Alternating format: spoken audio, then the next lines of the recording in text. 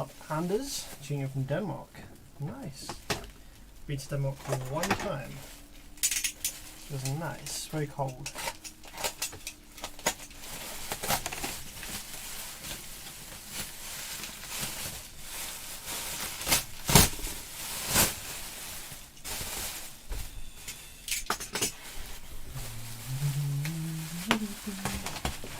Let's go.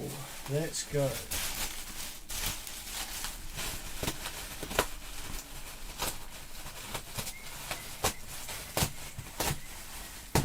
Sweden and Denmark, nice. Sup John, sup Crash.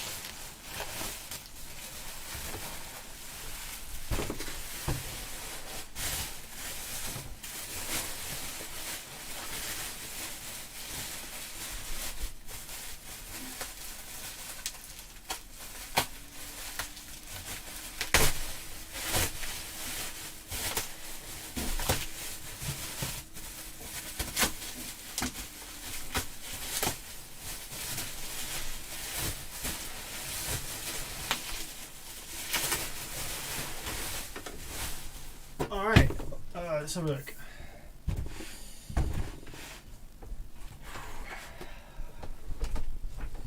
Clive, Mick, Daniels, John, what's up guys? Good day my friend, don't know how to pronounce your name. Let me know how to pronounce your name. Because I can't read those characters. So, what do we have on the bench? Sup James? This camera always starts off in green mode for some reason. It's like a HDMI handshake issue, I think. You have to kind of do this a few times with it to get it smooth and clear.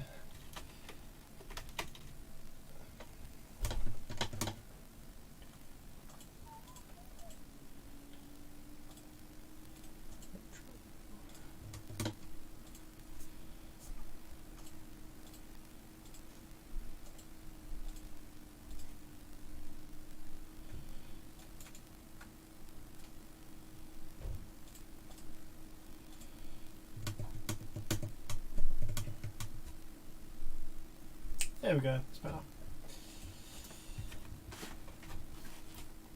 The name is Moran, which is the Swedish version of the Moomin's Grok, the Finnish Morocco. Don't think I know any of those, but that's cool, thank you. Moran. I'm good James, I'm not too bad. Pretty good. The weather is absolutely awful here today. It's like thunder and lightning outside, raining, it's dark as hell. Good day for chilling in the workshop, I would say. Stetson, yeah, Stetson. Don't really do a lot of Stetsons, to be honest. This will be one of the first Stetsons in a while. I've done plenty of Stetsons in the past, but they're not like a super common thing.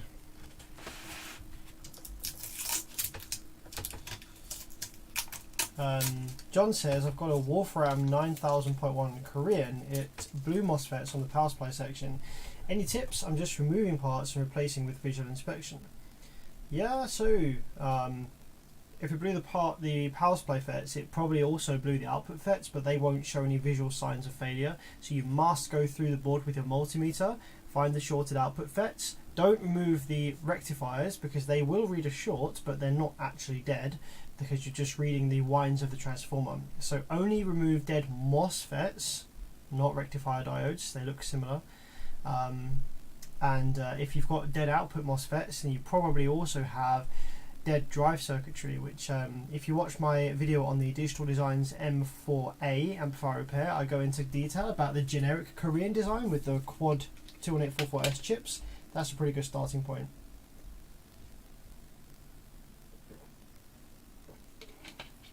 Sam Jack, Hondas. Yeah, I'm a fan of Hondas. Like, I'm not a Honda bro, you know. I've never actually owned a Honda. My parents used to own a Honda. My parents actually, so we had two family cars growing up. I'm going to show you these actually because it's pretty interesting. So when I was first born, we had a couple of cars. Had three cars actually. We had this one, and so when I was first brought into this world, my parents owned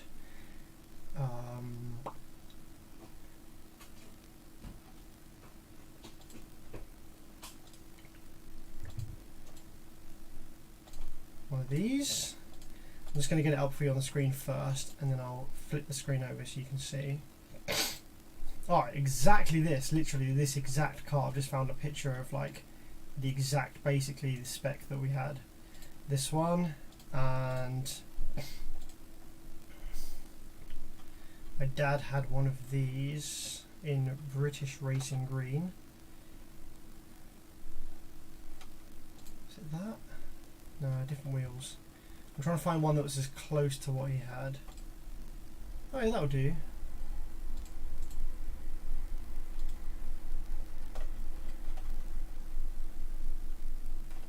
Yeah, okay.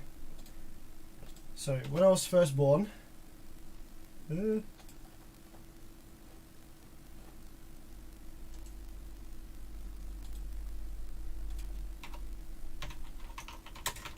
sorry, I just closed the tab by accident.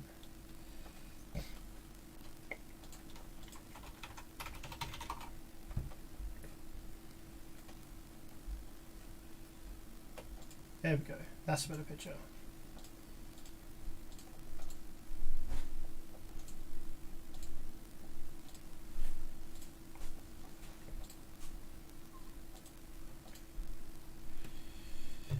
Okay, so we had a Metro. I think it was a Rover Metro and Austin Metro, one of these things. Parents had one of these. Absolute tin can thing. It was quite funny. That was when I was first born. We also had a Toyota Carina 2 in exact spec. This is literally identical to the car that I most fondly remember from my childhood. Absolute unit, never broke down, never had any problems. I always used to think it looked quite nice. It looked quite unoffensive, like it was just kind of like a nice family car to walk up to in the car park. My dad had one of these. He had a Triumph GT6 that smelt like leaded petrol. He had to use leaded petrol to fill it. Sounded rattly and cool and stuff, and was often breaking down. But so that was the three cars that I was brought into this world with. Then, after the Toyota eventually died, I think it had an issue with, I think I had a blown head gasket, I had an issue with the spark, with the misfire on one cylinder, or there was some issue with one of the cylinders. We had a, this is where I'm getting to the Honda bit, because someone asked me if I like Hondas. We had one of these. I'm going to try and find the exact spec that we had.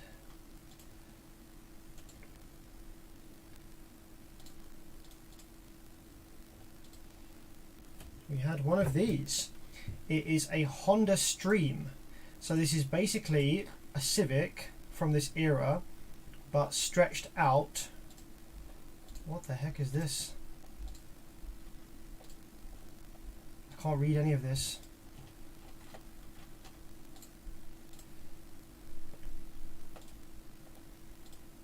Yeah, it was basically this exact spec. Honda Stream. We had a spoiler on it as well.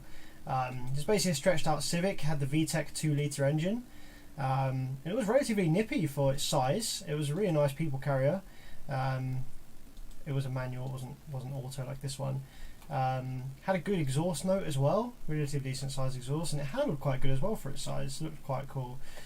So yeah, my parents had a Honda. I've never owned a Honda, but I quite liked this car. It was good. It been on many road trips. It hauled ass around. Lots of family and stuff, so that was cool. But yeah, never owned a Honda myself, but I do quite like them.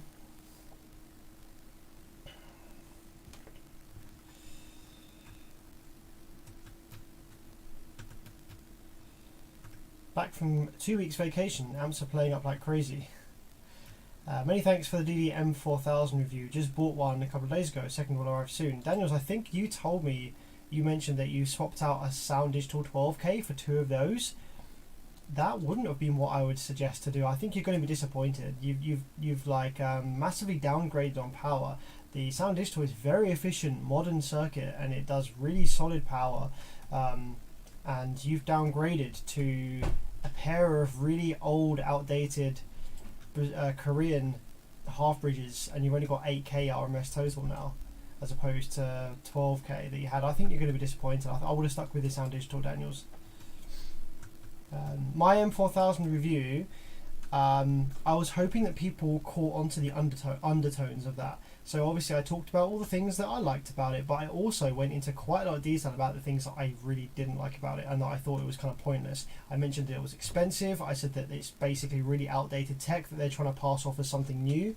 But I didn't want to like really rip into it because it was just unprofessional. You know, I'm trying to do an unbiased review of this thing. So I said the things that I thought were good about it, and I said the things that I thought were not so good about it. But I was hoping that people would pick up on the things that weren't so good about it.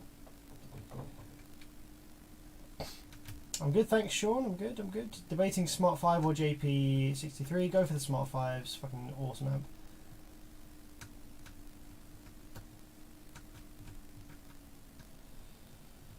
What are your thoughts on Surge audio amplifiers? Never seen them, no idea. Don't know what they are. Don't have them here in the UK. Alright, so let's take a look at our first amplifier that we're going to be repairing today. This is a Stetson 5K EQ. So I don't know what the different various models of Stetson amplifier are. The EQ, let's have a look. I imagine this is probably full range. So on the side here we have level, high pass filter. The high pass filter goes from 10 Hz to 700 Hz. Okay. The low pass filter goes from 50 Hz to 15 kHz. So this is a full range amplifier, and that high pass filter was, sorry, the low pass filter was cranked right up to 15 kHz, which I never recommend. Then this is pretty stupid. I don't like this. We've got bass, mid and high, like a really random, like probably low quality EQ on the side of the amp. I guess that's why it's called the 5K EQ, because it has an equalizer on the side. Bass, mid and high, and the funny thing is it doesn't even tell you what frequencies it's, you know, attenuating here. It just says bass, mid, high. It doesn't tell you what frequencies those are actually set to. Now this one says, a big sticker on the front, Colin, speaker outputs 54 volts DC. So I would assume that this one has some DC offset on the speaker terminals when it's powered up. So we're not going to even bother trying to power it up. Let's just take a look inside and see what we have going on in here.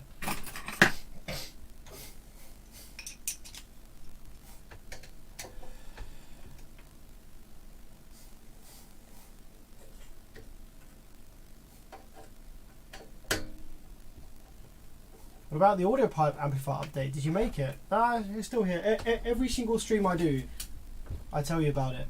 This is the transformer. I've wound the primaries, but I haven't wound the secondaries yet because I've had too many other things to do. So it's nearly finished, but I need to finish the power supply transformer, buy some copper wire for the secondary, wind it, calibrate it, sort out the protection circuit, sort out the power supply drive circuit, and then it will be done.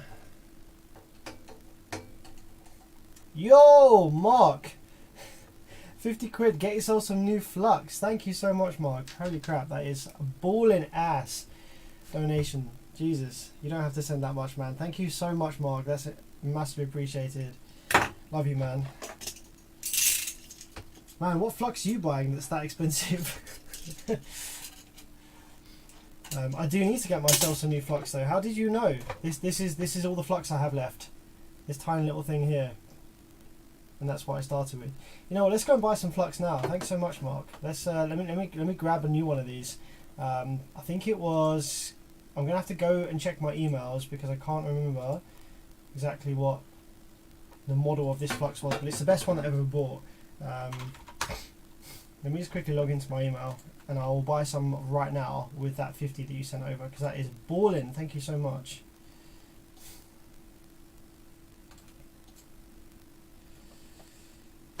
Two-step verification is the bane of my life. I know that it's safer, but I absolutely hate it. It sucks. Don't like it.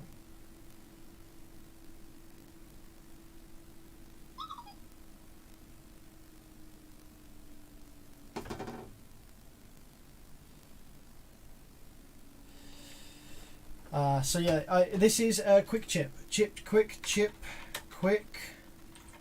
flux chip. Flux.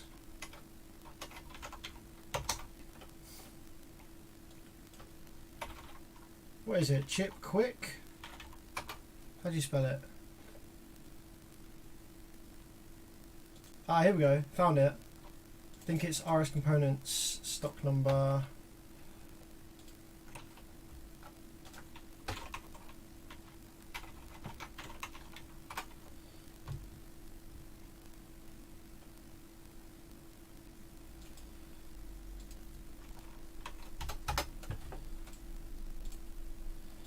Here we go. This is the flux I use. It is absolutely fantastic. It's the best stuff that I've ever used. Doesn't go conductive. It stays put. It's honestly just the best. So let's get some more of this. But I'm just going to go ahead and check that this is the best place price-wise I can get it from. 30 grams. I guess flux is that expensive, isn't it? Farnell, maybe. DigiKey, RS. Oh, there's someone at my front door. I'll have to be back in a sec.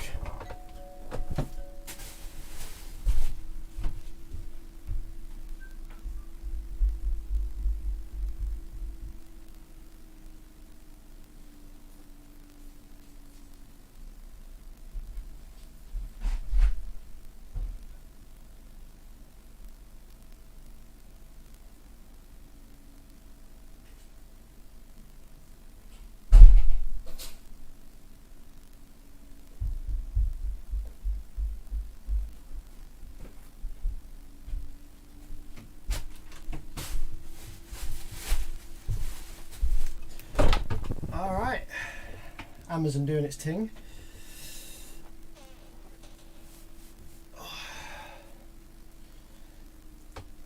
Right, let's grab a quick look and see whether this camera is much better, but it digs into my forehead like crazy, right?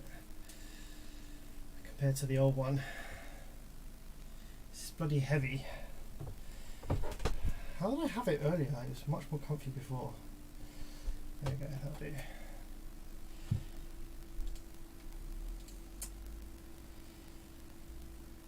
Okay, so on Farnell, this is a really small amount.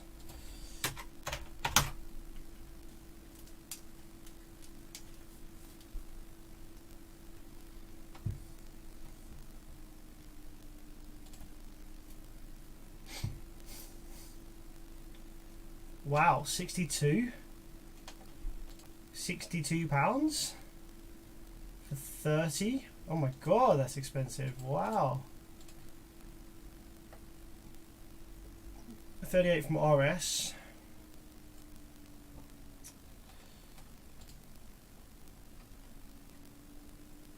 $37 from DigiKey. Is that really free delivery to the UK?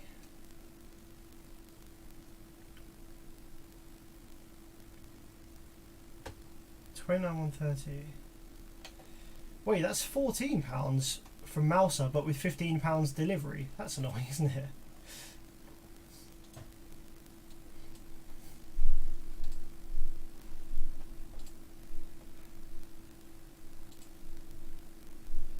Yeah, that would be good, but it's delivery's expensive.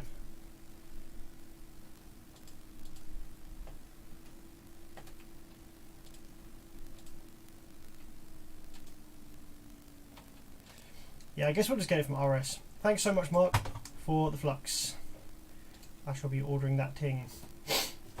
Mark says, same as I use the same as you. Incredibly good stuff. Yeah, it's freaking fantastic. First time watching. Yo, how's it going? Sorry, this is a bit slow so far. Just kind of getting into the stream. Hope you stick around. Now this is live. Yeah, this is live. Get mine from Amazon. Flux. Hey Sam, do you remember me sending you a video of a jail lamp you helped me repair? It wasn't in the case when I showed you it working. Well, needless to say, I put it back in the case. Put power to it. It popped noise and stopped working. Sounds like you might have accidentally shorted something to the heatsink, to the case.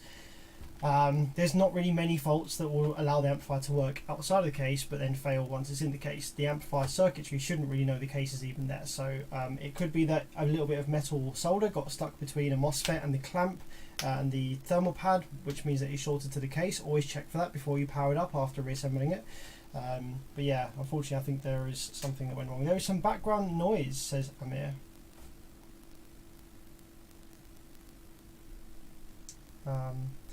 It shows my RTA mic doesn't really show any background noise. The PC fan is going a little bit crazy because it's rendering at the same time as streaming. Michigan here. Wow, we have a worldwide audience. Anyway, let's crack on with the Stetson. So let's pop the back off. So apparently this amplifier has DC offset on these big terminals when powered up. That would usually indicate a output MOSFET failure. However, usually that would cause protection mode to enable. And the fact that there's DC offset suggests that protection circuit isn't enabling because it would have been enabled before that. So the first thing we're going to do is just check for continuity on any of the output FETs. So there's a 5K amplifier. You use a total of 4 MOSFETs.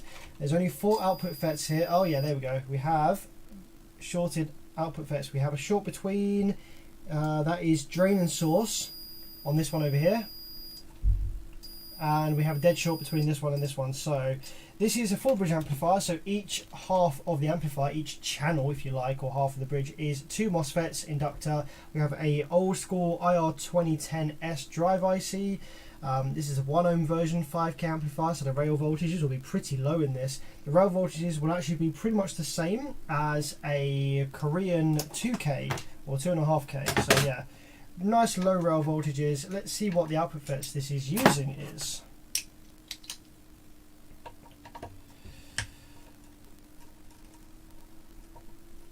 First time watching from Washington State. Yo, Louis771, thanks for jumping on, man. I really appreciate all the new viewers. I don't usually stream at this kind of time of day. I usually stream in the evening, so I've kind of got like a regular audience, if you like, from that time. But now I've been streaming during the day. It's cool to see some different viewers pop on. So let's take a zoom in and have a look at what model these output FETs are, shall we? Right. Let's get rid of that.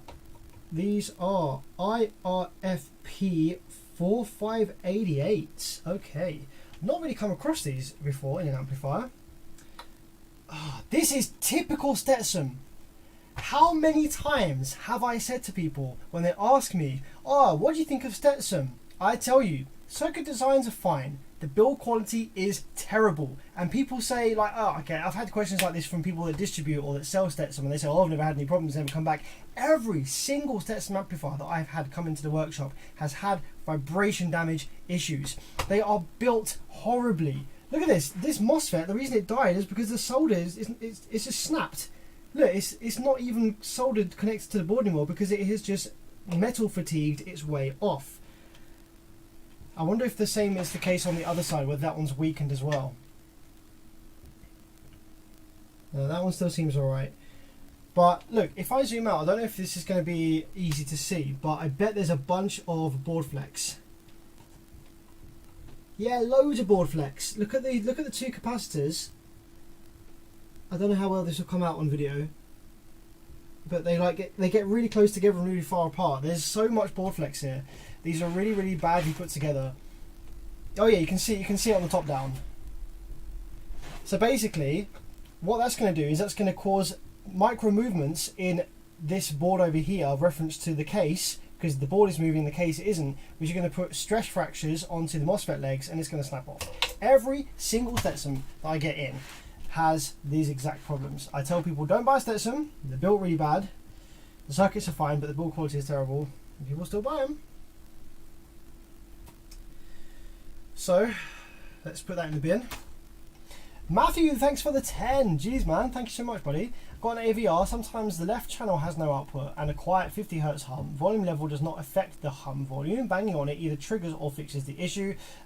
So it could be literally a bunch of different things, but it sounds like if you've got a 50 Hz hum and the volume level doesn't affect it, that suggests that the issue isn't in the preamplifier circuit. It's going to be something to do with the drive circuit maybe for that channel, but really, if you have an issue that gets fixed by slapping the case of the amplifier or the amplifier box, you know that it is something that's snapped or bad solder joint or something. So without any electrical knowledge, you can literally just pull the board out and just look really carefully. Start off by looking at high mass components that have a high mass, that are heavier and that are situated up and away from the board, because they'll have more leverage on the board to vibrate and to cause snaps and cracks and stuff like that. So start off by looking at transformers, inductors, large resistors hanging off the board, stuff like that. And look at the solder connections on the back of the board, and make sure that the leg is still attached to where there's a top of the board, and just go through and reflow any solder connections that look a bit dodgy. You can repair that one without any electrical knowledge really. You just need to re-solder all of the joints that are bad. Here's the quality of Stetson up to Powerhouse quality, not even close. In a completely different league. I actually repaired a Powerhouse 15K the other day. It was actually sadly a assembly fault. It wasn't anything to do with the circuit or the quality of the board. A tiny piece of metal solder was between the power supply MOSFET and the thermal pad when they assembled it in the factory, and it shorted the power supply FET to the case. So that's just unfortunate. These things can happen. I don't hold it against Powerhouse. It's just, shit happens. But when I took the 15K board out, I'm bearing in mind I'm very used to repairing large, like long PCBs that are really like large in size, and usually when you pull it out, the board bows down in the middle because it's like heavy and it's flexible. This Powerhouse 15K big board, absolute solid. It's like it had no flex in it whatsoever. It's the most solid, thickest PCB that I've ever seen in a size like that. So I was well impressed. Yeah, this Stetson thing is nowhere near that.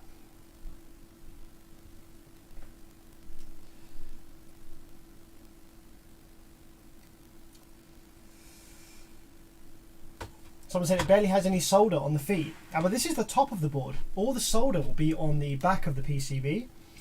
So you don't need to have like a massive blob of solder on the top here. The solder will be on the underside. That's fine. And there's not really any current carrying traces on the top here. You've got this one and one here, but there's plenty solder on here. The solder isn't the issue. Yeah, it's just the way that this is assembled and not really put together very well. So okay, we can actually, if this is just, let me think about this for a minute. Because this is vibration damage, I'm going to strip the board and make sure that there's no other weak legs on any of the other components around the board here. If this wasn't vibration damage, this would be a really easy board to do a top board repair without taking this out the heatsink whatsoever. There's really easy access to these FETs. There's only 4 of them. I'll just probably replace all 4 of them with something new, and that would be good to go. I doubt there's going to be any drive circuit faults. Famous last words, it probably will be, but there might not be any drive circuit faults because we have drain to source shorts, and doesn't look like, oh, maybe the gate resist, maybe the gate resistors did get hit. If the gate resistors get hit, then there's likely to be drive circuit faults, because that means that current has flowed down the pathway to the drivers. So let's just take a quick look here. The gate resistors, if we have a look at the good side first, are supposed to be, what value? 4.7 ohms. It comes up as 9 on my multimeter because I'm on diode mode. But this is like a 4.7 ohm. So if we go to the bad side now. Uh-oh. Okay. We might have a 2010S to replace then. Which is going to be this guy here. I suspect we will need to replace this guy as well, because the gate resistors are blown open, which means that current did make its way and back to the driver. Check the, I think this is the bootstrap pump diode.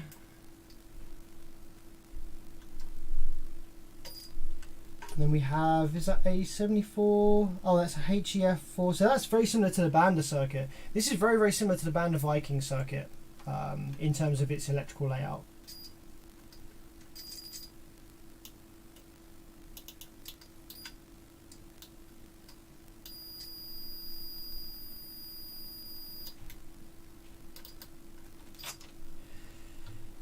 Okay, let's snap this one off.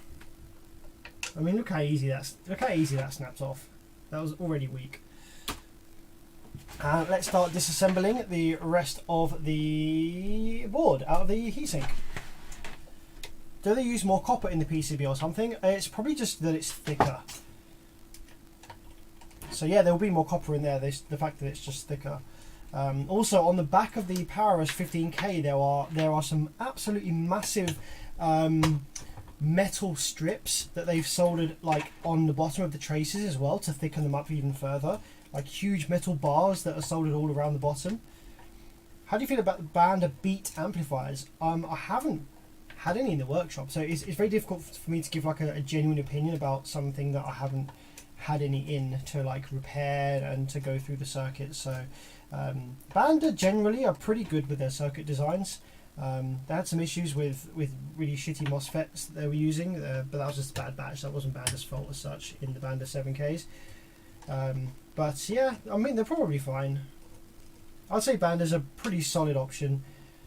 Can't really go too wrong with Bander amplifiers. Greetings from Reunion Islande. Thanks very much. Greetings, my friend. Greetings, greetings.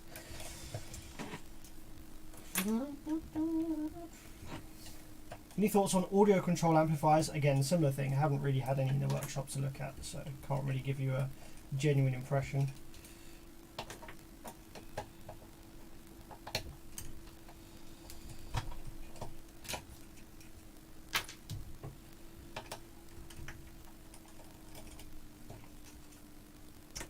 Okay, that's all of the MOSFET clamps off. Take the board screws off. Like you would think that this would be relatively well assembled. It's got screws going down each side of the board, but I don't know. I don't know what their thinking is really with this. I think the screws down the side, all of the Brazilian amplifiers, they have a ground trace down both sides of the board here, and that is coupling the amplifier's main ground to the chassis ground, so that the chassis ground isn't like capacitively coupled or anything. It is literally part of the main ground, and that's all right, but all it would need to prevent this vibration damage is just some pillars along the center. It would just need some screws and pillars to mount the center of the board to the heatsink in the middle to stop it like trampolining and putting this metal fatigue stress on these legs.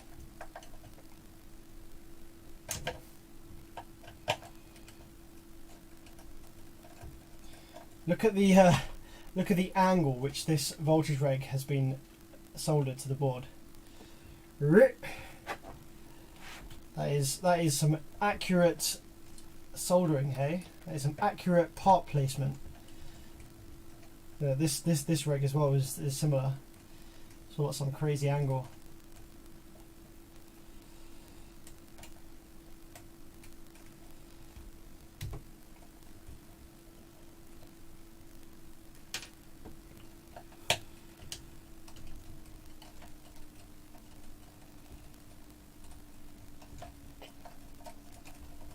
So this will be cool because we'll get a look at the bottom of the PCB as well and just see, we can see how thick this board is compared to the Paris. I've already reassembled the Paris, so I won't be able to show you it, but yeah, I'll be able to tell you the differences. What's your favourite amp brand?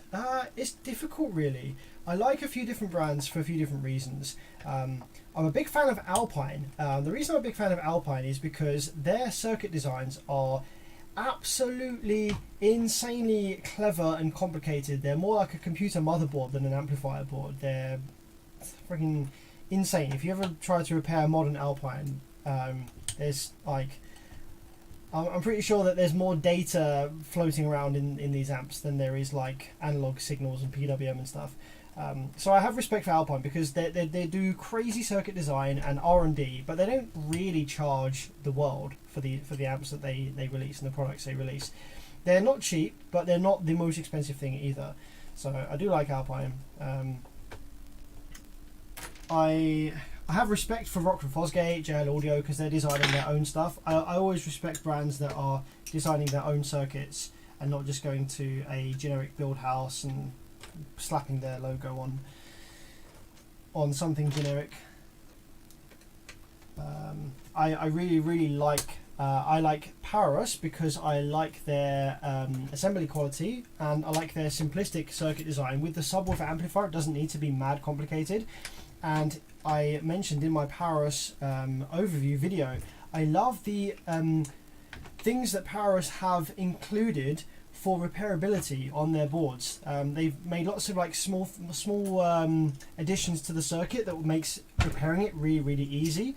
Like it's really simple to take away the high voltage rails from the output section, but still power it up and check that everything's okay. There's lots of things that are really easy to check and to repair with the power amplifiers. I have big respect for Taramps as well, because I think that they are charging barely anything for really cutting edge designs. They're designing their own circuits from scratch and they're doing a really great job, and they're very accessible. You can talk to Taramps as the end user, and they know what they're talking about because they actually design the circuits, unlike the stuff from Korea. Like if you contact Sundown and ask really detailed questions about the circuit, what does this part do, like what resistor value should I change here to make this happen, or whatever, they're not going to know the information like Taramps will, because Sundown don't design their own amplifiers. It's just the Korean build houses. So yeah, I love the fact that you can just message Taramps and be like, oh hey, like myself, even when I was doing the audio pipe mod, I was able to message Taramps and I was like, oh hey guys, I just want to know a bit more about this circuit design that you made. I want to make some changes to it that's nothing to do with your amp, but just some changes to it. And they helped me out. They were like, oh yeah, we did this and do that, and that changes the duty cycle of this and la. It's just really cool to be able to talk to them about it.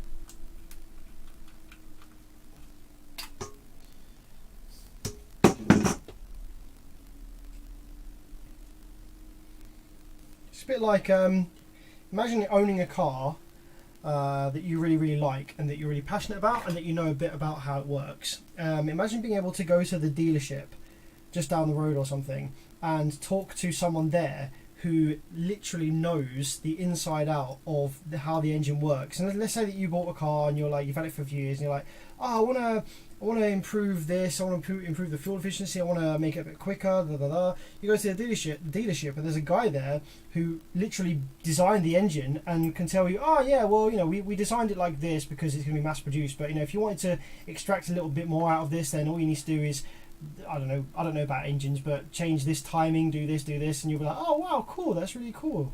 You can just go down the road, speak to a local dealer, and there's a guy there that knows all about it. That's kind of how it feels like talking to Taramps. Because you're actually talking to the people that actually designed the circuit, rather than the person who just made an order of 100,000 pieces from a build house.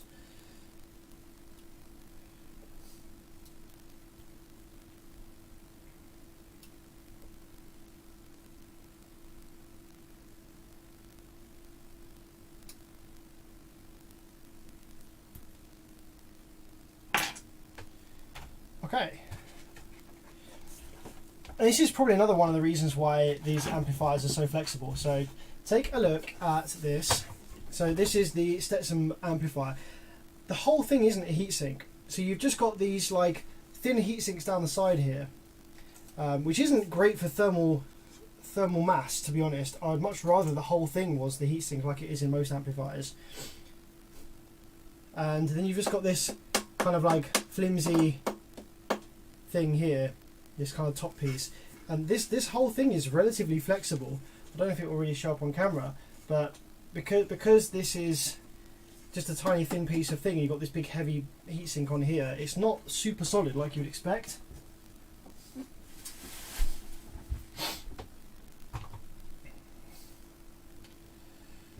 Does anyone send you amps from the US to repair? Nope. I don't actually accept amps from the US because it's too expensive. The shipping is too expensive. It makes it not worth it. You're cheaper just to buy a new amplifier.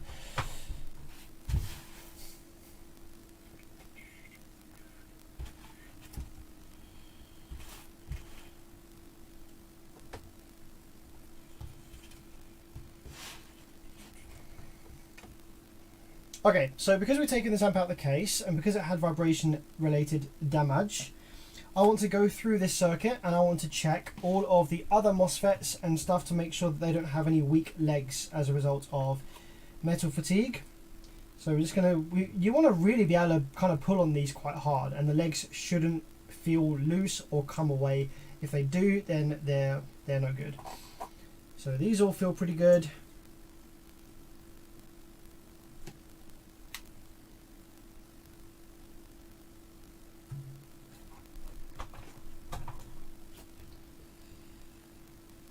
The vibration damage actually happened on this side. It was these FETs up here. So if any of them else are going to be bad, it's probably going to likely to be these ones. No, these all feel pretty good. That one's a bit sketch, perhaps.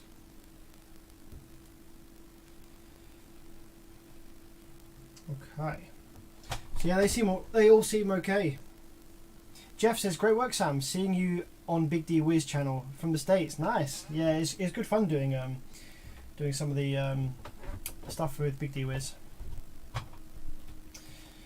Okay, so these FETs are what did I say these were?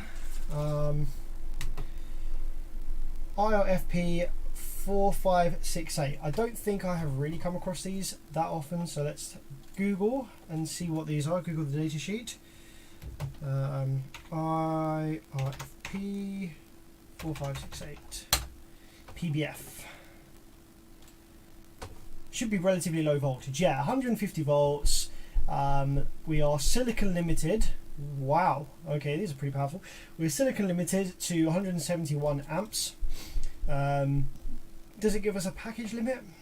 No, package limit will vary, but yeah, silicon limited is 171 amps or 121 amps by the time you get to 100 degrees Celsius on the case.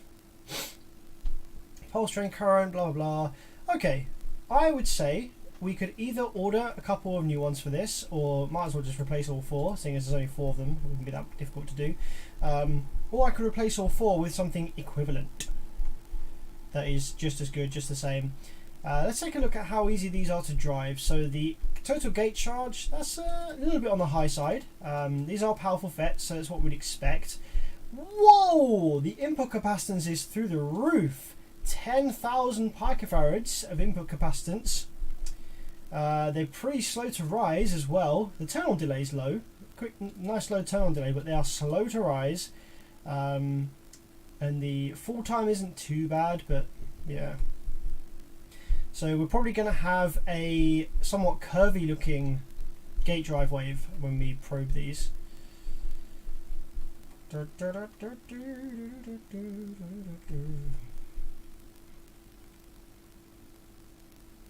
Relatively high gate threshold voltage, between 3 and 5 volts. So the tester might have issues reading that.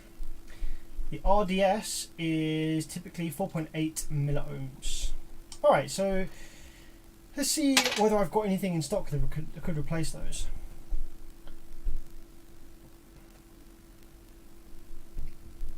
Andre says, just returned from DHL collection point, man, it's on its way to you. Nice. Good stuff. Thank you very much. So let's have a look and see whether I have anything that will work with these. So 150 volts FETs are in here. I've got a few IRFP 4321. That looks like it might work. 46N15, that's not going to be enough.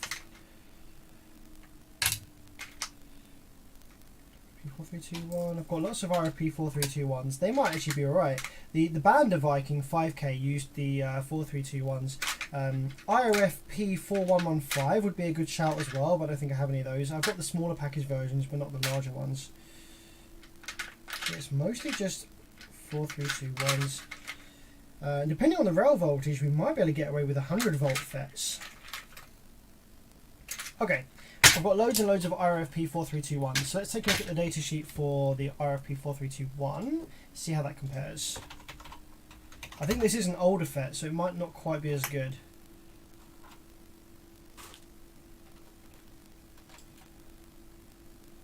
$150 volts, 12 milliohm. Okay, wow, the RDS is quite a bit higher, on the magnitude of 3 times higher.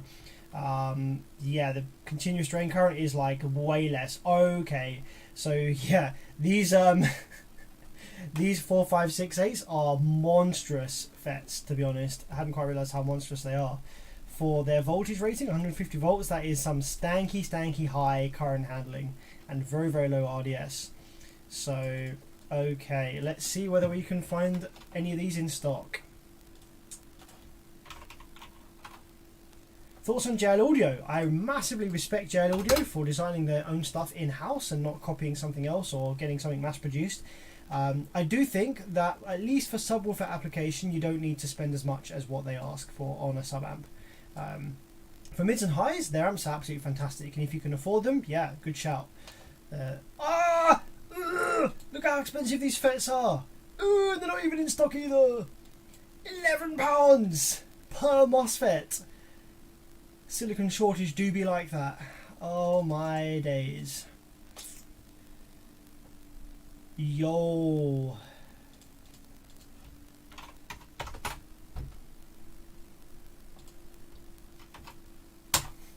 That means 4 of those FETs is going to cost me like £45. Hey yo, they're not even in stock till next year.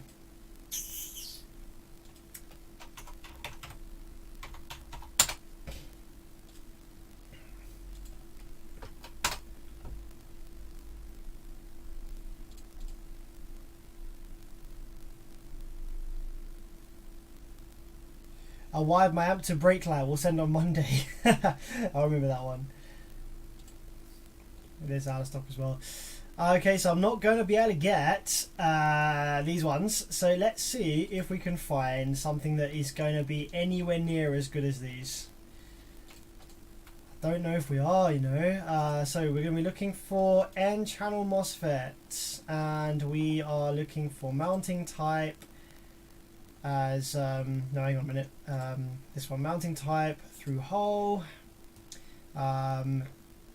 drain source voltage. I'm actually going to remove both of the FETs from here, and I'm going to measure the rail voltage on this board because I'm wondering whether we might be able to get away with 100 volt FETs. This is only a 5k and it's full bridge, which means the rail voltage should be pretty low. I'm going to have to turn the big soldering on for this just to make it easier. But I'm going to remove all the FETs. And let's replace those gate resistors actually while we're here. We might as well, while we're waiting for the soldering iron to heat up, because it's a big boy. Let's turn the hot air gun on and replace these little gate resistors first, so that's done.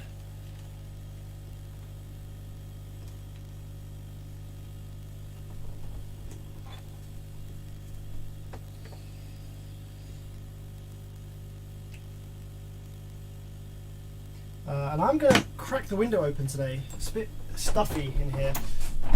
You might hear some trains go past because I live quite close to a train track, so don't be alarmed if you hear a train.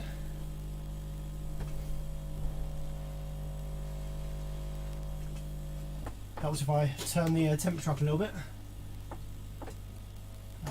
Air pressure down, temperature up.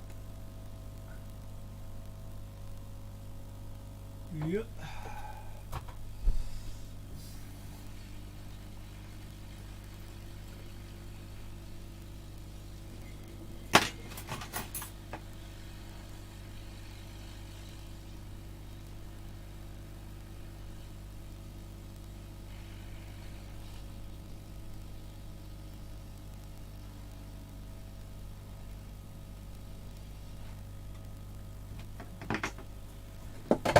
Okay, let's drop a bit of fresh solder on these pads.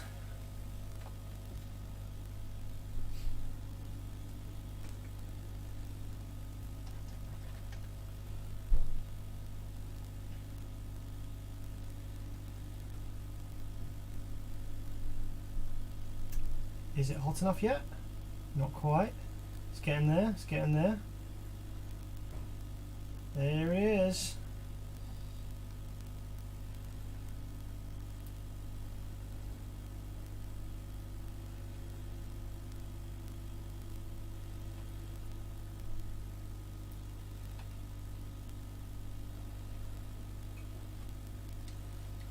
Okay. I've seen a lot of JL amps in for repair. Yeah, actually, so have I. The last, I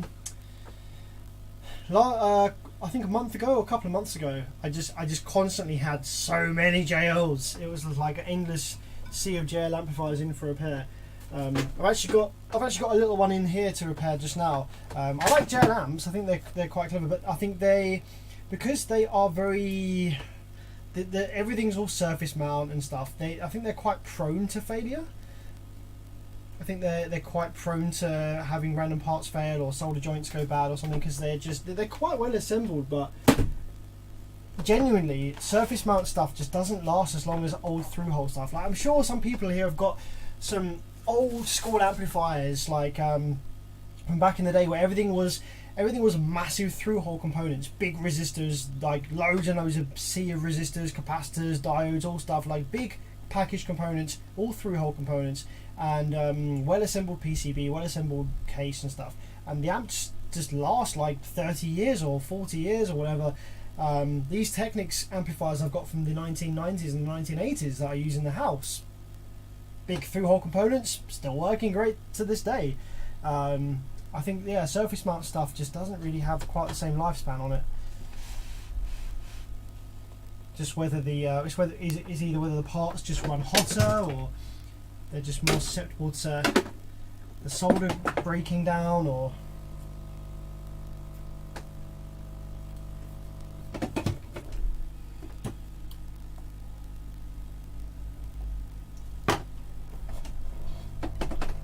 will an RCA splitter introduce noise, for example 2 in and 8 out? Oh, hang on a second guys. That was my doorbell again. Be back in a sec.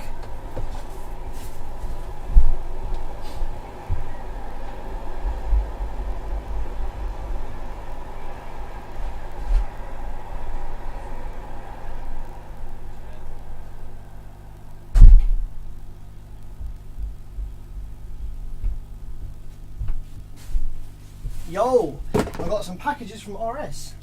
It's always good. I wonder what parts that's going to be for. That might be some parts for the DLS that we looked at yesterday. JL audio is too fancy for its own good. Anyway, will an RCA splitter introduce noise? Provided that the wiring that you use in the splitter is shielded and is thick enough. Decent thick wire, and you shouldn't have any noise introduced. But the act of splitting the signal shouldn't introduce any noise on its own. Obviously the impedance will drop.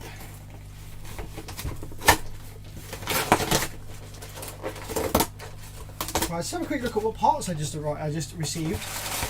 RS components are usually pretty quick with getting parts out. This might be the transistors for the DLS that we looked at yesterday.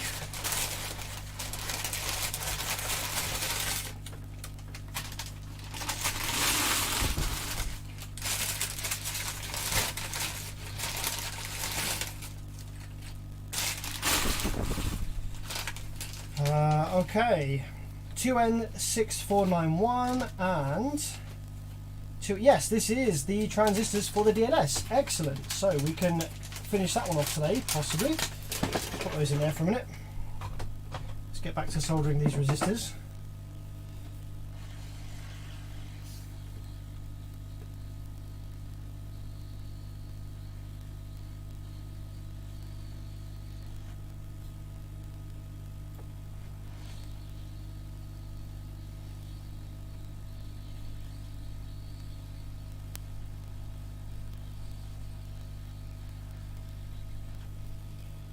Okay, I do suspect that we will likely have to change this drive IC, but I'm going to power it up and see whether we get any drive pulses from it anyway, and see whether it overheats or not.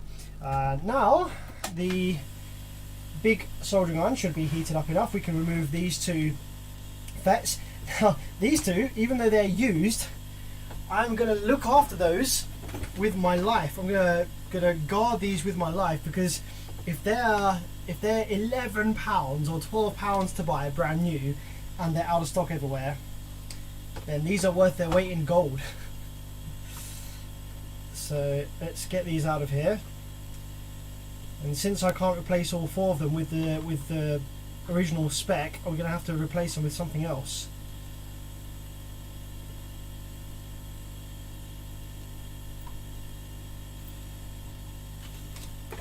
I'd be curious to know actually whether these FETs ran hot or idle. Like, how did these FETs run in the original circuit? Were they happy? Did they get hot?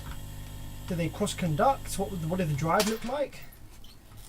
because these are some pretty hard FETs to drive, pretty big input capacitance and whatnot.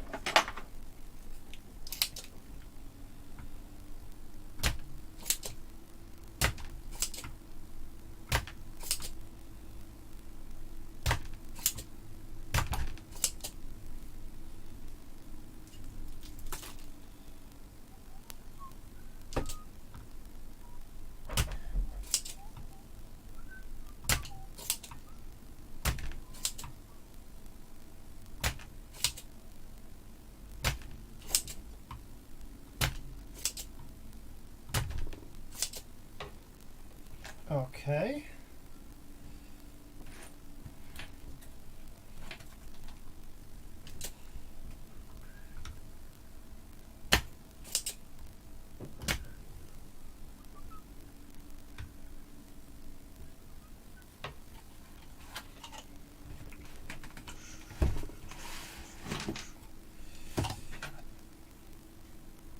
Is catalytic converter theft a problem in the UK? Yes.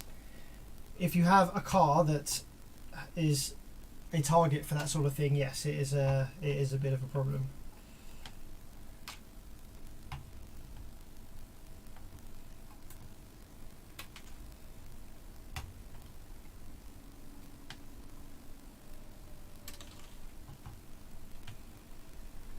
I don't know how well the microphones will pick this up, but the sound of the rain outside is really nice. Oh.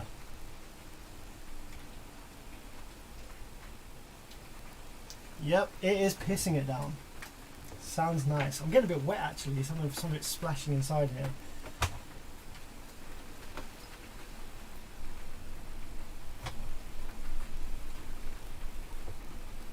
Can you hear it? Can you hear the rain?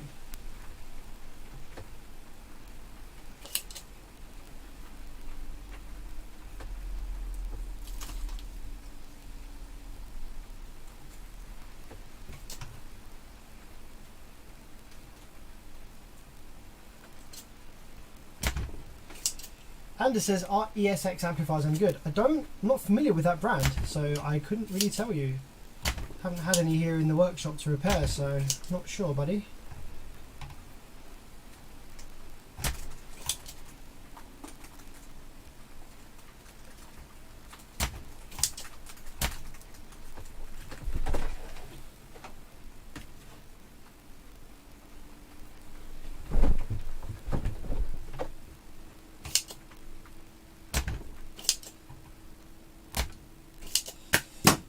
Okay, that should do just for a quick test.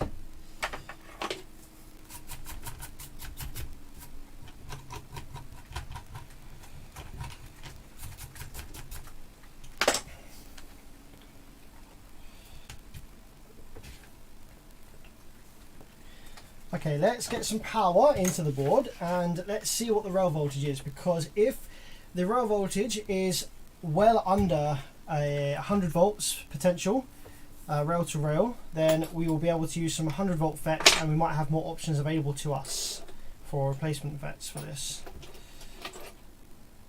If I can find the Allen key that fits in here.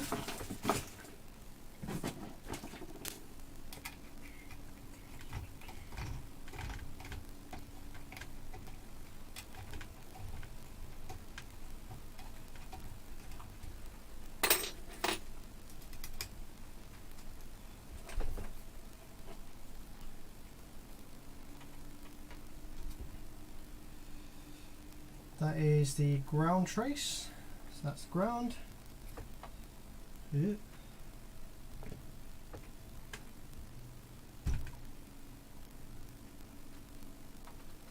Oh man, where did I put the silver Allen key that I was just using?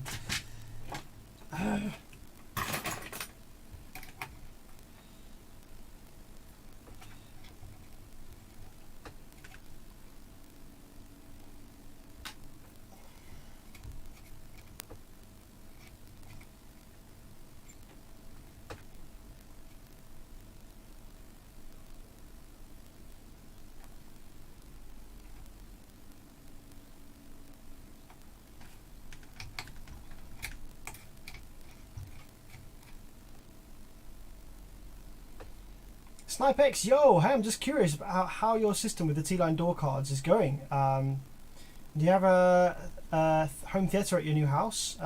So yeah, the Proton is absolutely fantastic.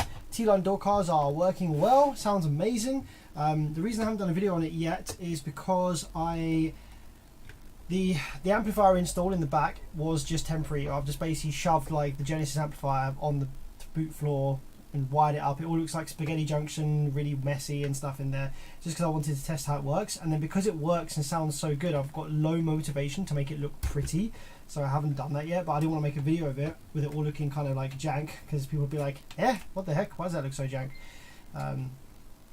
So once I get time to tidy up the wiring and put something more permanent in for the sub stage in the Proton, I will make a video of it. But it's sounding absolutely beautiful. I love going for a drive in the Proton. It sounds so warm and smooth and gorgeous. It's incredible.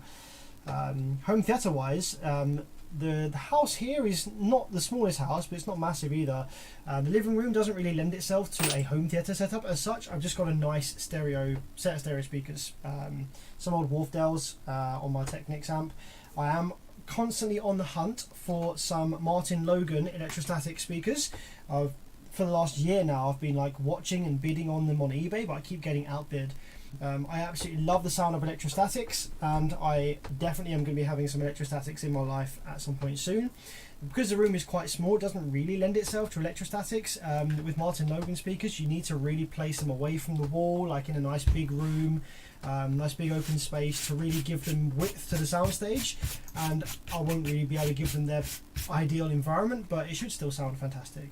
So yeah, I'm actively on the hunt for some Martin Logans. I'm not really too bothered about surround sound. Surround sound done well is fantastic, but I don't have the room or the space to do surround sound properly. So surround sound done bad sounds worse than stereo done good. So I'm going to do stereo done good.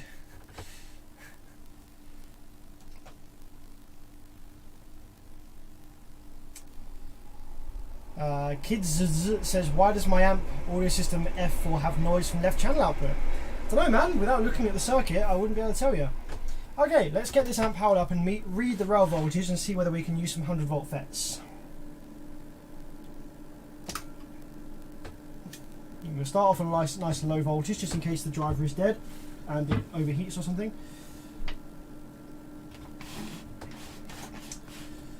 Okay.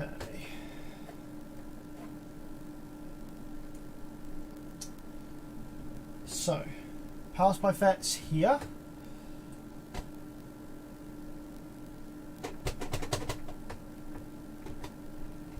Maybe it needs a bit more than 9.7 volts. Okay, this is like the Sound Digitals. So with the Stetsons then, in order to get this powered up, it looks like we need to pulse the remote wire. So I don't know if you can see this. So I'm applying the remote now. This is the rail voltage, and you can see there that the rail voltage doesn't climb because the amplifier detects that the rail voltage is too low, so it goes into protect. So in order to get this amp powered up, we keep having to apply the remote, apply to slowly build the rails high enough to where the amplifier is happy to power up, and it will get there eventually. And then once it is, it will come on, and we can. There we go. So now it's at the point where it's happy to come on because the rail voltage is climbing rapidly. So let's just check with a bit of rail voltage the DC offset on the speaker on the FET locations here. So we should have positive rail. Wait a minute. Positive rail on pin 2 here. Nothing on 1 and 3. Positive rail on pin 2 here, nothing on 1 and 3, and then low side we should have nothing, because this is using a single positive rail.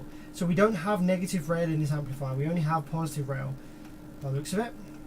So let's continue to probe positive rail and see how high the rail gets. Okay, we're drawing 2.1 amps, which is quite high considering there's no output FETs. So I'm just going to grab the thermal imaging camera. I'm going to just make sure that nothing is getting crazy hot like this drive IC I suspect might be if it's failed. So So let's have a look. So power up. Oh yeah, as expected, this drive IC is getting toasty. We have already 76 degrees Celsius already after a few seconds of operation. So that drive IC is toast. You can see the other one over here that was good is not getting hot. So before we damage anything else, let's go ahead and remove that drive IC, and then we can read the rail voltage as we increase the input voltage. You'd be a great step dancer. I'd be a great heavy metal drummer as well, like having that double kick, like that would do well, wouldn't it? So let's zoom in on this and remove this driver. We also need to dissipate the rail voltage so that there's no high voltage left in the board. We just put a little jumper wire across here to ground. Where is ground? Ground. There we go. I think that's ground. There we go. So that's now the rail voltage out of the board, and we can turn the hot air gun on and start removing this driver.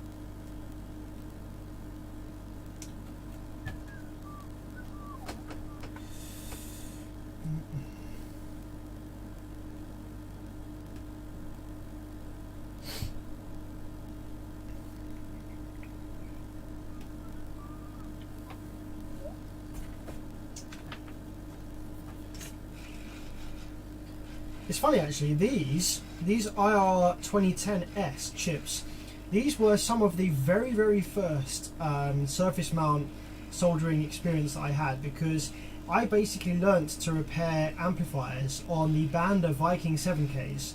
I know, it's a bit, they're a bit of a high power amp to learn on, but that's why I started doing amp repair, was because I had a load of those that I needed to fix, or I was going to lose money on them.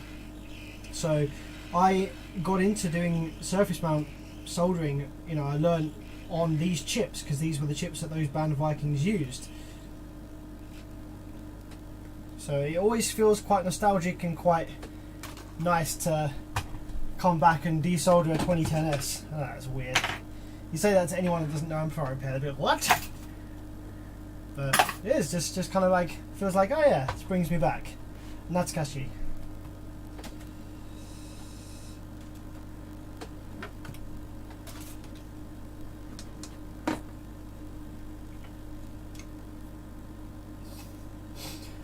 Chris says, I've had to replace the driver and the 14-pin IC next to it on those. I don't remember what they used offhand though. Yeah, these ones can fail as well, same as in the Band of Viking series.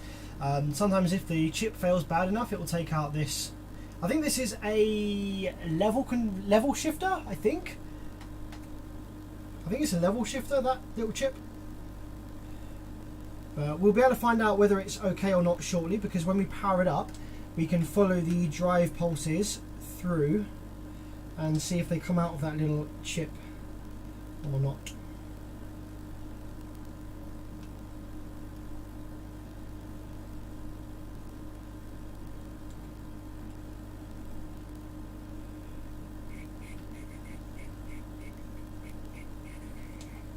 Max says, awesome, thanks buddy. I'm glad you're enjoying.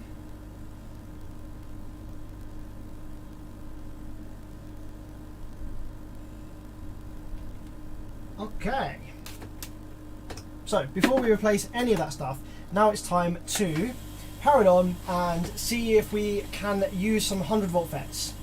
I've got a feeling that we won't. I've got a feeling the rails will be a bit too close to 100 volts, or they might even exceed 100 volts. Actually, I think they already had exceeded 100 volts when we powered up a minute ago. So let's take a look. So we've got the oscilloscope probe in rail voltage. Let's give you the scope screen and let's start powering it up. I'm going to have to do my tap dancing again.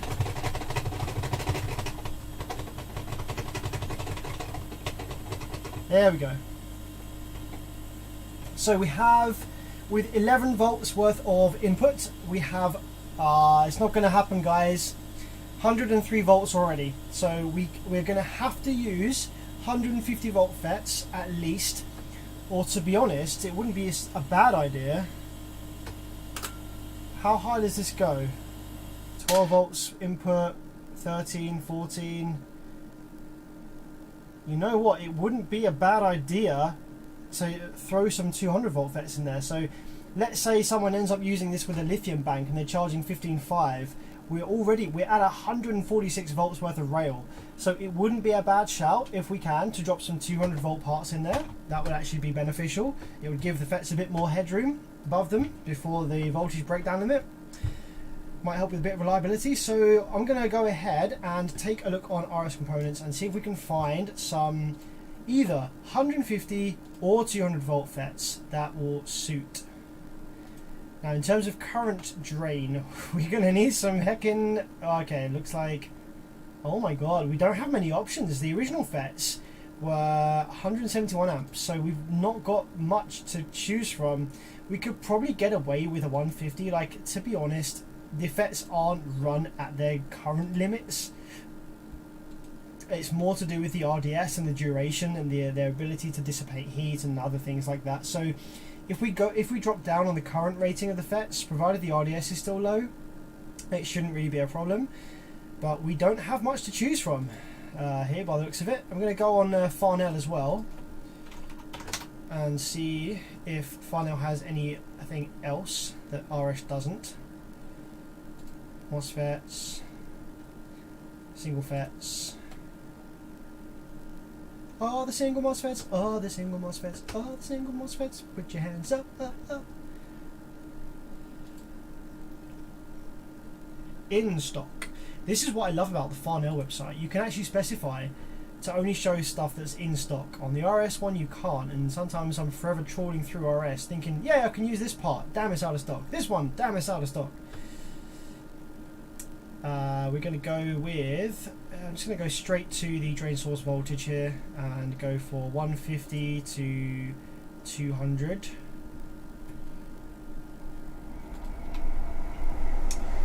And do we have continuous current drain? Let's start at 150. And show results. We've only got 10 products, so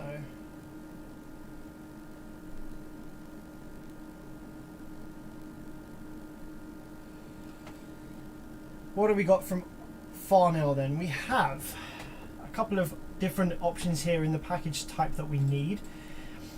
Let's have a look at this one. No, bro, these are £14 each. Oh, this is just going to be the this is going to be how it is, isn't it? We're going to end up spending £50 at least on 4 MOSFETs for this amp. Absolutely ridiculous. Got these ones. These ones. These ones. Okay, so I've got a few open here from Farnell. Let's close that. Let's have a look on RS. What options do we have? Let's start from the cheapest price. Where's the price?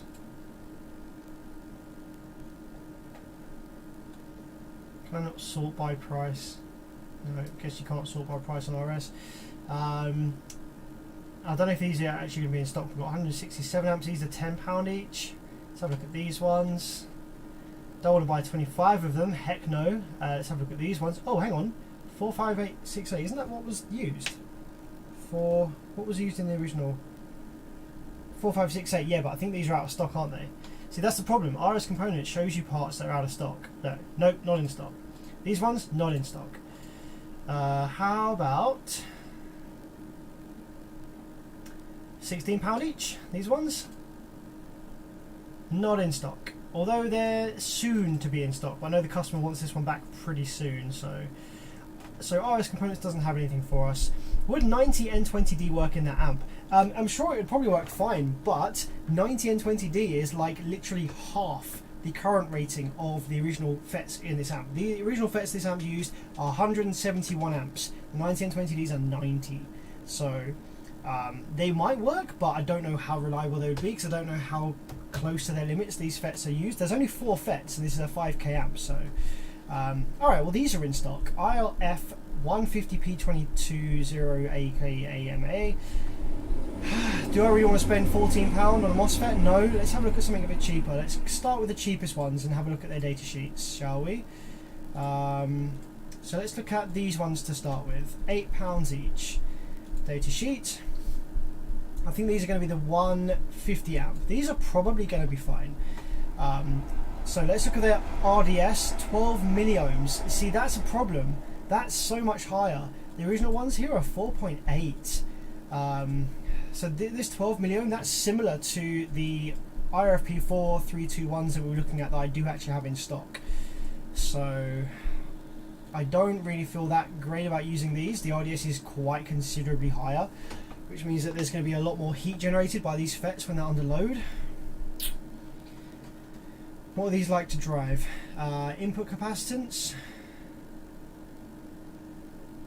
Oh wow, very, very, very high. 14 nanofarads. That's, wow, that's very, very high. So they're even harder to drive than the original FETs. They're faster though. They turn on and off quicker, but they are harder to drive. But given that there's only one per bank, this shouldn't be a problem. The input capacitance shouldn't really be an issue, but gate charge is high as well. Right, what about the next ones up? So the next ones up are going to be these ones. These are 186 amps, so these are well within spec in terms of current handling. These have nice low RDS. See, that's what I'm looking for. 150 volt, 3.6 milliohm RDS. That's closer to the original spec.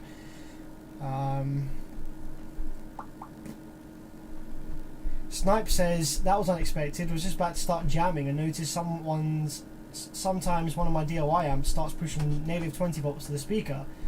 Ah, interesting. Get repairing that, my friend. Good time to do it. What are these like to drive? Okay, so drain current continuous is well within spec. These will be fine. If we look at the driving characteristics, the input capacitance is actually surprisingly low for a MOSFET of this capability. 6,000 picofarads is not bad. They're relatively fast as well for their spec. That's decent. And the gate charge, total gate charge, is not that bad either. These are actually looking like a solid choice. IRF 150P221. That actually looks like a solid choice. So let's keep that open. I'm going to get rid of this one because this wasn't looking like it was going to be any good. The RDS is a bit too high compared to the original spec. What's this one? So let's close that one. So this is looking pretty solid. This is £13 per FET. This is IXFH. I don't think anything is going to compare. I think that these are the ones to go for. So we're going to need 4 of these. Oh, I can't believe I'm spending £10 a FET. Ooh, it's disgusting. So disgusting. So yeah, it's going to be £40 without VAT. Okay, I mean it is what it is, I guess. Let's just see whether any other website has these for cheaper. IRF 150p. There we go. Let's just copy this into Mercatio.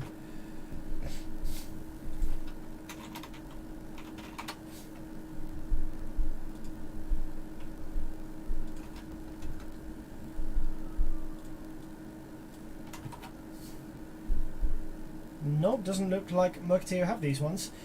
So I guess that's what we're doing then. I guess we're spending probably 50 quid. 50 quid I think is going to be. £50 on 4 MOSFETs. I've never spent that much money on MOSFETs in my life, but do be like that sometimes. Yeah. Anyway, now that we've chosen some MOSFETs to use, we can actually get this amplifier up and running on the bench with some 640Ns just dropped in place, just as something for the drivers to switch.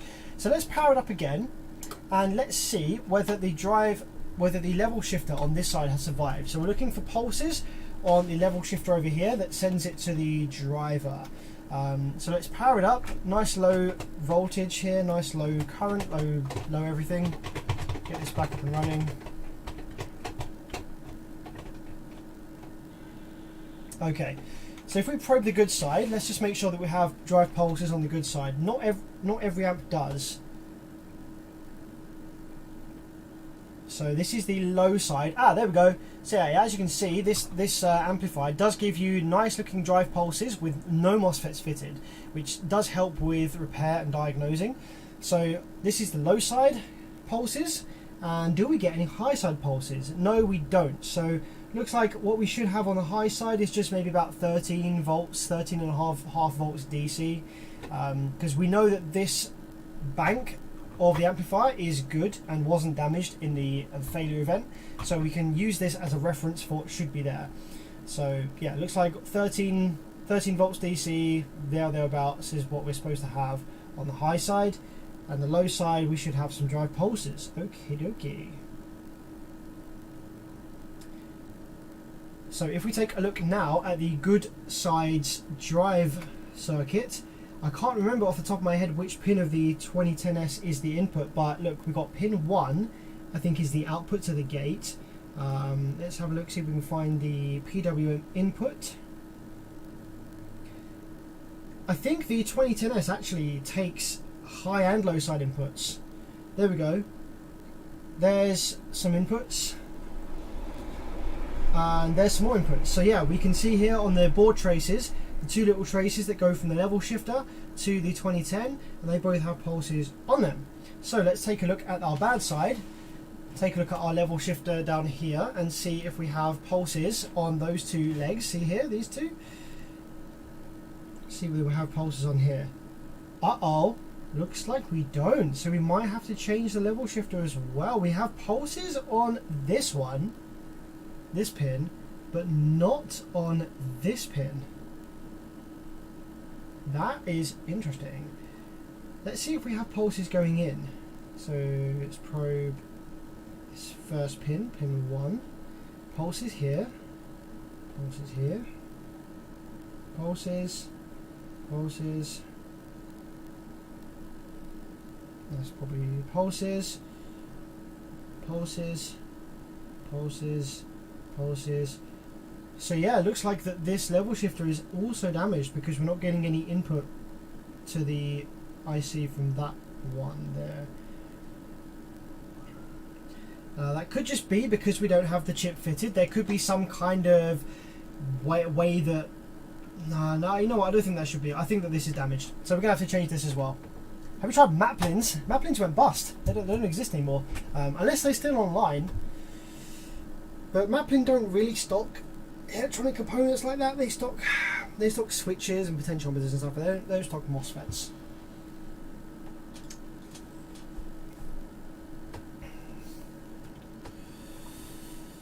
Okay, let's dissipate the voltage from this board. There we go. And let's remove this level shifter because that is toast as well, it seems.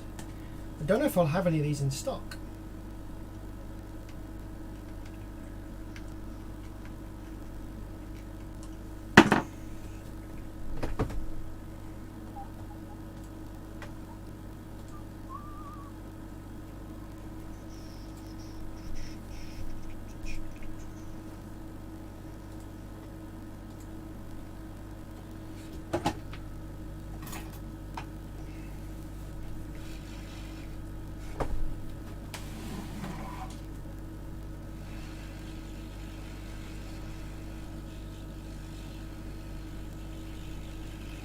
Sam, what do you use to drain the rail voltage that quick? A massive bank of dummy loads. I've got a bank of 4 ohm dummy loads that are all wired in series to give 16 ohms. So I have, they're 1000 watts each, these load resistors. So I've got 4000 watts continuous of 16 ohm load that I just use to dump rail voltage.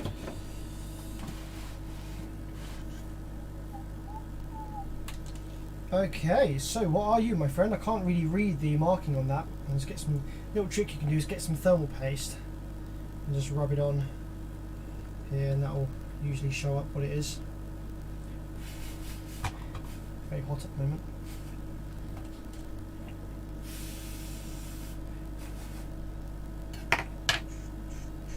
Alright, what is it? HEF 4011BT. I think that is the same as the Banda uses.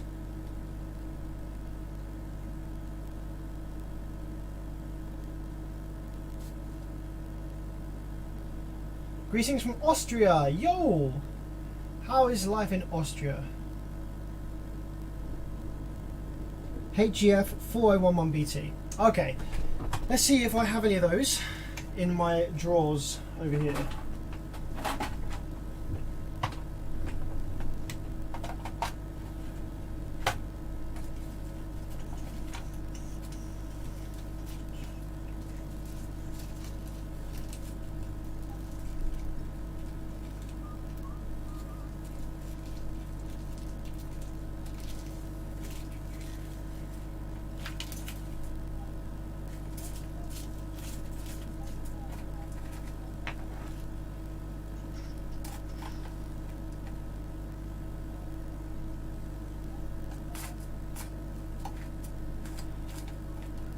This drawer is just kind of a random drawer full of like random chips and stuff that I don't want to give a dedicated drawer to, because I might just have the odd one or two.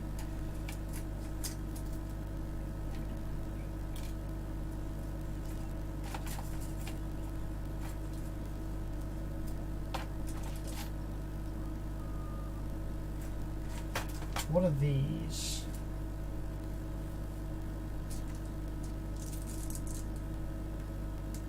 HEF or 4013. These are similar but not quite the same. Let's bring up a data sheet and see whether they would be able to be used or not. HEF 4401. Are these 11s or 13s? I can't quite read it. I think they're 13BT.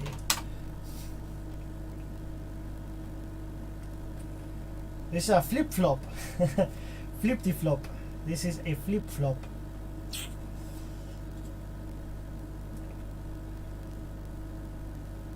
Let's have a look at the data sheet.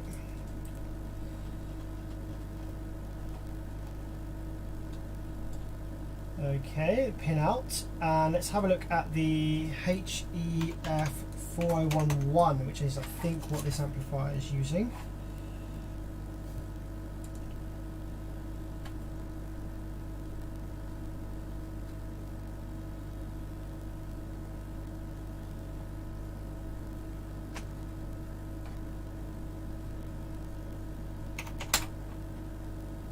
This is a logic gate, so I think it is something different actually. It's not going to be the same.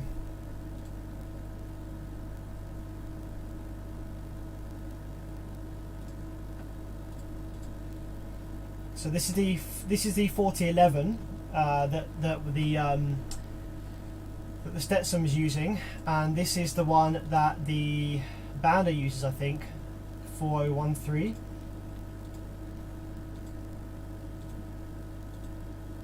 Although it's very similar, like the pinout is almost the same, but what is anybody a bit more knowledgeable on this than me? What are the differences between these two, and what would stop me being able to use one instead of the other? So we've got 1Q and 1Q up. So hang on a minute, pin description, 1A and 1B. So A is an input and B is an input. I think I understand. This one here, this NAND gate, A and B are both inputs, and then they have their own separate output, whereas on the flip-flop we have the two inputs here that are 1Q is a true, that's an output, 1Q, 2Q, pin 1. and 13. Output and complement output. Yeah, they're different, aren't they? They're not quite the same. I don't know if they would work in place of each other, but I get the impression they probably wouldn't. Okay, so let's leave that one then, and let's see about something else. See what else we've got in here.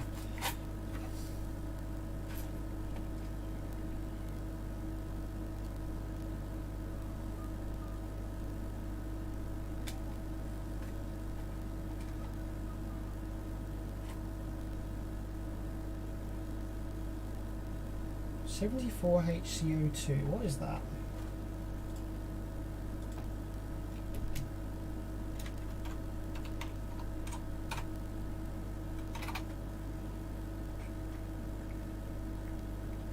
Here we go.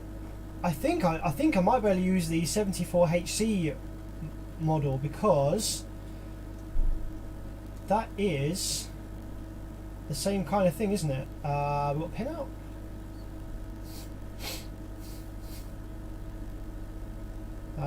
No, maybe not. Different pin out.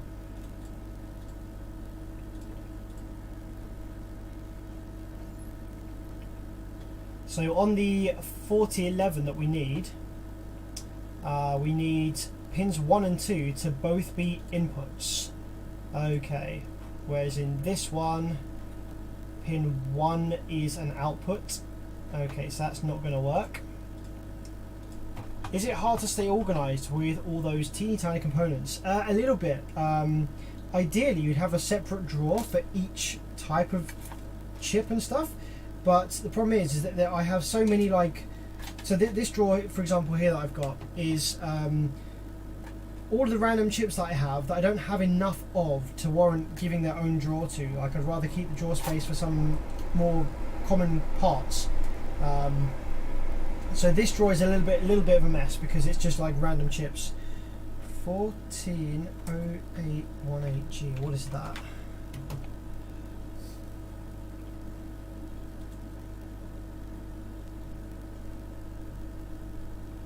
Oh, it's BG.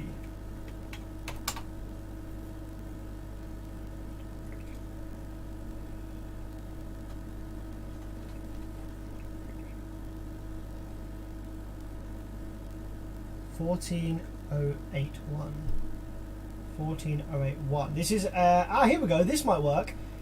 In 1, in 2. So this is the one that I've got here in my hand. In 1, in 2, A, 1, 1, out A, out B,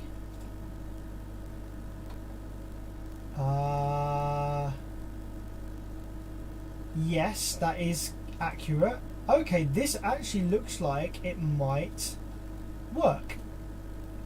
In 2D, 4B, input, in 1C, in 2C. Yeah, this is going to work. Okay, that's good. I can use that in place. Looks like it's the same type of part. Although that was a pre-used one, so I'm just going to see if I can find a brand new one. This chip here I think has come out of an Alpine amplifier. Let's see if I've got one that is brand new.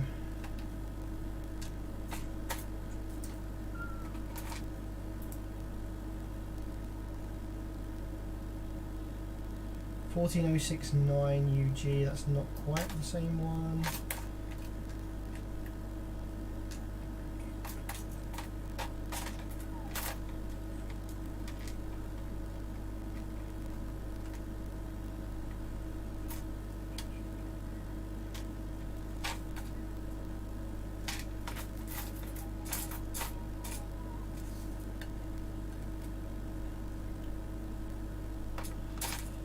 Okay, you know what? Let's drop that one in. Let's solder that one in. We've got nothing to lose. It either works or it doesn't. Based on the pin out, wait, Luke says it probably won't work. It's quad and, not quad NAND. Oh, okay. I hadn't spotted that. You might be right. So this one here is quad AND gate, whereas this one is a quad NAND gate. Oh, right. Yes, you're right. That is... I hadn't spotted that. Well done, Luke. Thanks for pointing that out. So the NAND gate is... This is the functional diagram. Let's have a look at the functional diagram of the 14081B. 14081B. So this is the functional diagram of that. So the one that I would need is the MC 14011, which is basically what that is anyway. So the functional diagram of, yeah, this one is 1, 2, 3. 1, 2, 3. The diagram looks the same. What's the difference between and NAND? I know, is it not and, not including and? Well, the functional diagram looks the same actually, doesn't it, as this one and this one. Okay, I guess that's not going to work.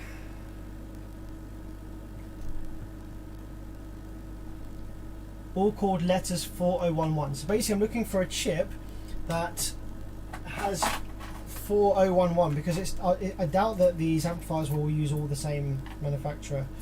But what's these ones? These are 14081BGs. No, that's not. That's the Alpine one that I just was going to replace it with. So that's not going to work. 4011.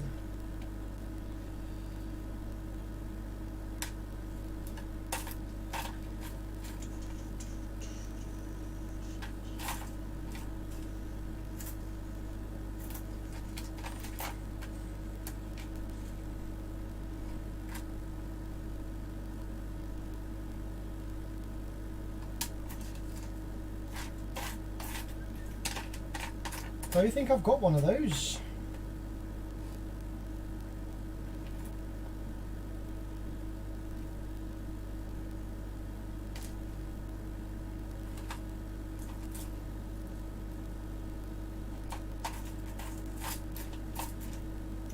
Bugger. I guess we're out of luck on these. I'm going to have to order some.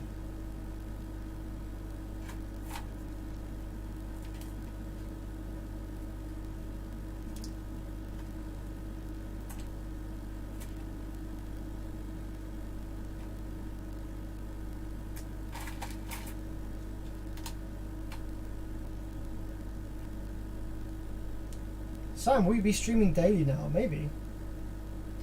I do enjoy streaming during the day. Hey, okay. There's one more drawer that I can think that might have them in, and it is not in my rack. Where is it? Where's that drawer?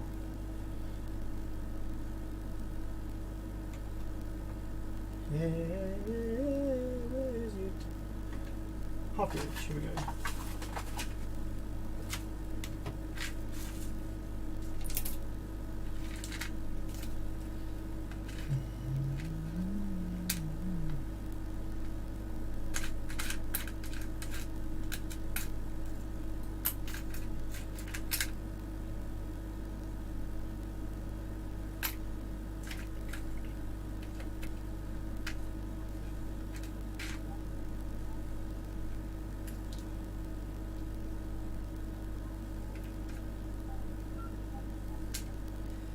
Okay, we are hot out of luck on that one, I think.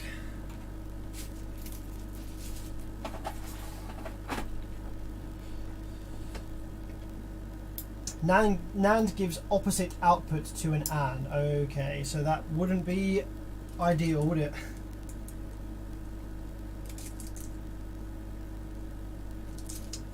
That wouldn't be good to use then, would it?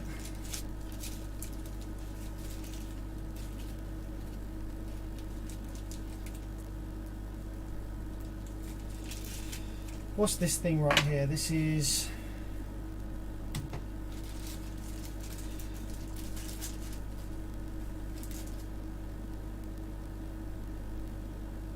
HC86.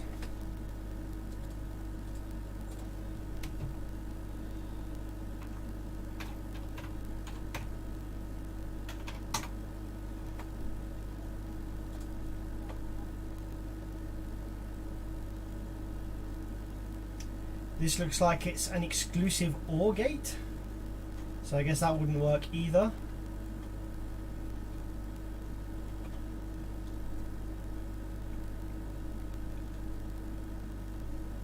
This again has the correct pin out, but with this one being an exclusive OR gate, I doubt that that's going to work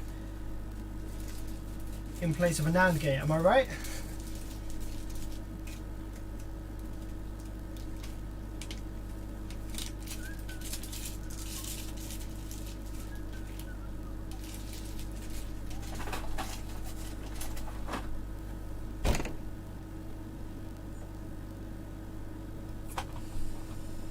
Okay, so I guess we will have to just order some parts for this one then and continue when they arrive.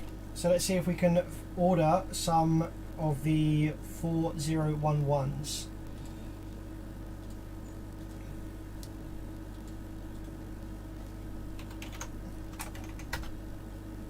Oops.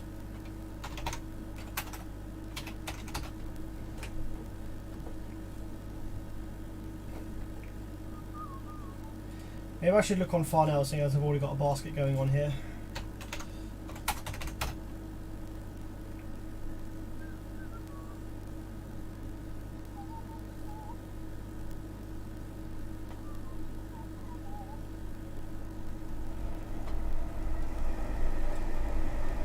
Okay, there we go. 5 will do.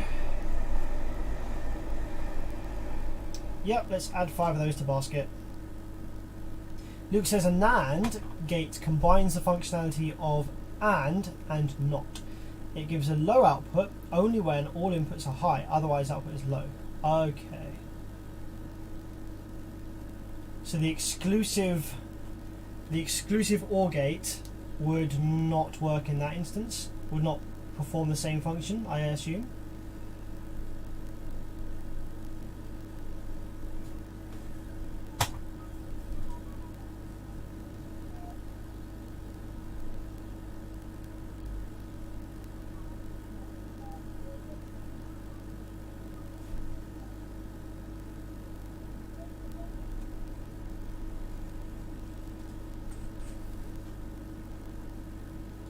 Okay, cool. We have added some of these bits and pieces to our basket. So now in our Farnell basket we have some more parts for the DLS, actually, which I need to get in first before we repair that. I've got a driver for the Taramps. Guys, whoever was with me yesterday, remember we looked at the tiny little Taramps DS800x4. That needed a new power supply drive IC, which actually turned out to be one of these. It's a little 10-pin IC. It's a little PWM controller. So it's not just a driver, it's actually a PWM controller in itself. I had to contact Taramps. Again, this is what I love about Taramps, right? So I was presented with this. I had no idea what this chip was. The markings weren't giving anything on Google. I had no idea what to replace this chip with. I just messaged a guy from Taramps on Facebook and was like, yo, what's this chip? And he was like, it might be one of these. And I was like, yep, that's the one. Luke says, no, XOR will give high out of either input is high out either if either input is high, but not if both are high. Okay, so that wouldn't work. I've also got some FETs for the Stetson and this quad gate thing for the Stetson as well. Okay, cool. We are building up an order. So that's as much as we can do with the Stetson for now. Let's move on to something else.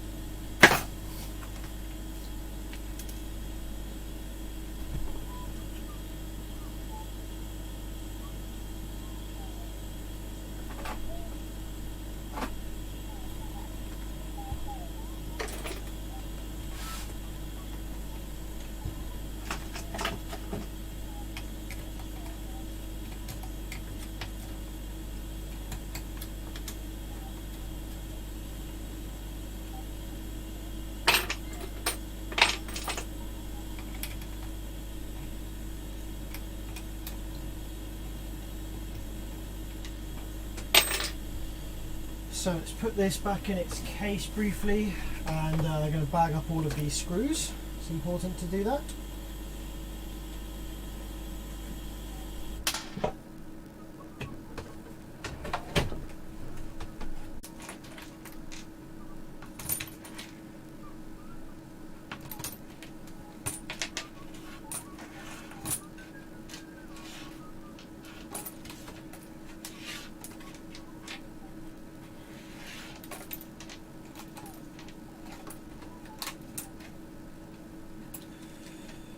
Okay, what's it going to be next? Let's have a look, see what we've got on the shelf.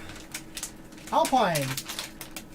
I'd love to do your Alpine, but your Alpine came in very recently, and I've got lots of other customers that are wondering where their stuff is that has been waiting much longer. So we'll get around to your Alpine, but it's not going to be today.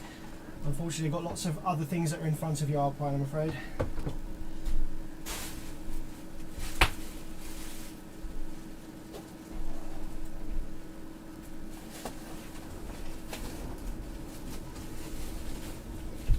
Okay, this is another one, which is from the same customer as that Stetson. Oops, probably put the end plate with the Stetson amp.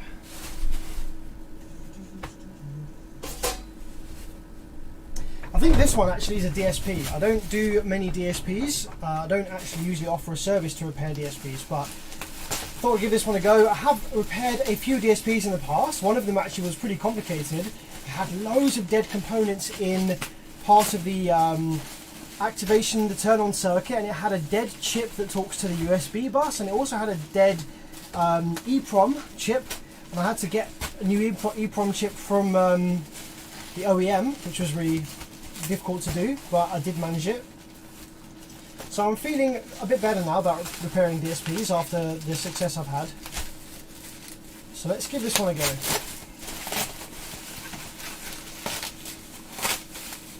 SnapX says, I have the worst type of fix, I don't know how I fixed it. Yeah, that's always difficult, because if it fixed itself, it might be temporary.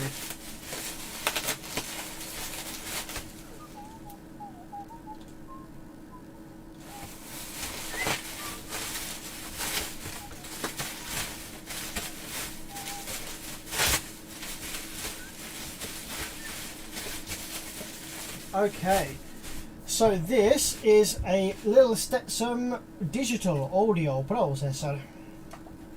No idea what these are like, never used them before. I can't remember what the issue with this was actually. I might just quickly message the customer and just ask what the issue was with it. Save me some time.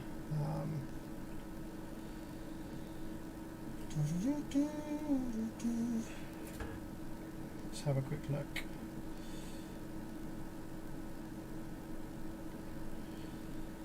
Hey man, remind me the issue with the DSP.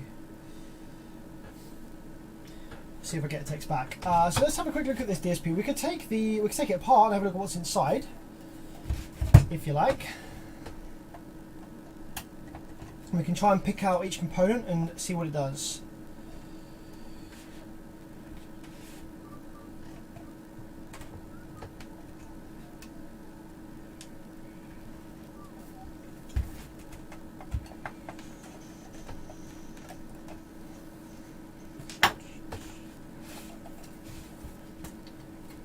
Only 2 screws to take this thing apart by the looks of it. There we go. Okay. I heard something rattling, so... Oh. Alright, let's zoom in and have a look.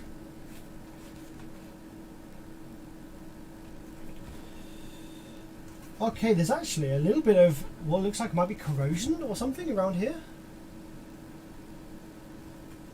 Is that just dust? Not sure I like how that looks. Oh, the sound of that rain is so calming, I love it.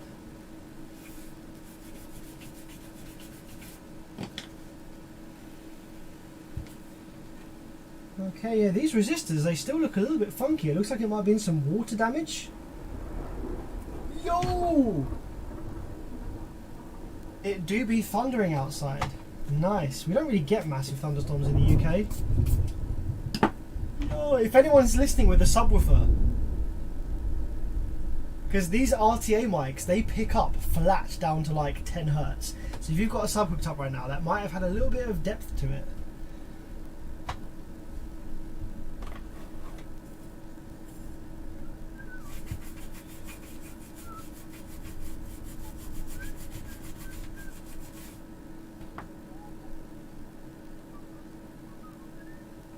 Okay, let's see whether these resistors are intolerant or not.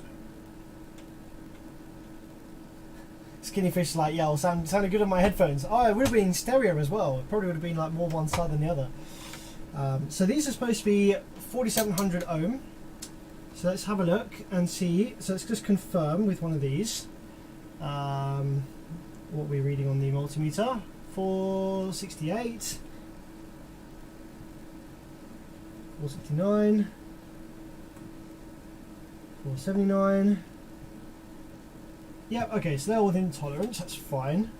It does look a bit janky, doesn't it, around here?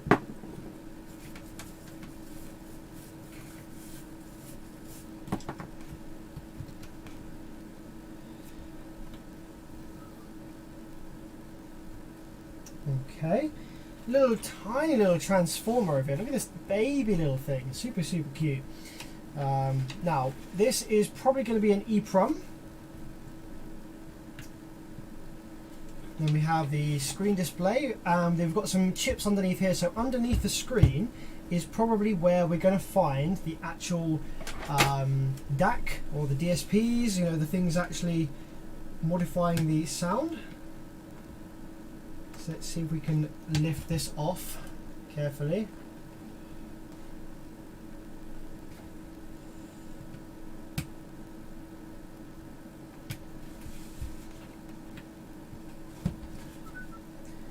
I might actually, because I think that might be screwed in from the bottom. If it's screwed in from the bottom, I'd rather undo the screws. So get this off. That might be the customer. Yep, living room be shaking. Nice. Oh, okay, he said no power. I was thinking some kind of internal fuse. Okay, so apparently this doesn't have any power. Alright, so I don't think we need to go ahead and dismantle it. Let's just hook up some power wires to it and see whether we get any power. Oh, wow. Okay, I've just seen a lot more mortar looking damage. Look over here.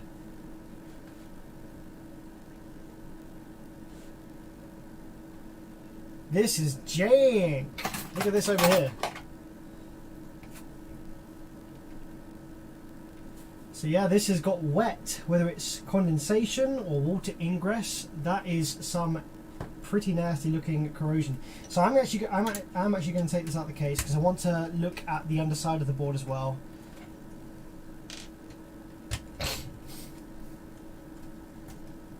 Yesterday I was listening to your stream in the car, and when you leaned right to pick something up, your voice came from the left.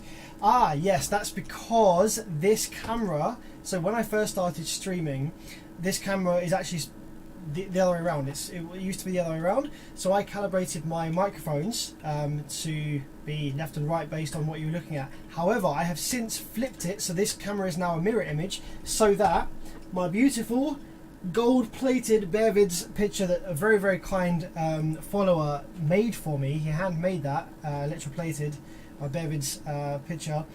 I made this be flipped so that it looked the right way around, because I didn't want it to be flipped in the background. So that's why the image is now flipped, but as a result of that, the microphones are left right in the wrong way. However, when we go to this camera, I think this one is not mirror image, so this should be, wait, let me think about that. This should be your right hand side, I think, and this should be your left hand side, I think, maybe.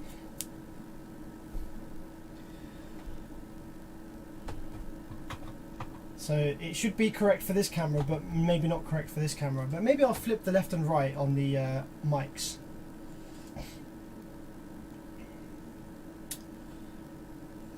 I thought that the left and right panning didn't matter so much on this screen. I thought it was more important for this screen. But anyway, your face looks so different in reality, does it? I guess that's how the camera works. People say that, don't they?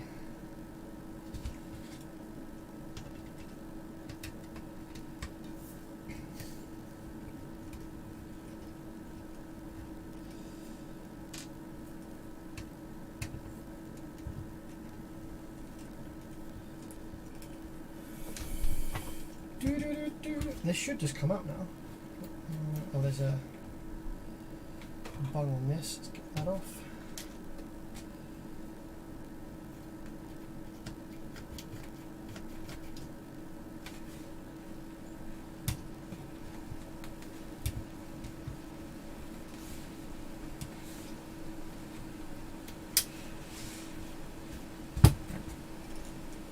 Do you repair amps as a full-time job? Yeah, I do, Skinny Fish.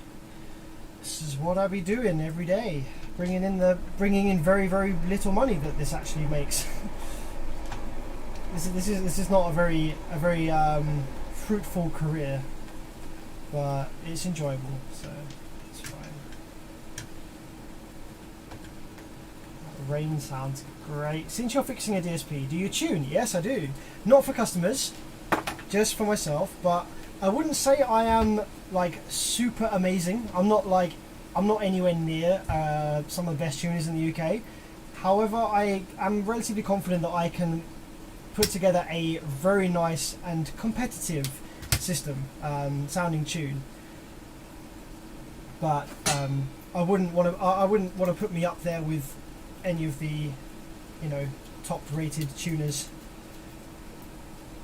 Man, this switch feels nasty. This switch feels like it's all dry and corroded inside, like it moves really not very nicely.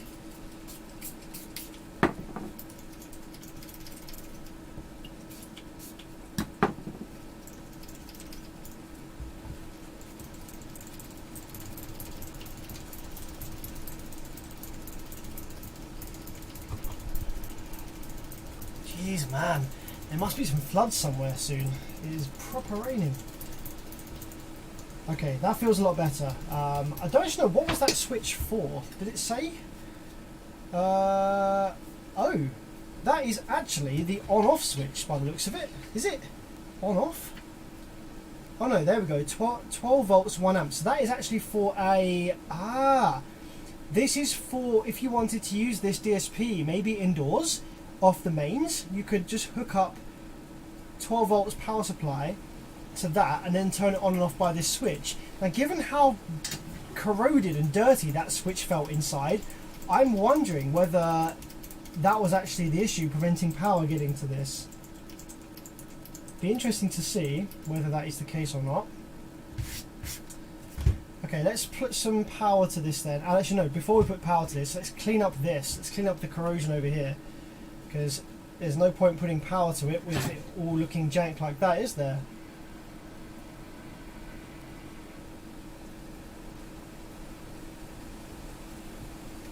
Oh my god!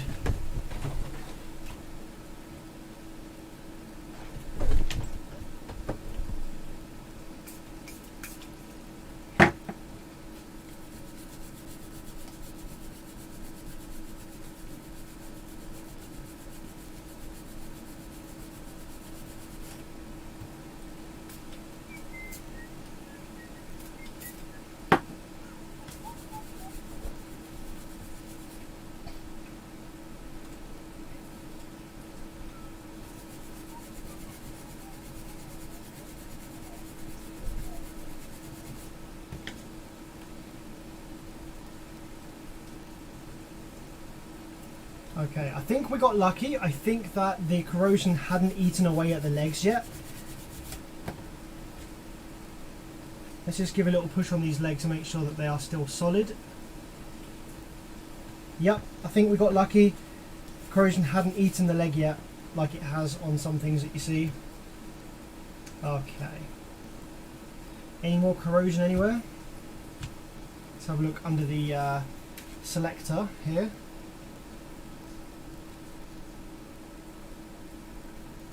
Doesn't look amazing, I have to say. I think I'm going to remove the screen. I'm just going to clean the PCB under the screen as well.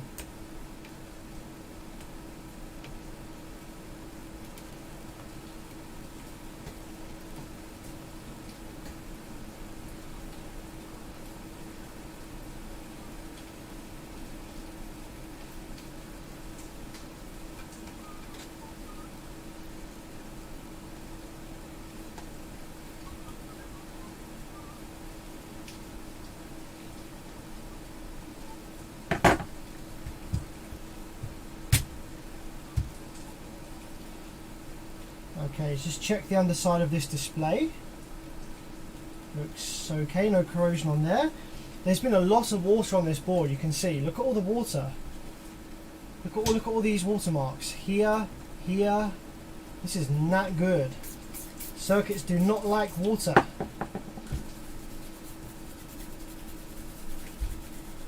Hi Sam, we tested the Mac audio amp in a car. Now it works fine and powerful, thanks for your help. Good stuff. Was that one that I repaired? I can't actually remember. The Mac audio. Did I repair a Mac audio amp? How long ago was that, Vince? I'm glad it's all up and running.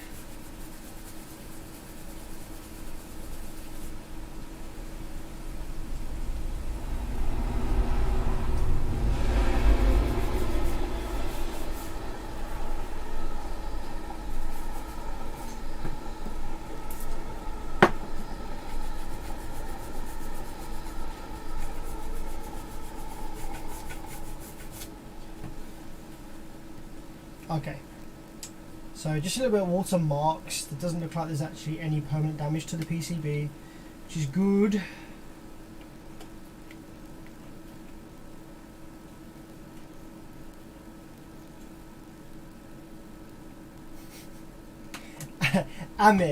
Amir is like, train, oh train, train. Yes, good old train.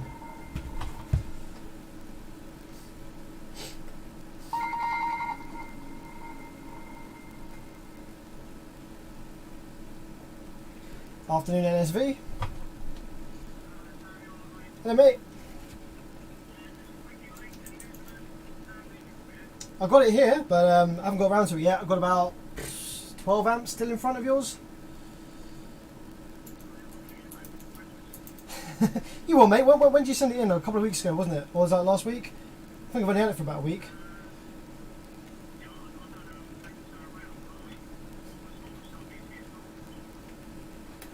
So yeah, generally stuff with me is maximum of 3 weeks. Check when you sent it, but if off out of memory, it's been about a week. So I'll be looking at it this week, probably to the back end of this week. I usually get through about 2-3 amps a day. So yeah, by the end of this week, I should be getting around to your sound digital.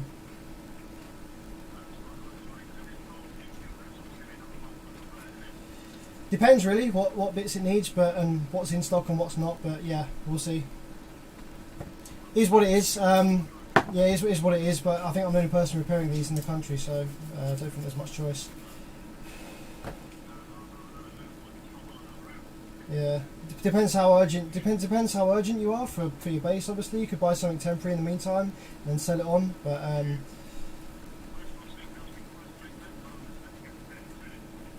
yeah. Yeah, I wouldn't buy another sound digital. If you're looking at buying another amp that's in the same sort of vein, speak to Tom Crown, get yourself a Powerus. He's got a few in stock. He's just got some orders come through of the Powerus amps. They're absolutely fantastic, so check those out. Otherwise, for 12k, next you could be looking at a Banda or something, or I think there's quite a few Korean 12ks that are going up on the used market pretty soon. They're expensive to repair when they go down, but you know, that's another option for you.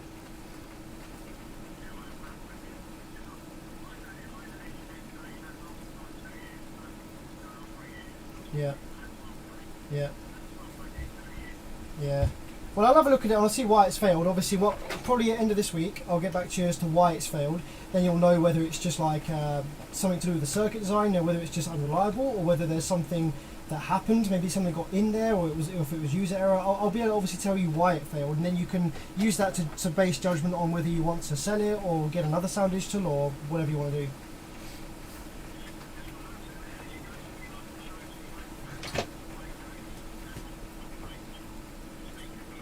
Yeah, no, I get you. This obviously comes with the hobby. This stuff gets run hard and doesn't necessarily last for years and years. But yeah, I know the feeling. It does happen.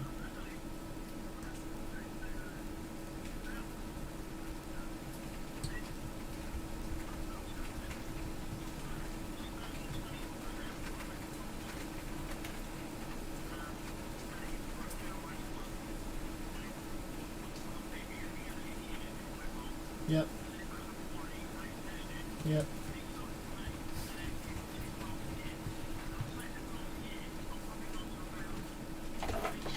Yep.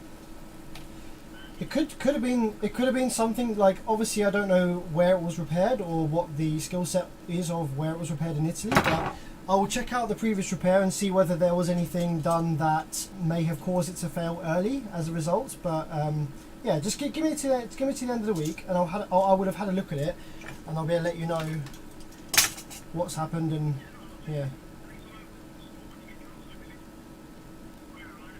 yeah, yeah, yeah, yeah. No worries. Speak to you later. Bye. Okay, let's get some power to this, and we can see if she comes on. Now we've cleaned the switch. I honestly think that it might have just been that switch. It was very corroded. I don't know whether the customer is using this one in a car or whether he's using it with the 12 volt power input here. But if he's using it with a 12 volt power input, then it might literally just been this switch, because it felt nasty inside, so it probably wasn't passing voltage.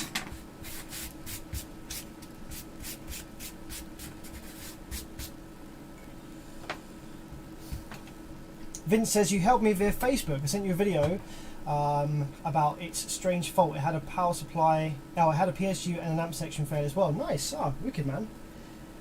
I'm super happy that that's up and running again. That's really cool. Good job. Okay. So 12 volts. There's no point with a DSP going down to 10 or 9 volts. It doesn't make a difference. It's not like an amplifier. So, okay, let's turn the switch off first. I'm curious as to whether it comes on with the switch in an off position. Okay, so I've got the remote going in, power and ground, and there's no life. So let's turn this switch on. Okay, still no power. So yeah, looks like we do have an issue. There should definitely be some power going to it. Now we've got the switch in the on position, and I've got remote 12 volts and ground connected. So let's follow the 12 volts into the board and see what's wrong. Why isn't this thing powering up? Looks like, actually, see over on this side of the board, this actually has a pretty similar power supply circuit to an amplifier. We have an SG3525 IC here, and then this looks like a couple of MOSFETs maybe. Hang on, they've got some switching on them already. So I haven't actually got the remote wire connected, I've got the remote off, so it looks like I've got some switching on there. These look like a couple of transistors or FETs or something, and these are going to switch this transformer, which is going to give the supply voltages for whatever this needs to use to run. So applying the remote doesn't seem to change this, but we've only got about 1 volt RMS on there, which doesn't look like enough.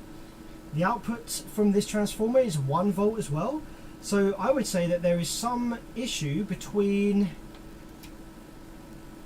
here and the power input. We're not getting enough voltage over to these transistors.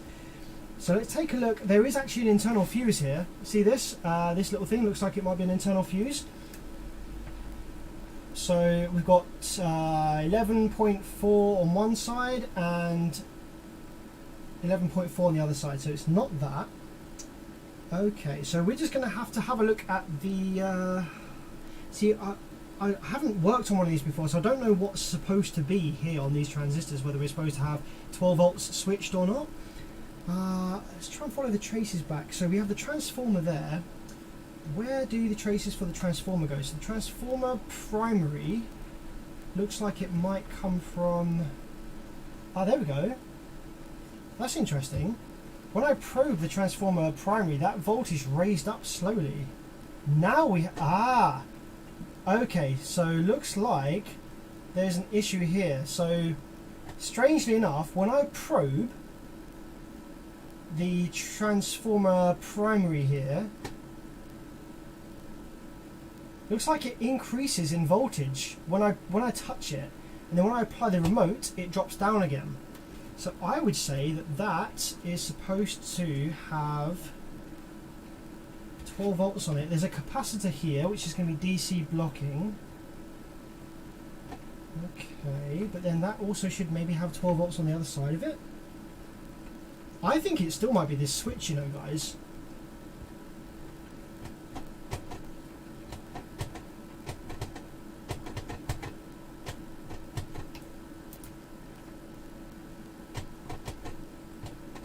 So we've got 12 volts on the switch, okay.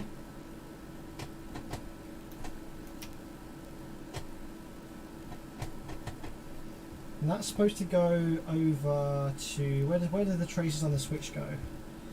There could be some water corrosion underneath the switch actually, which has like killed a trace.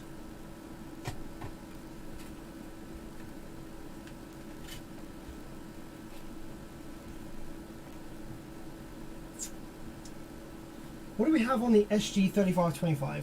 Let's bring up the data sheet for that because I can't remember exactly what the pin out of that is. SG3525 PDF. Let's see whether that's getting any VCC. VCC pin 15, so we should get 12 volts there or thereabouts on pin 15. Ground is pin 12, so we want to make sure that we do have 0 volts on pin 12. Okay, so 15 and 12.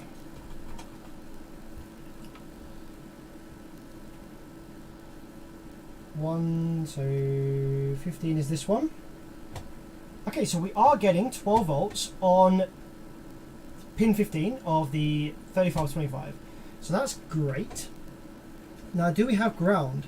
Pin 12 was ground. 15, 14, 13, 12, 11. Hang on a minute. 16, 15, 14, 13, 12. That should be ground. That is staying nice and low as ground as well. Okay, great. So the outputs of that should be going to the gates of this, which is correct, it is. So we are getting good drive to these transistors, but we're not actually getting 12 volts on these transistors. So whatever is supposed to be sending 12 volts to these little transistors or MOSFETs, whatever they are, is not there, and it's not staying there. I wonder if this is all corroded. I wonder if by moving this transformer around it helps. No. Okay.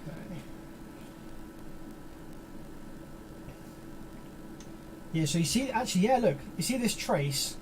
This trace on this transformer says plus bat. So we should have battery voltage on this trace. However, as soon as I apply the remote, it gets pulled down. So that means that there's a high resistance on this trace to battery positive. So all we've got to do is find out where the dodgy component is that is causing there to be no 12 volts. So we have battery voltage there on this test point. I reckon it's going to be something to do with the switch or a trace under the switch. So let's remove these parts and have a look underneath there.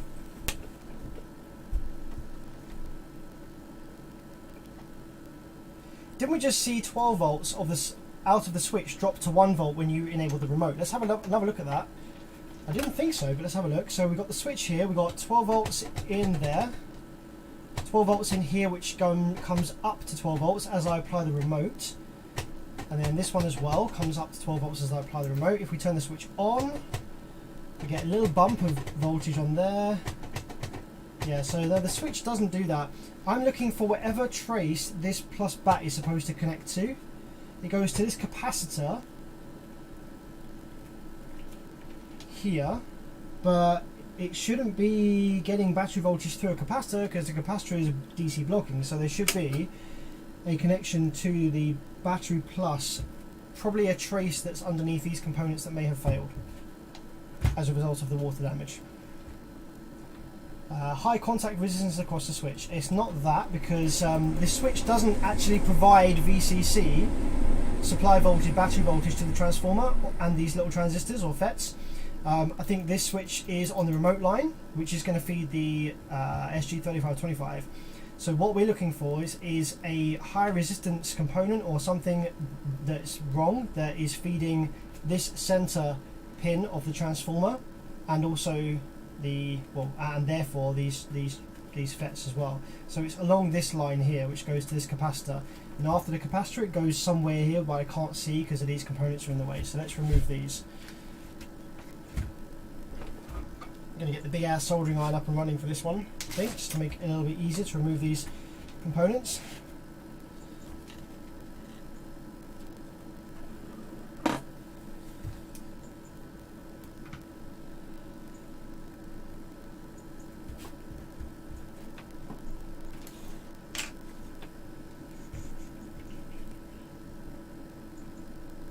I think we need to wait for it to heat up a little bit more first.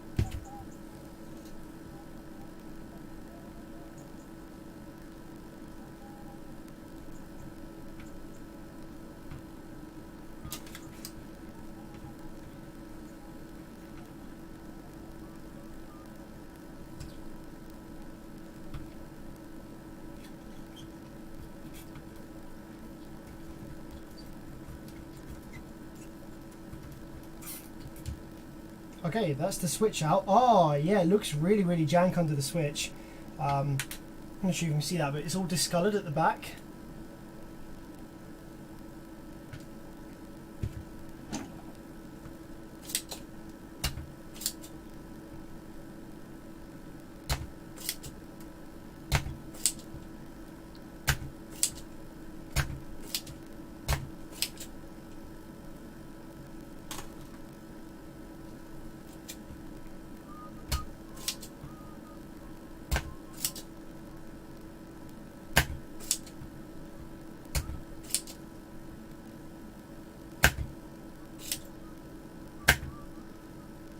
Okay, I'm also going to remove this capacitor that's just next to it and see what's underneath that.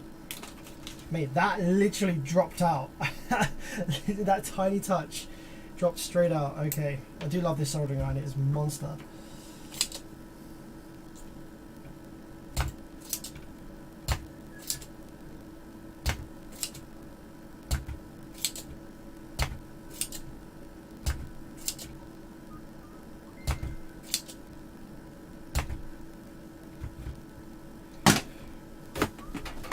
Alright, are you ready? Drum roll please. What do we think the top of the board looks like underneath that switch? Oh, it looks pretty jank. So let's have a look. Is this a trace that's been eaten away that's preventing power getting to our transformer?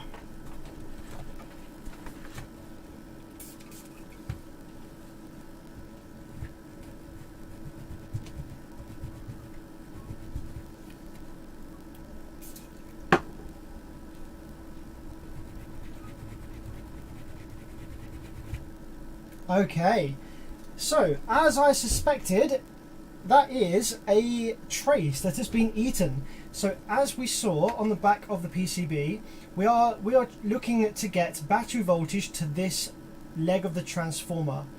That goes to this pin of the capacitor, which is the positive. Yeah, so obviously we wouldn't have a capacitor in series. The capacitor is a smoothing cap to ground. And that takes its supply from the source of the switch, and that trace there is broken. So the switch, because water has been sitting under there, so that's why we don't have any power.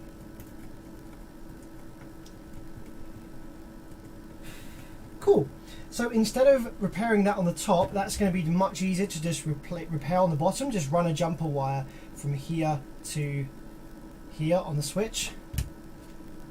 So that's what we're going to do, is clean up the switch, get that all nice and clean. Oh, I was cleaning the switch with the toothbrush and the two back legs have fallen out. probably because it's all corroded inside. So I guess we're going to need a new switch as well.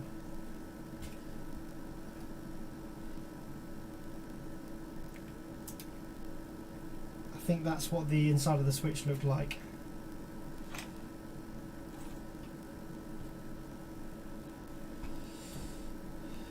New to this amazing channel, hope everyone's well. Yo, name. Thank you so much, man, for the kind words there.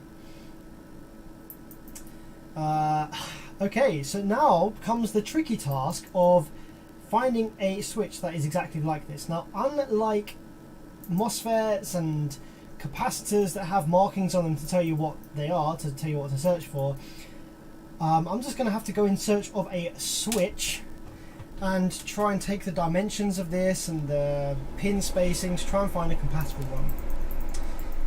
Alternatively, I can give the customer the option. I can say, hey look, the switch is buggered, but if you're not using this indoors, then I can just leave the switch out. Probably doesn't need the switch in place anyway. Okay, let's put the capacitor back in and let's see whether it actually needs that switch in place in order to come on with the vehicle wiring options here. Because if it doesn't need that switch there in order to come on and work in the automotive configuration, then I might just give the customer the option of a cheaper repair. Be like, hey look, if you don't want the switch there, we don't have to put the switch in. And if he ever comes to sell it in the future, he can send it back and I can put the switch in, or he can sell it just as automotive use only, something like that. But I've got a sneaky suspicion that he might not care about the switch.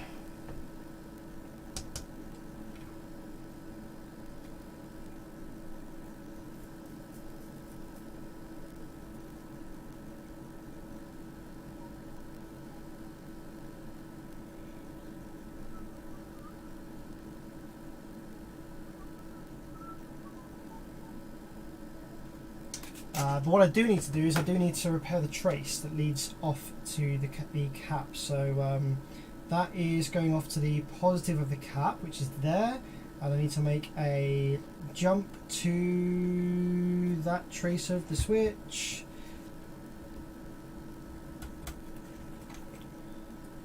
Maybe I can just run a just while we're on the top of the board here, I'm just going to run a solder blob on the top.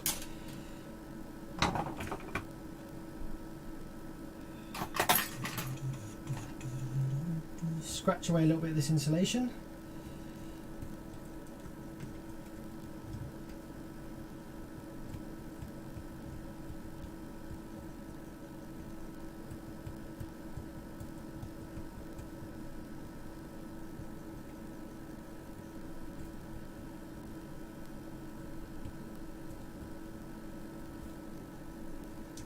And then I should just be able to jump over to this pad just to make sure that this does actually work.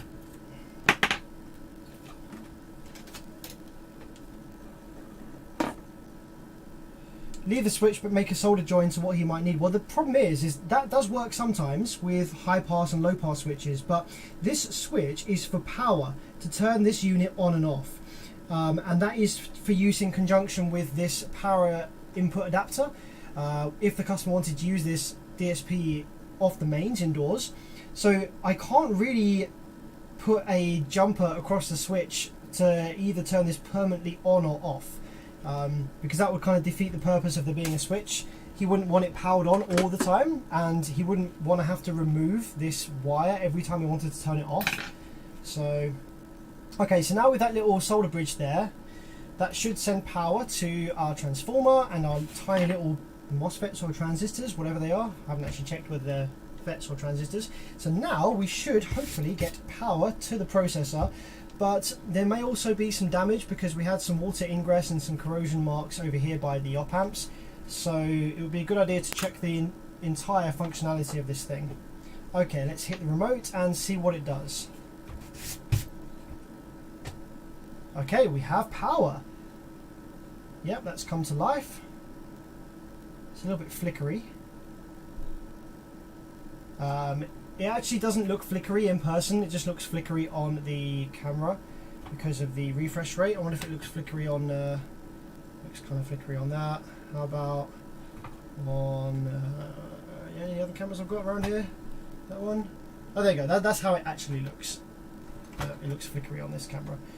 Okay, so that's cool. I'm just going to make sure that we have the correct supply voltages to these op amps. So what are these? So we've got 10.4 volts and negative 10.45 volts. Yeah, that's good. These are the buttons to select the outputs or something.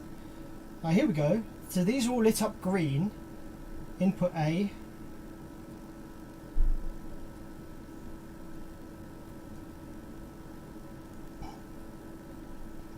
Then we can use the selector wheel to increase or decrease the input gain and the output gain, I assume. Wow, this is pretty cool. You can do everything on the screen here. Cool. I've never messed around with one of these before, so that's pretty cool. All right, let me just give the customer a quick ring and see what he says. See whether he wants me to put the switch in or just leave it as it is.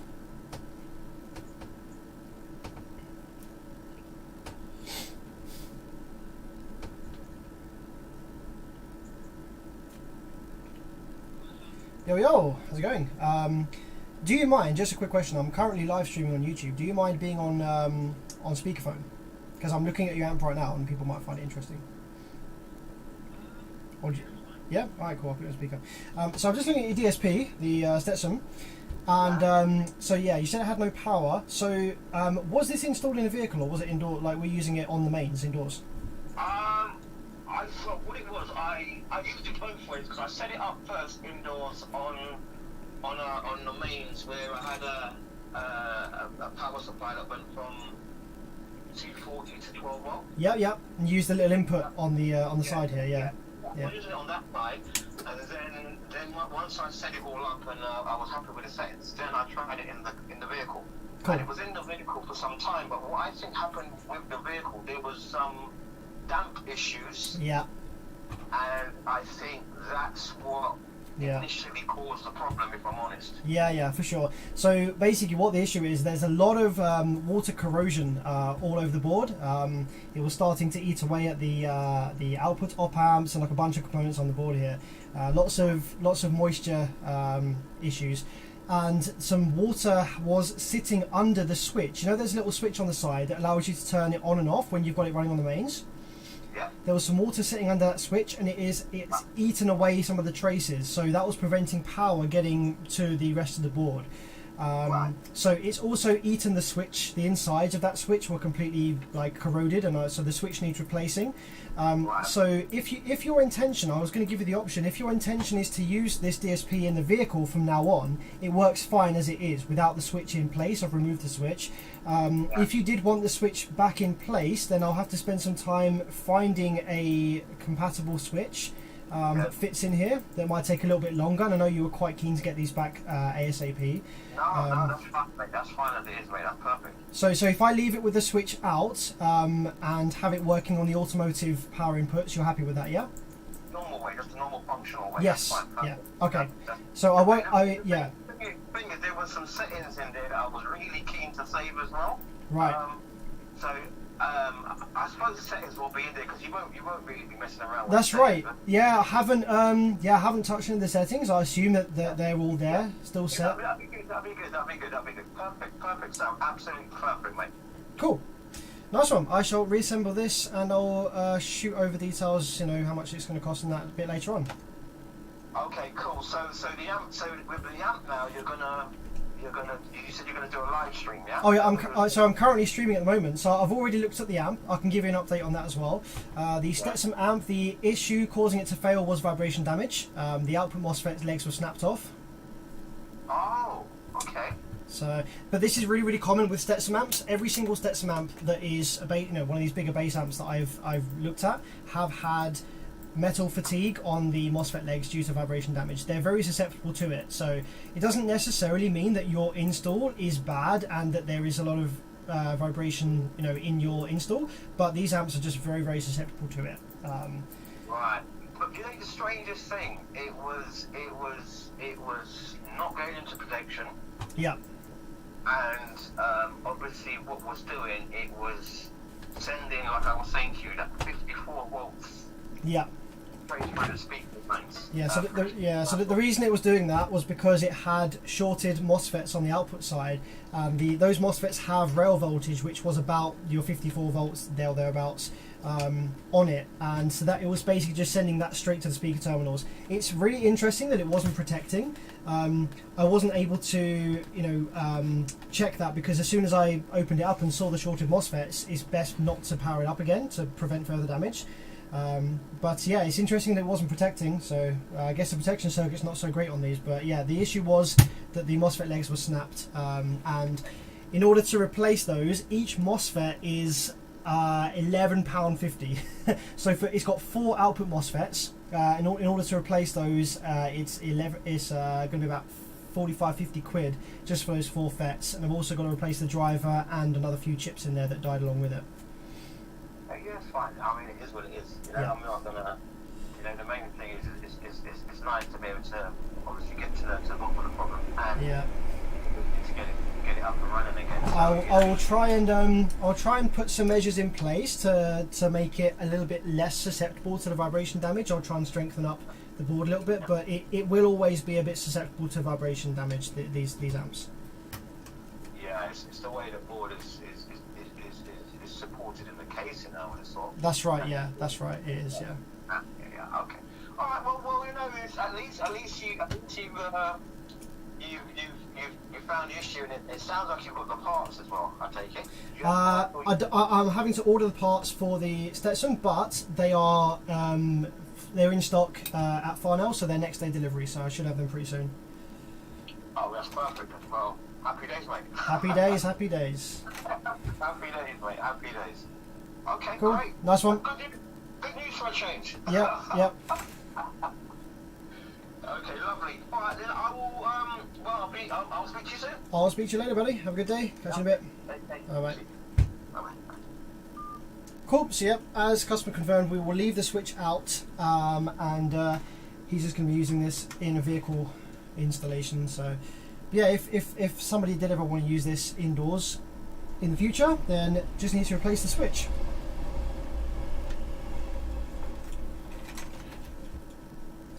So let's get this back together.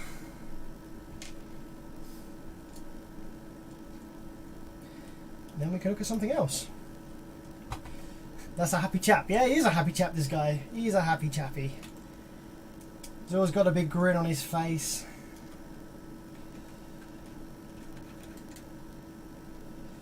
Even when it's bad news, even when it's like, oh dude, this repair, can't get the parts for a year and it's going to cost you £800. He's like, wow, it is what it is, man. Yeah.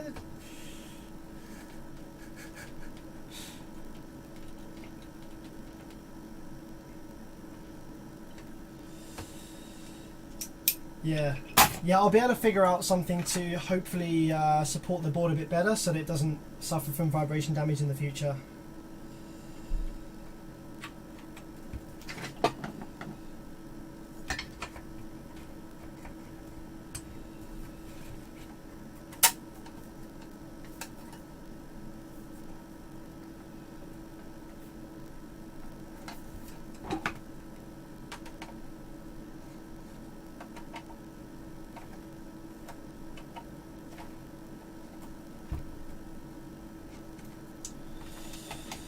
Okay, what's it gonna be next?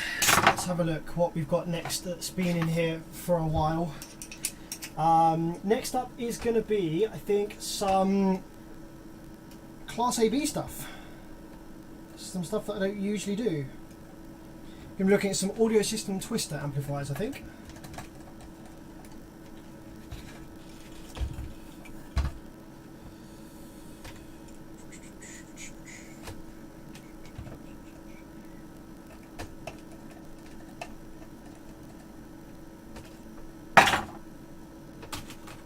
Actually, we need to keep that switch just in case he wants to replace it.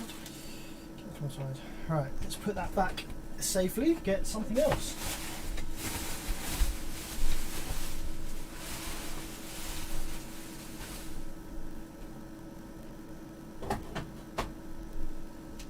Okay, it's going to be a little baby audio system twister. I've actually got quite a few audio system twister amps to look at. I'm going to start off with this small one. I've got some bigger ones as well. I'm going to start off with this little small one. No fuse in the side. Missing terminal screws as well. Love to see it. I'm actually tempted to just go ahead and put some power into this, just to see what it's doing first. I just want to see whether this one draws excessive current. I'm going to really limit the current going in, just in case there's an issue. Okay, what we got? Supply. 12 volts. Yep. Remote. Ground.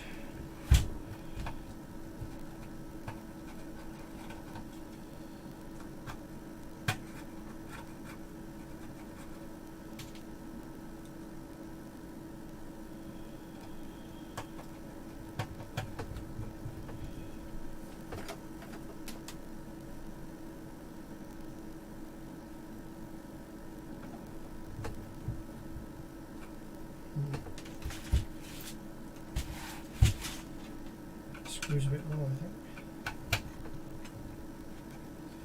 Gibbalot says, finally caught a live chat. Cool. Yes, you did, my friend. How's it going? Good to see you on the live chat. Thanks for jumping on. Appreciate you being here, buddy.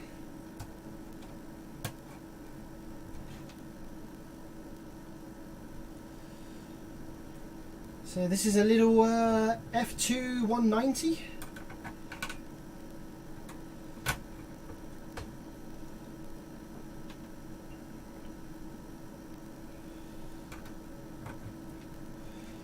Good little lamp for some tweeters or something.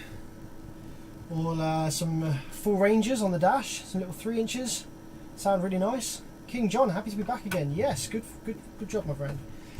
Good to have you here. Okay. So let's see what it's doing then. So we're going to put a fuse in, because it doesn't have a fuse in it at the moment.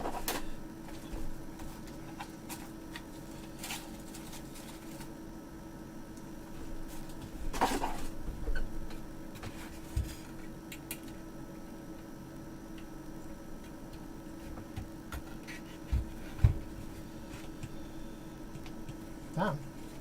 Is pretty stiff. Okay, 12 volts going in. I'm going to super limit the current on this one because we haven't had a look inside yet. So I'm only going to allow like 1.3 amps to go in for now. So let's apply some power and see what it does.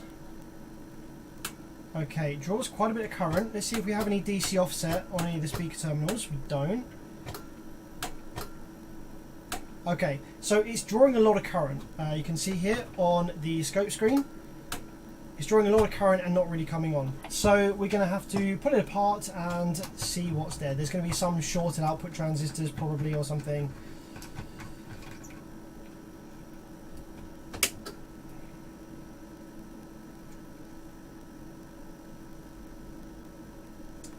iRockU says, I have several old LRX series Audisons. All work great, but do you think they're worth recapping? I wouldn't really say, unless you're noticing like a degradation in sound or like a lot of noise coming through. Those Audisons, they did actually use really nice caps from factory. So 2000, so it depends how much they've been used and how they've been stored, but really, I don't know. I mean, it wouldn't hurt to recap them. But from my experience of working on Audisons from that kind of era, the caps are still within tolerance on the ones that I've looked at. So I wouldn't say it's super necessary unless you're having issues to do with filtering, noise, stuff like that.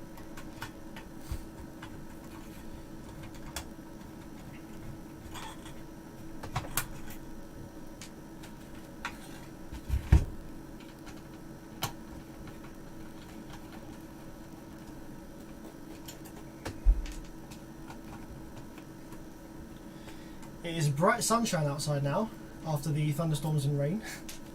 Good old British weather, can't make up its mind.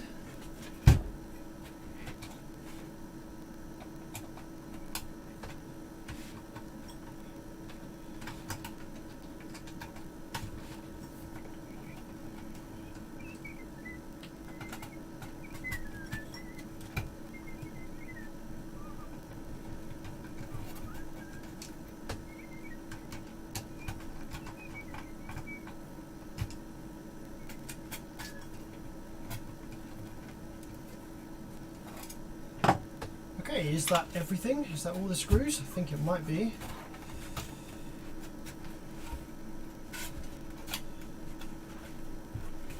Almost there.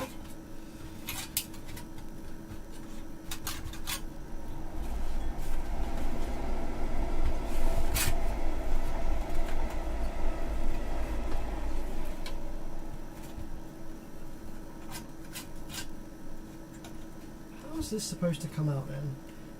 We've got it, it's kind of wedged under this front piece, but it won't come any further because of the terminals.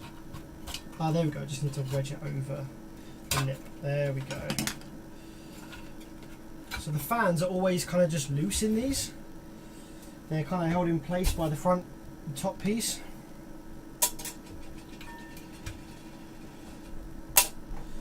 Okay, so tiny little Class AB. Oh wow, what a mess, what a mess. Another one with water ingress. That could be a problem because that could have traces that are dead.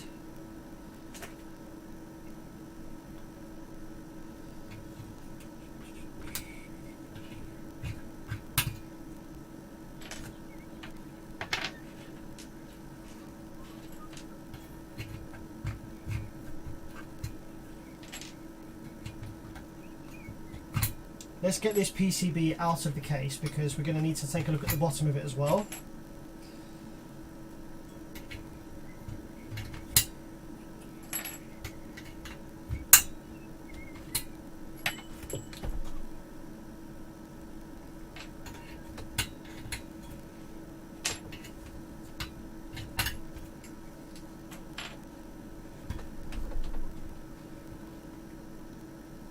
Okay, what's this being held down by? Is there a screw on the board? Let's have a look.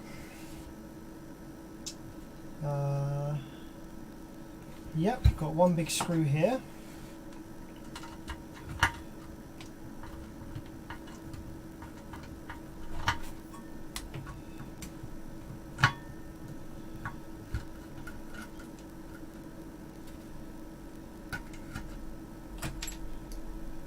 Do you think the Taramps HD3K is better than the Stetson EX3K EQ? I would say that the Stetson is probably slightly better in this example here. I'm not personally a massive fan of the Taramps HD series.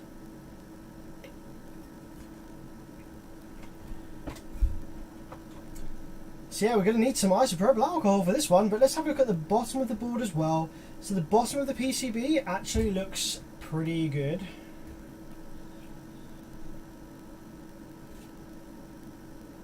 It's just on the top. Okay.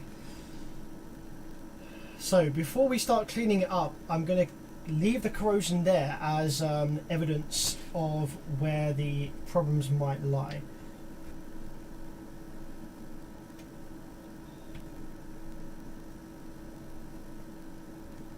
So we've got some output transistors. Actually, these are output MOSFETs. So this is a MOSFET final Class AB. Class AB with MOSFETs.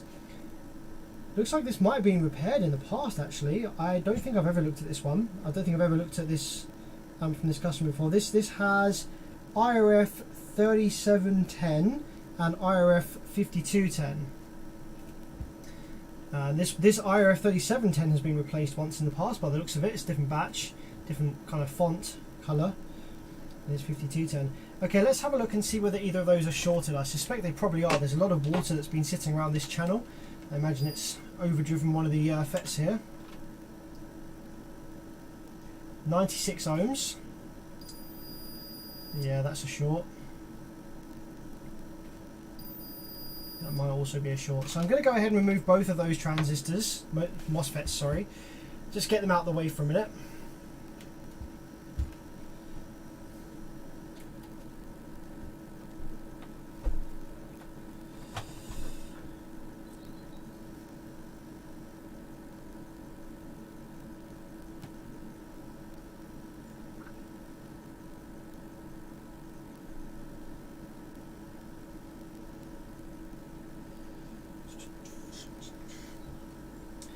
could be JP. Let's remove this FETs from here.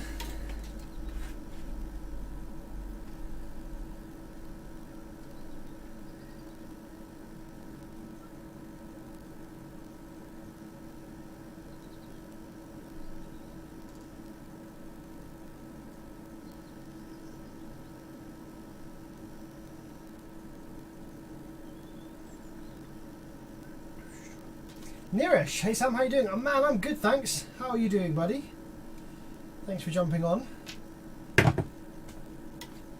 Man, it is clear skies outside now after that heckin' thunderstorm we had just a minute ago. I'm actually going to go back and watch the replay of this live stream just to see what the thunder sounded like through the RTA mics. Really curious to see how cool that was.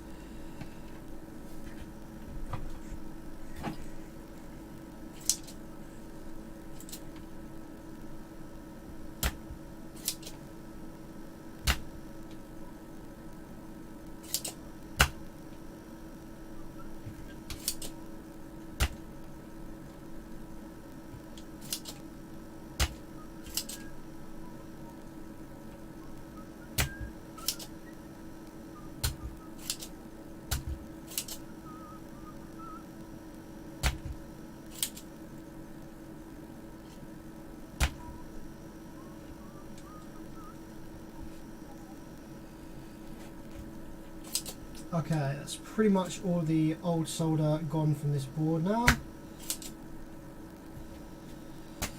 So let's take a look at this drive circuit area that has the water corrosion then.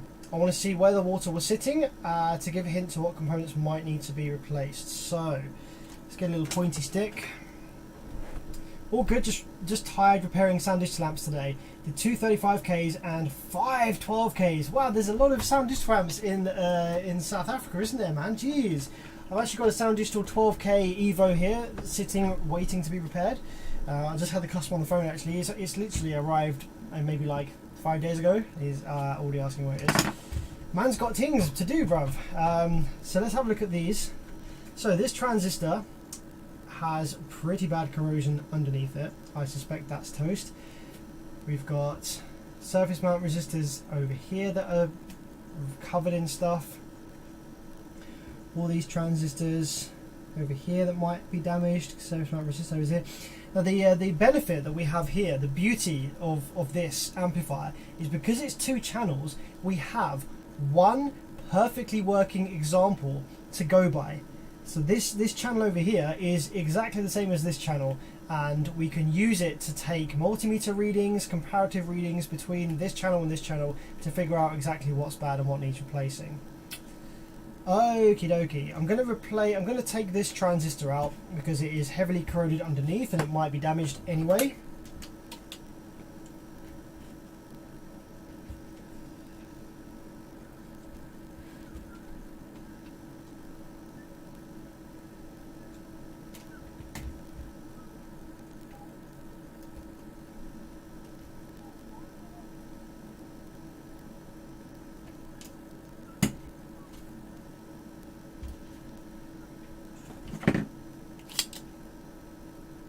Nero says you should do that next.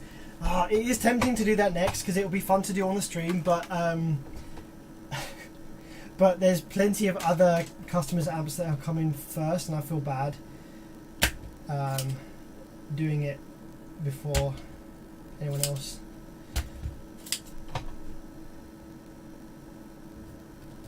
But maybe I will. Maybe I'll do it next. But maybe I won't message the customer until like next week. Because I don't want to make him think that I've rushed to do his amplifier because he called up.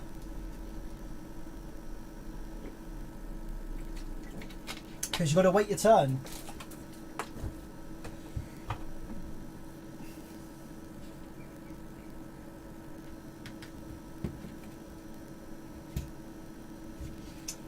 Okay, so I think we're probably good now to just drop some isopropyl over this whole board and give it a good old clean.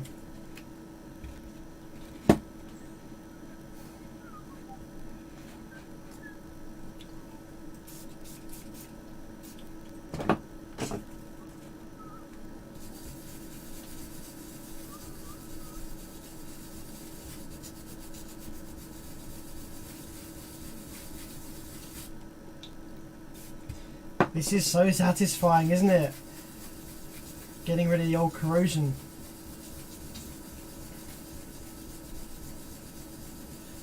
Now this potentiometer, this is the biasing potentiometer, trim pot. Now if any water got inside here, then we'll need to clean this out big time as well.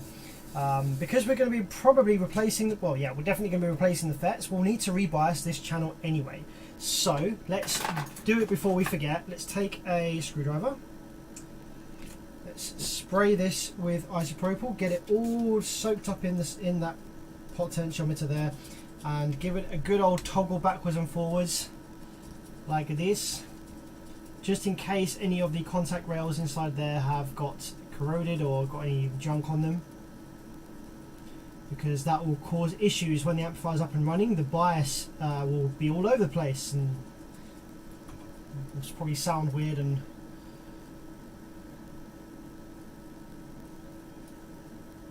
okay, and then we're going to stop with it down at minimum bias to start with, and then we'll bias it later on.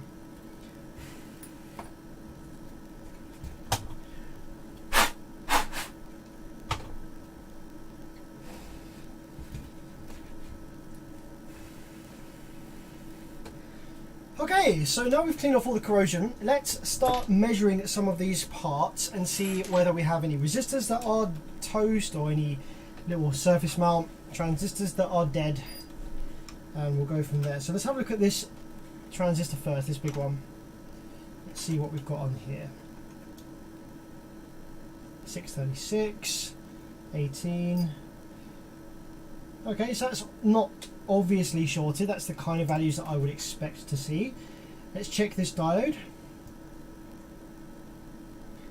1512 one way, flip the probes. 586. Okay, that's what I'd expect to see. Let's have a look at this transistor right here. 617, 616. Yeah, that's what I'd expect to see, so that's probably okay as well. Let's check these tiny little transistors down here.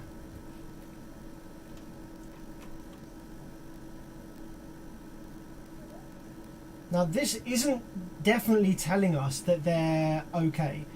What we're testing here is we're just checking whether they're not obviously shorted, like heavily damaged.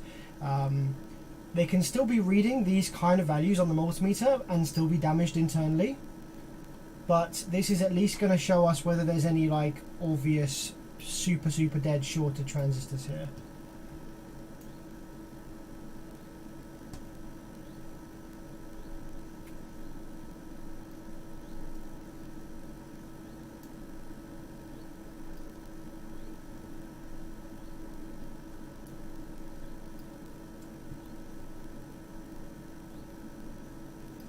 Looking good so far. We might be lucky. We might be lucky here, and it could just be the FETs that need changing and everything else is going to be alright.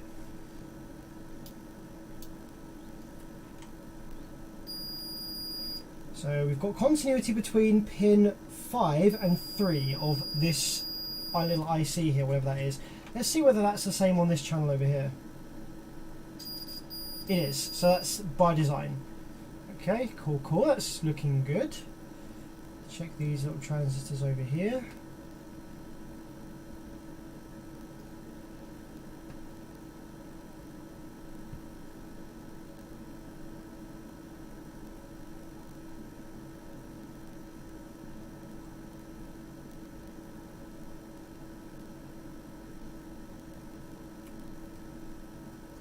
Okay, so no obviously shorted components just yet. Let's have a look at these resistors that were caked in corrosion. We've got what looks like a 56 ohm. Let's turn my multimeter to ohm setting rather than diode mode. 56, literally dead on the nose. Wow, okay, cool. And this one I can't quite make out the reading on it, but let's compare it to the good channel.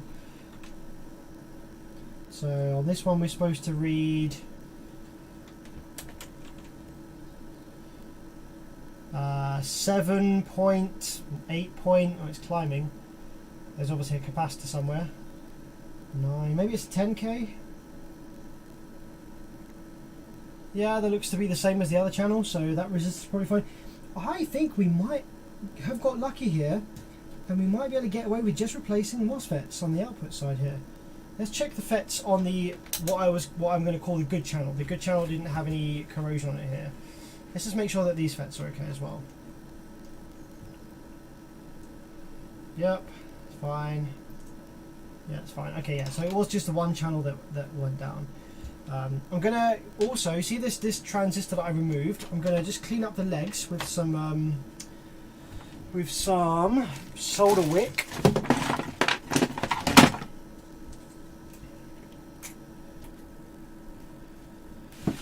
And I'm going to drop this in the tester, in the transistor tester, to make sure it's alright.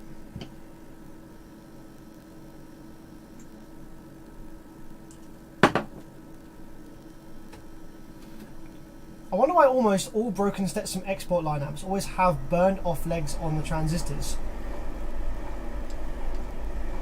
So the reason that they have the burned legs on the transistors is because that is the point of highest resistance. So the reason that the transistor legs will blow open or like go fused, usually it's when the MOSFETs are mounted quite far away from the board, so the legs are quite long. Obviously the longer the MOSFET legs, the higher the resistance they have. So they kind of act like a fuse for each MOSFET. So yeah, you can blow the legs off the FETs before you cook the FET silicon itself or the board traces. The FET leg will generally have a higher resistance than the traces around it.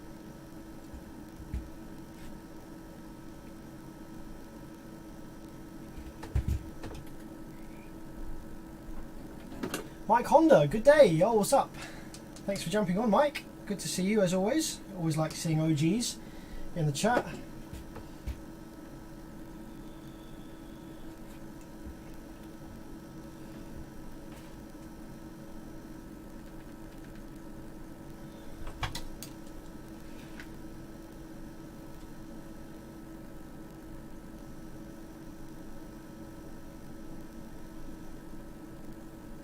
One, two, three.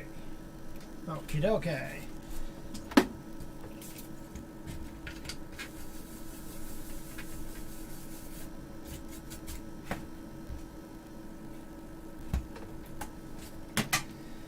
So yeah, I genuinely think that this is going to be ready just to drop some FETs in.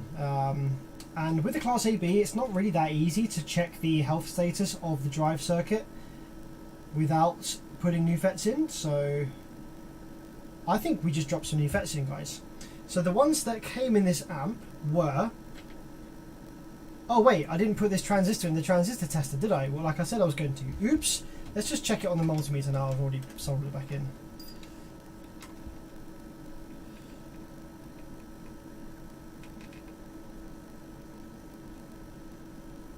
It do be reading like it should, so I'm happy.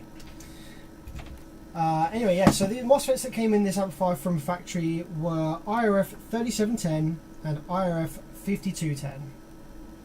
I highly doubt that I have those in stock, because I don't do a lot of Class ABs. So let's take a look and see what these are, what their ratings are, and see if I've got anything that's somewhat compatible. IRF 3710. Actually, this is probably going to be a... Ah, no. This is going to be an N channel and a P channel FET, isn't it? So...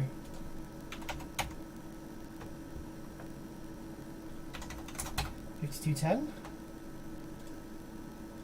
Okay, so the 3710 is the N channel FET, I think. Where does it say that? Does it say it's N channel? No, it doesn't actually say whether it's N channel or P channel.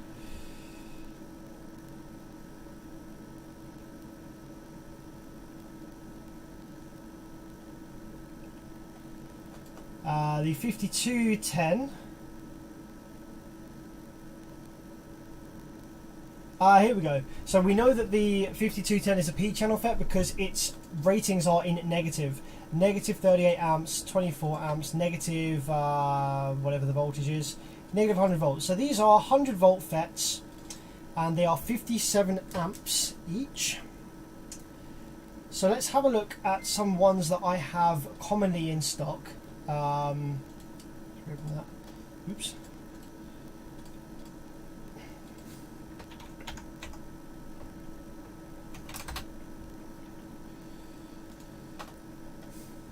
So yeah, this one's 38. So we don't. So because these MOSFETs are used together, the weakest one is this 38 amp one, which is the P channel FET. So the fact that this N channel FET is 57 amp, we don't need the N channel FET to be 57 amp. We need the N channel FET to be at least 38 amp because they both need to be the same or higher than one another. So we can use a couple of 38 amp FETs, N channel and P channel. So what ones I have? Let's have a look at 9540. 9540s. Let's have a look at these.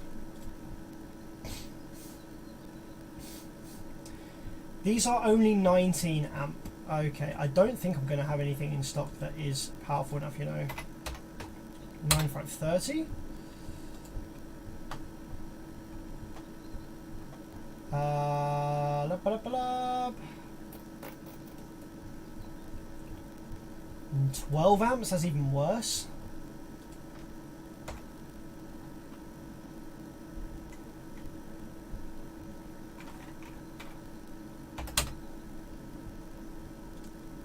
I think these are 12 as well. 11, yeah, no good.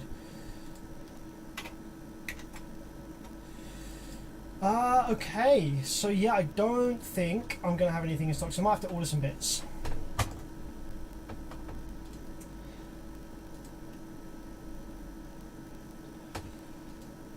Two-hour left to board. Oh, nice. I hope your flight goes well, buddy. I'm not so great at flying.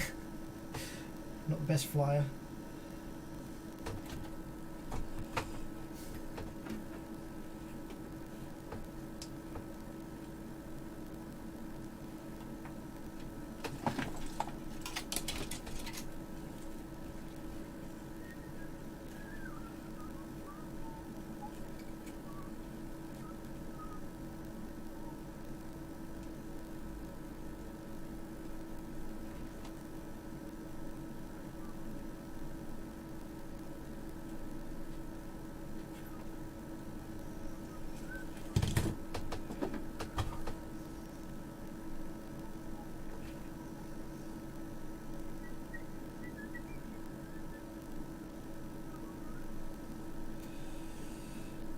So I think both of these original FETs were toast, weren't they?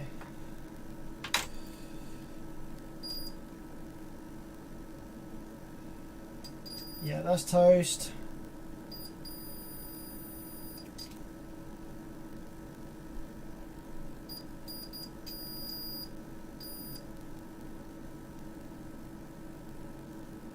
Yep, both of these are toast.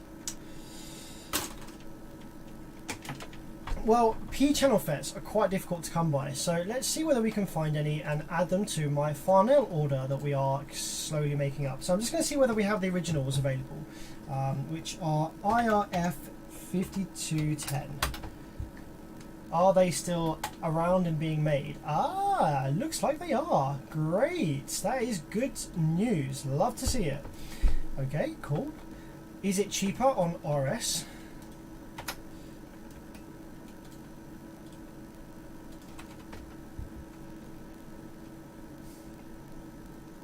$276. No, that's about the same. Got the Logic style ones. Okay, cool. So we're gonna. I know what I'm gonna do. I'm just gonna be nice. I'm gonna replace both channels MOSFETs in this, so they're all the same.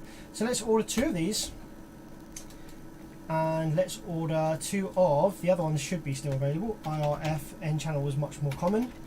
IRF 3710, I think it was.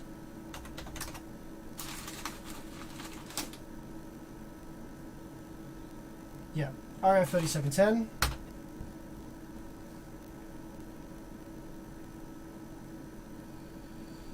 Yep, they are in stock and available. Love to see it, and I'm going to grab 2 of those as well. Excelente. Added them to my order. Okay, good stuff. Mike Honda says, can you go for a rundown on what's going on here, what amp, what class, what's Sam done so far? So far in the live stream, we have looked at, what have we looked at? What was the first thing I got? Can't even remember now. We looked at Stetson 5K, that had vibration damage. It needs new FETs. Their MOSFETs are very expensive at about £11 each. It also needs a new drive IC and a logic gate. Then we looked at a Stetson DSP, which had some water damage and was preventing 12 volts getting to the transformer, so it wouldn't power up. Fixed that. We also looked at what else did we look at today? Can't remember. What else did we look at, chat? I can't remember. But now we're looking at this this audio system twister amplifier, which also had water damage on all the drive circuit of one channel, which we cleaned up. Fortunately, doesn't appear to have had any damage to the actual drive circuit itself. It just needs new outputs. I'm going to remove these FETs now while I remember. So it just needs new outputs, new FETs by the looks of it, but we'll confirm that once the FETs arrive. Let's get a little bag for these bits.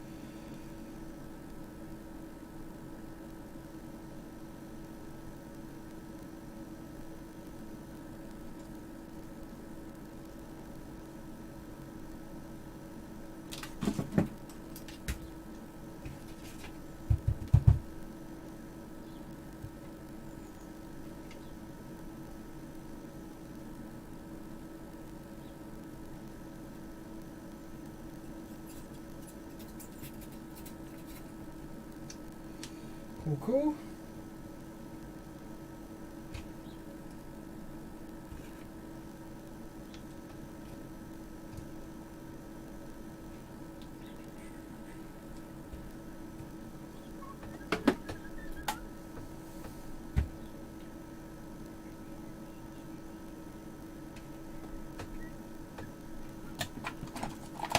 These FETs have these little plastic kind of spacers on them. Obviously when you desolder them, the solder all kind of bunches up, so it's quite difficult to take that thing off, so I just need to use some solder wick to wick it away.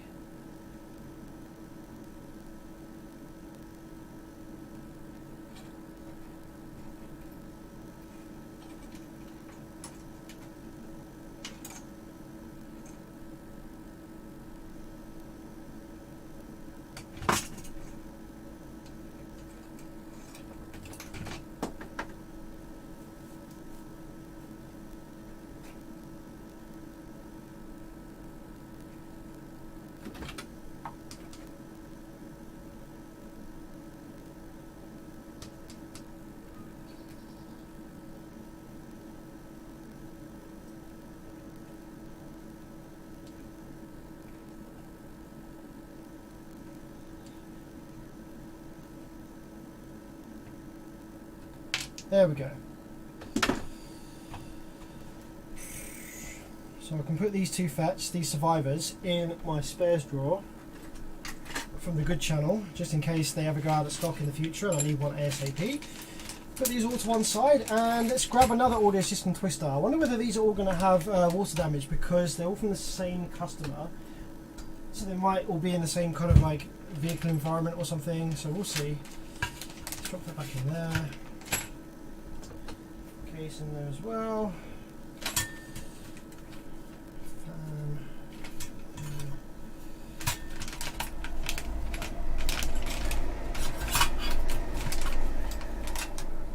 Okay, so the next one's going to be an audio system twister as well.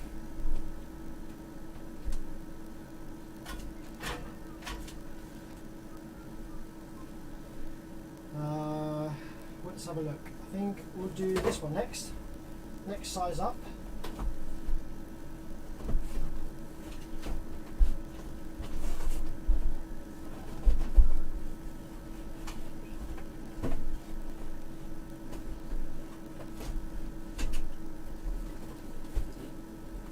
This one has its original box as well, which is cool.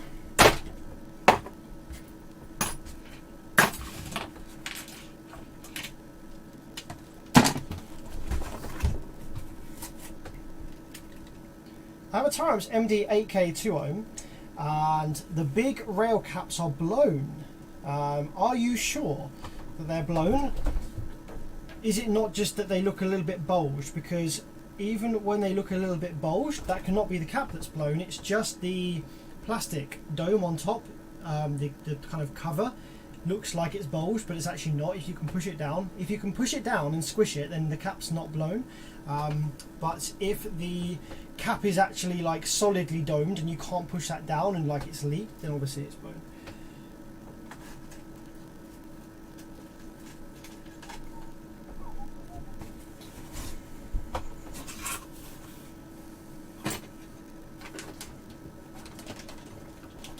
Someone said the side is burnt clean off.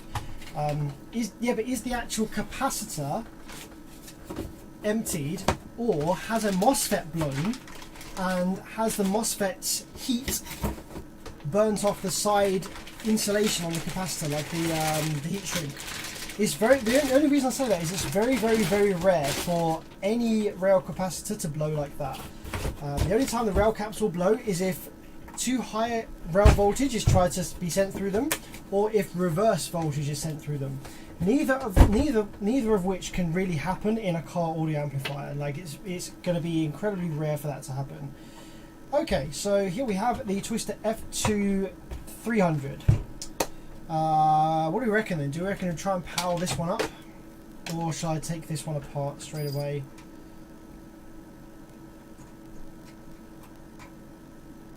I say power this one up, see what it's doing.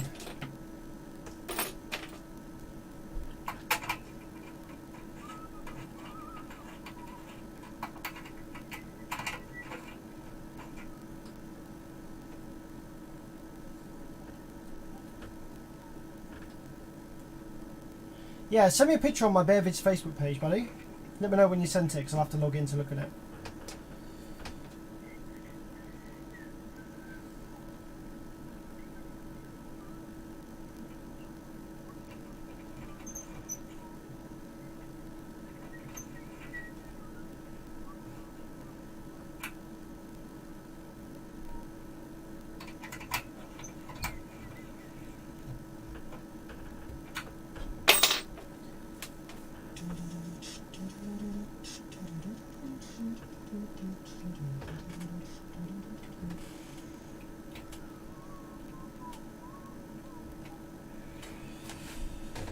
Okay, let's see what this one's doing then, shall we? 12 volts going in, no excessive current draw. Power up. We're only drawing 0.2 of an amp. It didn't even build rails by the looks of it. Okay. No excessive current draw. But yeah, it didn't even seem to like draw any current to build the rails. Let's plug some RCA signal in and see whether we have any audio output.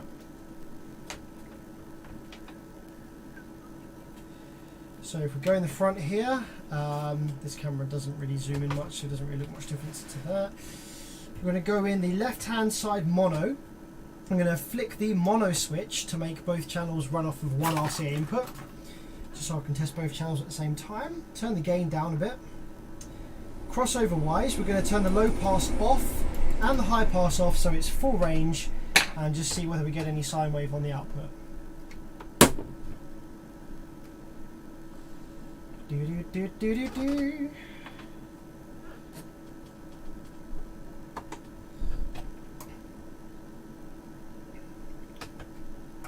Okay, so yep, RCA is in.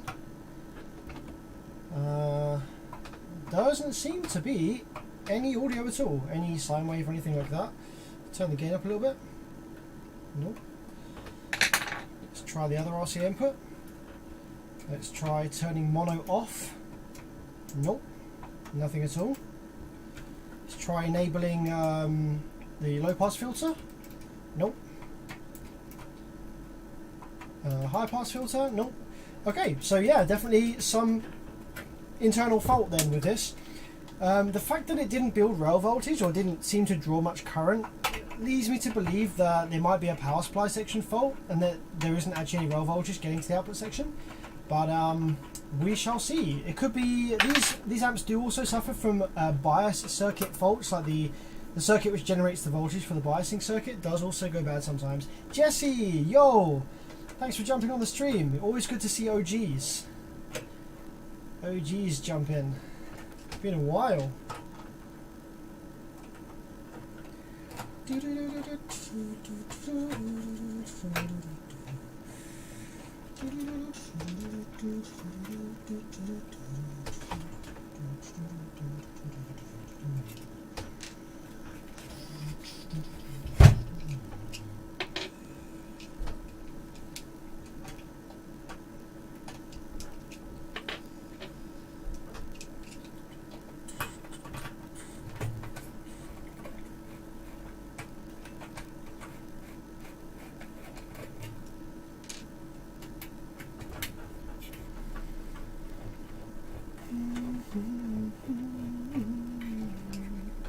That's one side panel off.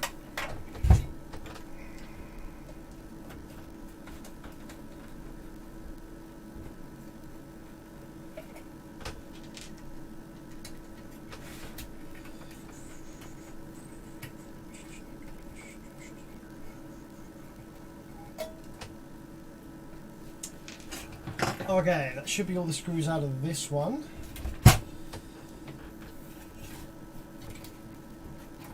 I think we need to remove the fuses because they kind of get in the way of taking the case off.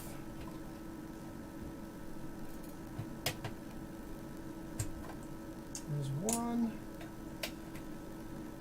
There's two.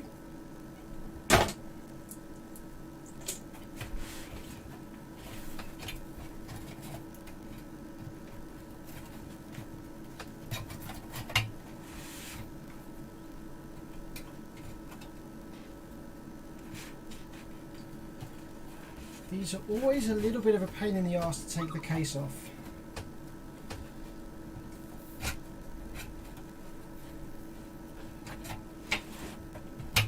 Bevis, it's sure been a while. Been helping out friends and did a bit of travelling. Nice. Where did you go? Tell us about your travels. I suppose lots of people are travelling at the moment because it's you couldn't travel for a while, so people are like, yay, travelling.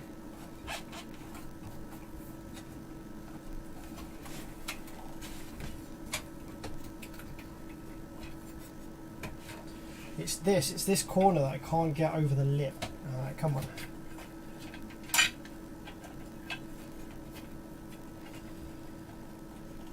Up you come.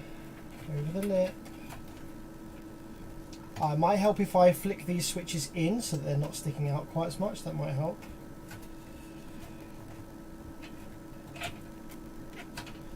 There we go. Okay, that's starting to come over the lip now. That's good.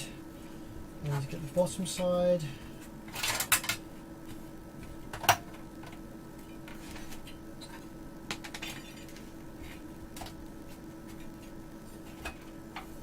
Come on, green crusties, says Mike Honda. I don't want to see any more green crusties. Had quite enough water damage for one day.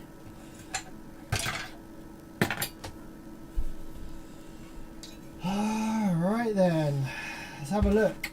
I don't see any green crusties in this bad boy. Not yet anyway. Haven't done a full look over, but let's take a visual inspection first then of the power supply side. So here's the power supply side. Let's put the fuse back in. We only need one, we don't need both in.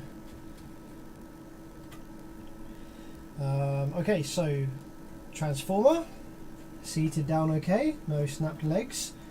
Power supply FETs all in there, 3525 is there. Power supply FETs clamped to the heatsink. Rectifiers, rail caps all look intact. A couple of big chunky boys, chunky diodes there. What we got over here? We've got this circuit over here is part of the circuit which generates the supply voltage for the biasing circuit.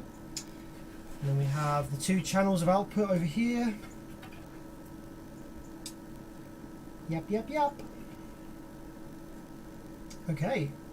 So now I guess we power it up out with the case off and see if we can figure out why we have no audio.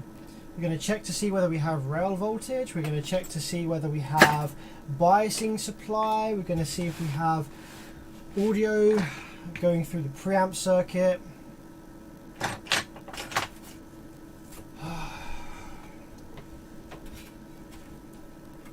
Where are my flapjacks? Here it is.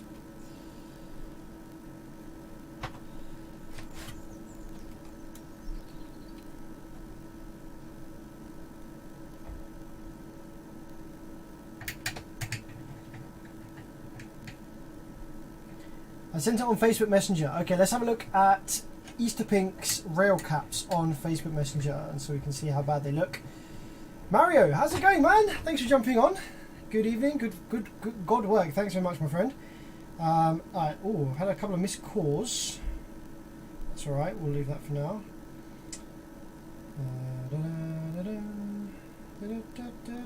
Alright, let's go and have a look at my BearViz Facebook page.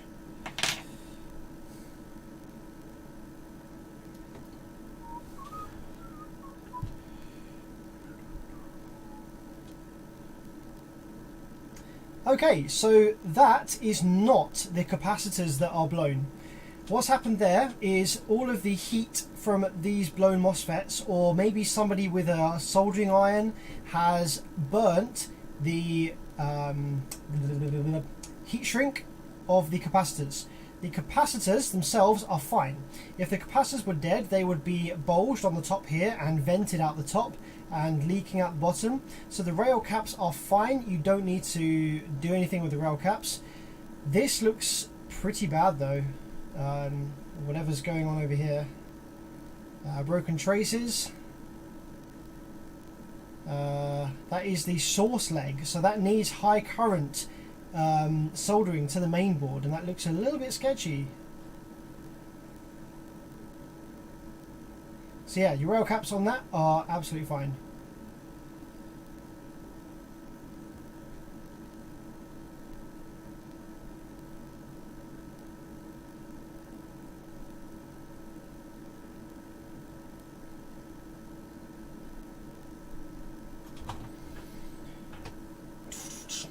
It blew a whole bunch of bluish smoke blew out. It's been repaired a few times. Yeah, I don't think it's the rail caps. It doesn't look like a normal rail cap failure there to me. So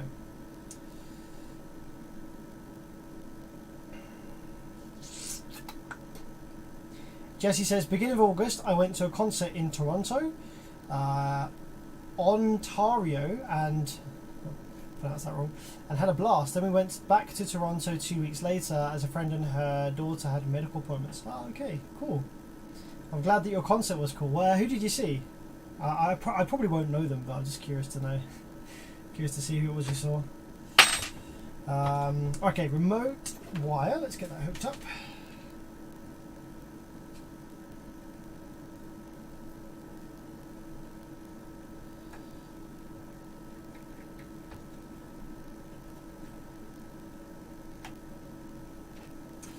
Okay, so what do you reckon then, guys? Do you think we have rail voltage, or do you think rail voltage is missing? I'm actually kind of thinking that rail voltage is present now. Now I've seen the board, I think we do have rail voltage, but I think that we either don't have auxiliary supply plus minus 15, or we don't have bias supply.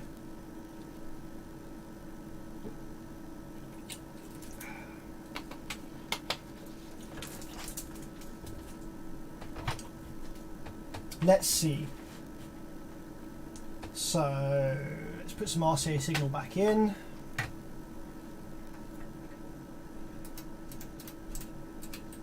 I think it was we wanted these switches in for mono mode. We want it in, and then both of these off.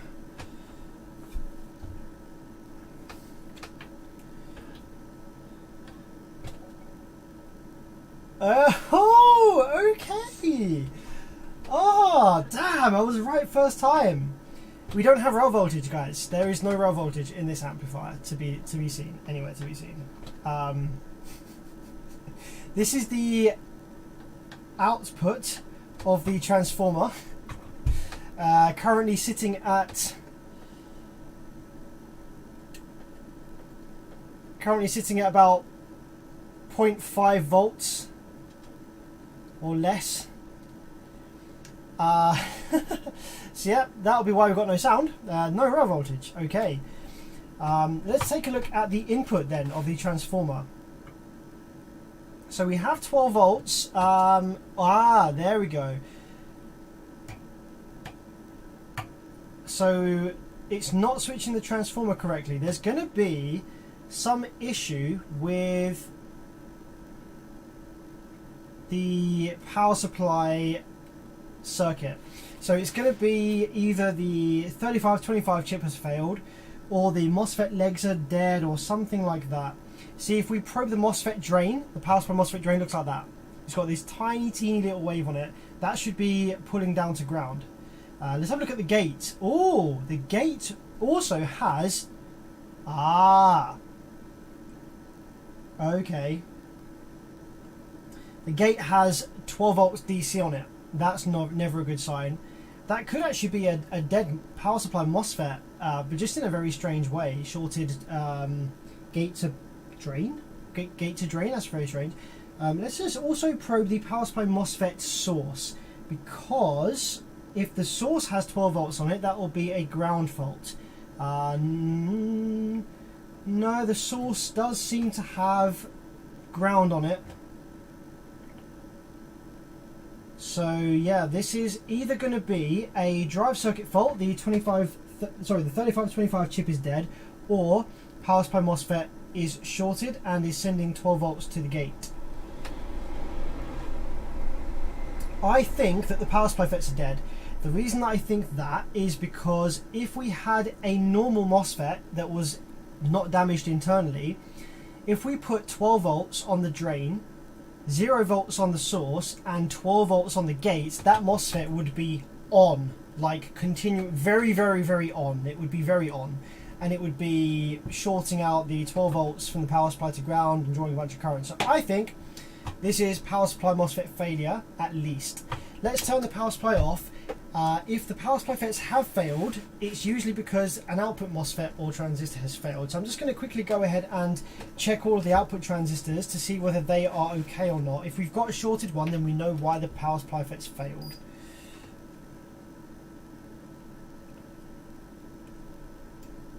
Uh-oh! We have shorted output FETs. So this, my friends, is a full rebuild. Oh heck, multiple channels. Yeah, actually no, this is a two. Is this a 2-channel? Yeah, this is a 2-channel. Okay, so we've got one channel over here that's toast, and one channel over here that's okie dokie. So one channel failed. This channel over here is dead and burned, and this channel being dead killed the power supply. But the power supply FETs have just failed in a very unusual way. It looks like they've gone open internally and they're just shorting voltage off from drain to gate, which is a bit unusual.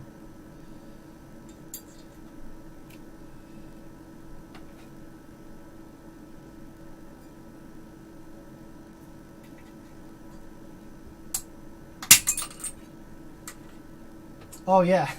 After we remove the clip, it becomes blaringly obvious that the power supply FETs have failed. Let's take a look at this bad boy. I don't know about you, but it's kind of obvious now what's happened. Cool. So full rebuild then. Nice. Love to see it. I hope we have parts for this, because everything that we've looked at so far I've not been able to finish because we need to order parts.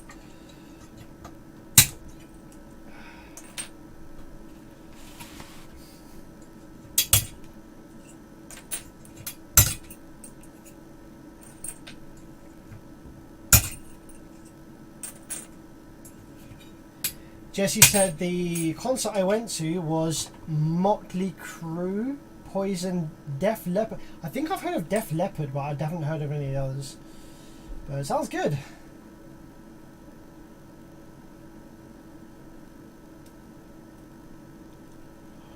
Mobile Dog. Mobile Dog says, howdy everyone. I never comment when I'm on here because I feel so lost. Ah, it's cool, man. You will pick it up. Although I would say that just watching my live streams, I don't think you'll necessarily pick up enough to then instantly be able to go and do it. You need to buy some blown boards to start working on yourself. You learn best by doing. But having watched my streams, as you start doing it, some things will come into your head. You'll be like, oh, when Bevis had this kind of fault, he did this, maybe I should do that. So the streams won't necessarily allow you to instantly be able to fix stuff, but it will give you a lot of background information that you won't necessarily be aware that you're taking in. But if you do come to do some repairs, you'll be like, how did I know that?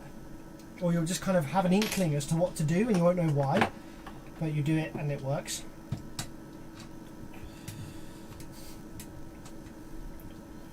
Laurie says, do you know anyone who still sells recones for the Silverface T? I don't personally, unfortunately. I'm not super big in the recone space. If Rockford don't have them available, then you're probably going to need a third-party recone from someone like PSI or something like that. Helicopter just passed by. Don't think so. Didn't hear it.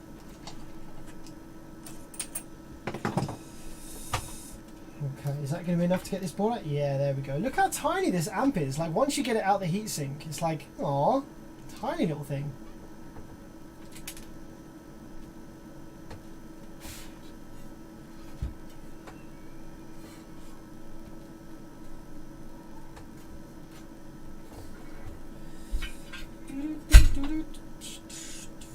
Okay, let's have a quick look at the bottom of the PCB, just in case we have anything that gives any damage away. No, the bottom PCB looks alright. Let's start by taking out the power supply FETs, because they're going to need to come out, obviously. We're going to turn the big soldering on for this, because we're going to need to take some other FETs out as well. So, oh, over in Sweden. Okay, fair. Enjoy the odd stream times. Yeah, it's good. I don't usually stream during the day, but I'm enjoying it recently.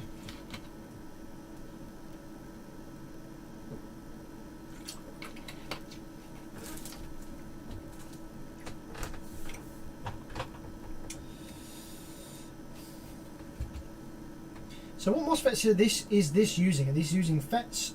It is. This is using 9540s and 540s. So that's cool because I might actually have some of those in stock. 540 and 9540s. So might be able to get this up and running today, which will be the first one. Everything else is needed parts ordering.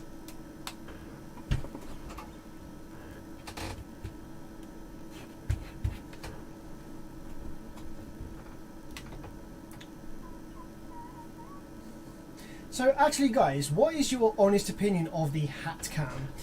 Do you think the hat cam is worth having on? Or like I don't think I use it like super lots. I don't use it all the time.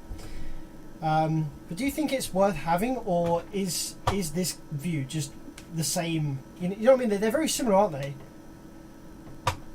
They're not that different. I mean, the hat cam I can kind of look around and I can show you different things and stuff, but it's not that different to that.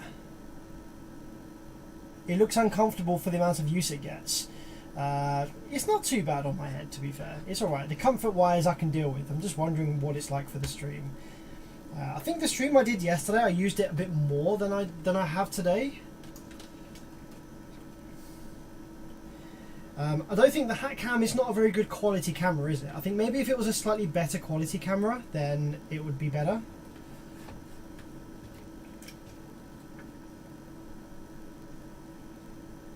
Are you still in Dartford? Nope, I'm not in Dartford anymore.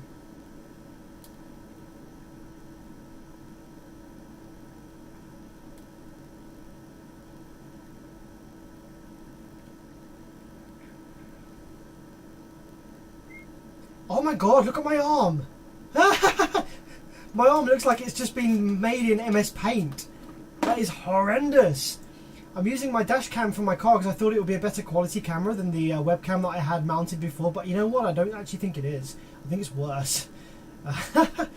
It's terrible. I might put the webcam back on.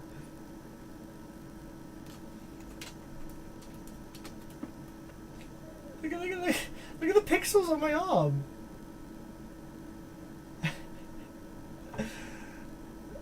That's so much better.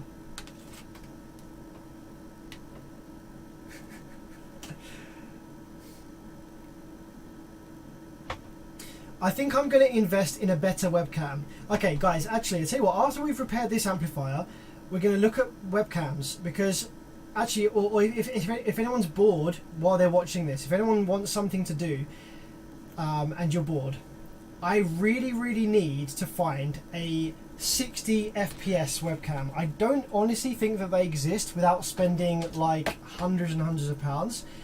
But I would like to replace the hat cam with something that is 60 FPS, because it would make it much nicer on the eyes, you know, for viewing purposes, if it had a higher frame rate. I've been struggling to find one that's genuinely 60 FPS. I've found some Amazon listings that have 60 FPS in the title, but it's clearly obvious it's not 60 FPS.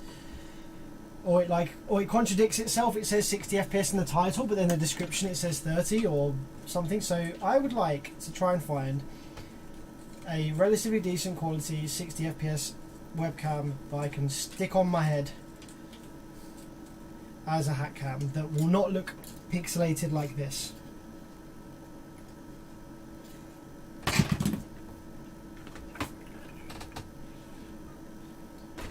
Just use a GoPro Hero 9, helps to reduce shake and motion blur.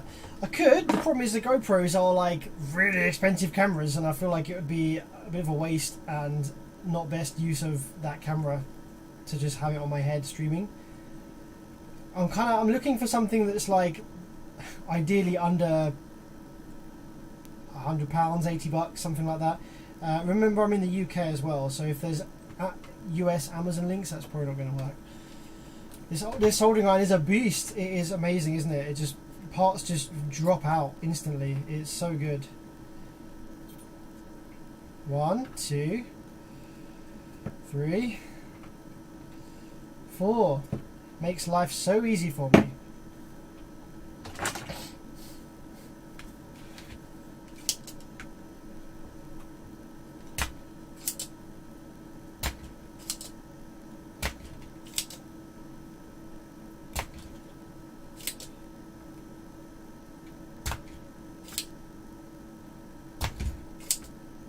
Come on.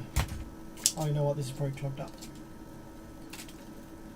I like POV mode. It's good how you snap in and out like that. Breaks things up a bit. Yeah, I thought that, like, this can be quite like samey streaming amplifier repair. So I do like to change up the views a bit. Switch to the hat cam for a bit. Switch to the side cam a little bit sometimes, especially when I'm like opening an amp or I'm doing something that's big on the desk. Switch to this view. I actually have 2 spare webcams. So if anyone can think of a good view for the camera, let me know and we'll try it.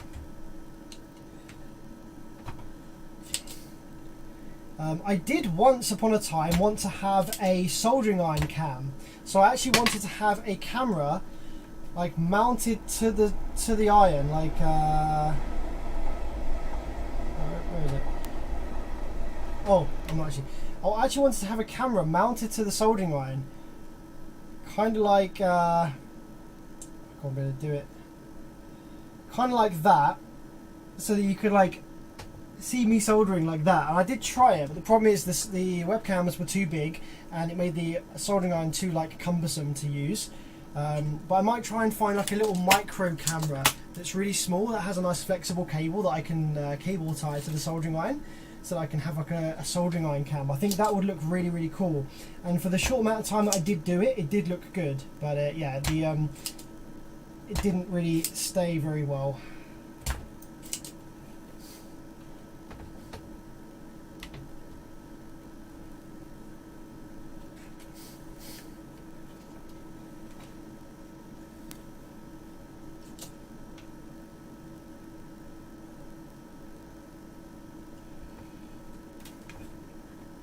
Maybe a camera on the desk or in desk height, like that, maybe? Or do you mean like pointing at the board?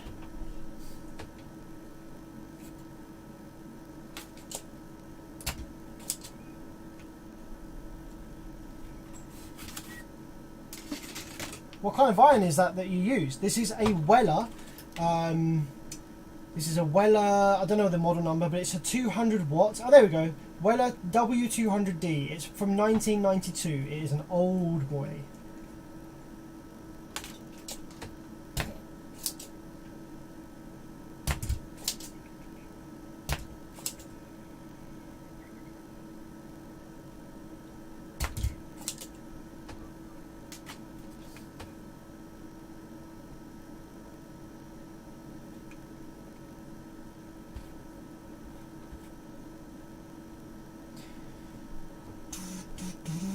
Behan Beat says Razer Keo Pro.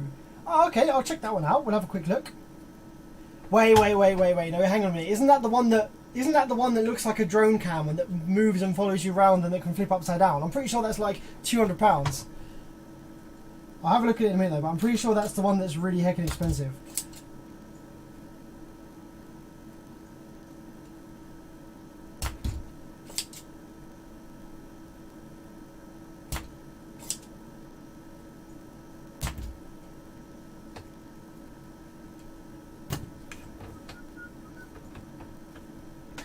Someone said you can use mobile phones for high quality streaming. Ah, you can. I forgot about that.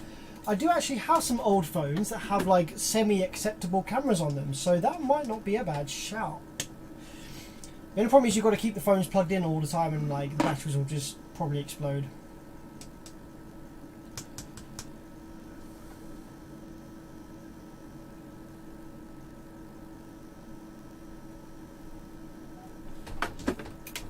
I'm actually struggling with one of the pads on the top tracer, which doesn't seem to want to get cleaned up.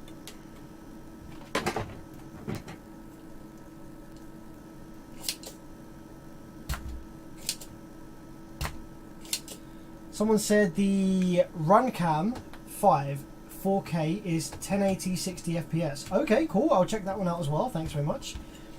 We'll have a look at those once this amp's done.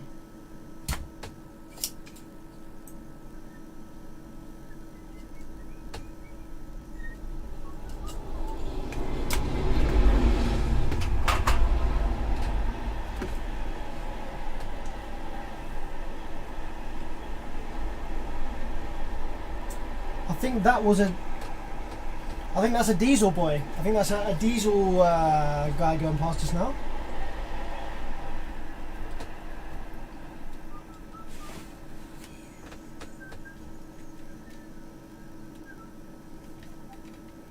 What about a chest view? Chest view might work. Actually, you know what? Let's plug some cameras in. Actually, where was it? I've got where is it? Oh, I took it downstairs. There is a spare camera here, but it's not plugged in. Okay, let's get this one. Let's take this hat off for a sec. You have to look at my bald head. So a chest view would look a bit like that. So as I'm actually, that's not so bad. That actually could work. You get a slightly closer view, don't you, of what I'm doing? Yeah, that's actually not a bad shout. Chest cam. Yeah, that might be a good shout. Good suggestion. Who said that? Anders, good suggestion. I might actually do that. Strap this to my chest. I do definitely want soldering iron cam though. It looks so cool. I'm gonna have to buy a really tiny little camera. Just to have it down the nose of the thing and soldering like this. Obviously, I'd have to get one with autofocus. Like this is too out of focus because it's too close on this camera. So I need something with autofocus, but that could be good. What else could we have? Got an above one, got a side one maybe.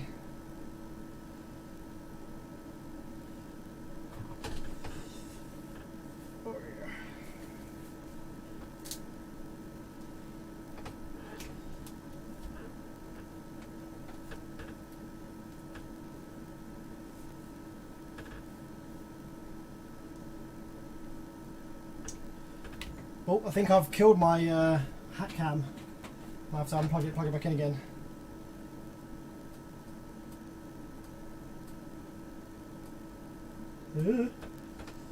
Hat cam has broken. Hat cam has stopped. Oh, it's come unplugged, that's why.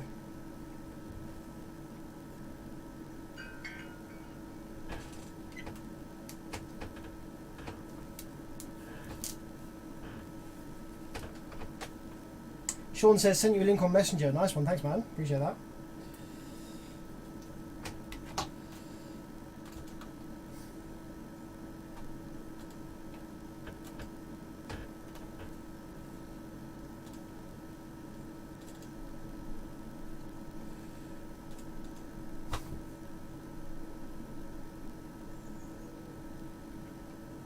Maybe a camera located below your monitor pointing at the board you're working on. That's kind of similar to this one, which has now turned green, because it does that. Whenever I deactivate and reactivate a new camera, it does that. It's kind of similar to this one, I guess.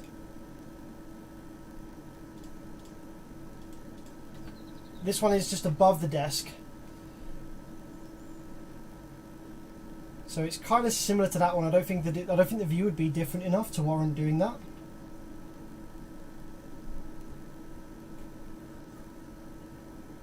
Okay, let's have a look at the gate resistors on this. Let's carry on with this amp a little bit.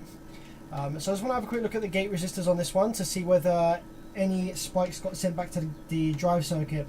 On this amp, it looks like the SG3525 is actually driving the FETs directly.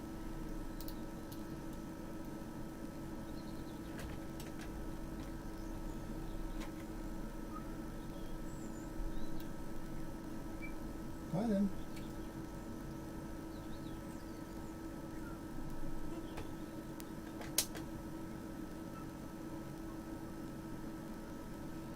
$75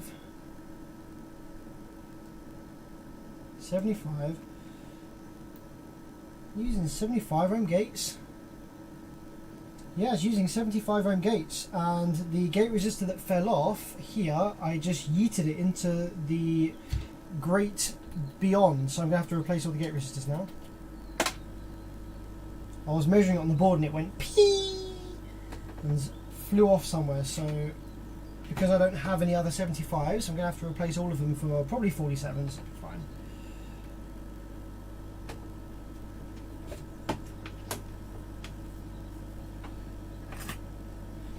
What about a train cam?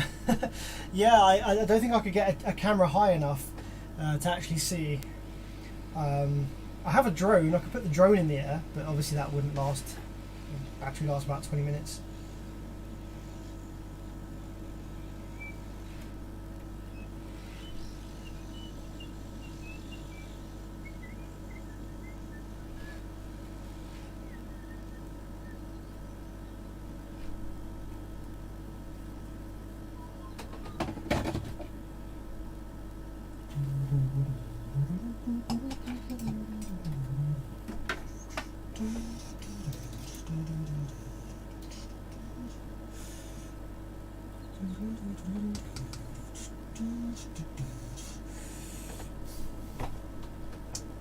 I think where else can I put a camera? No, these are all the cameras that I've got. Right? I've got quite a few hooked up. So this is the side chat camera. So I also have, give you my screen. I can't give you my screen. I also have this one, which is the multimeter cam. I have this one, which is the scope cam. This one, which is the power supply cam. Then I have the hat cam, the main camera, that's the one that's looking down on the board. I think actually that's it. Oh, and this one up here.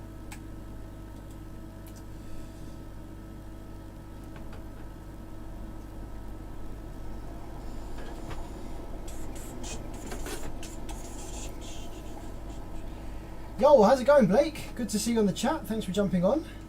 It's going alright. It's going good.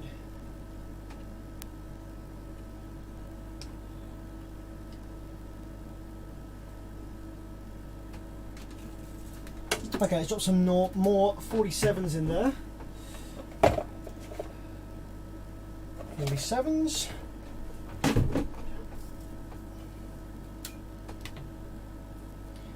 One, two. 4. There we go.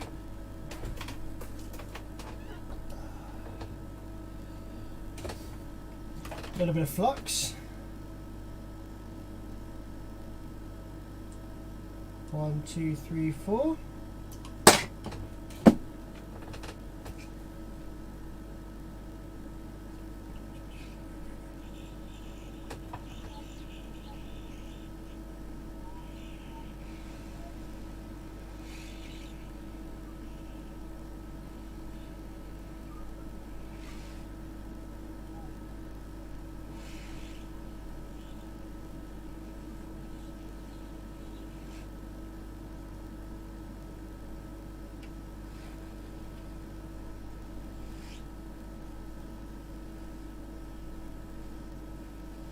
There it is. Okay, let's see whether the drive circuit's okay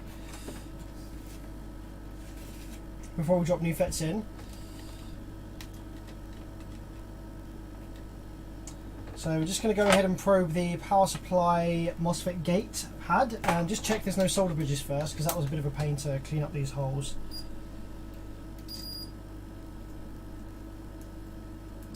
No, I think we're good.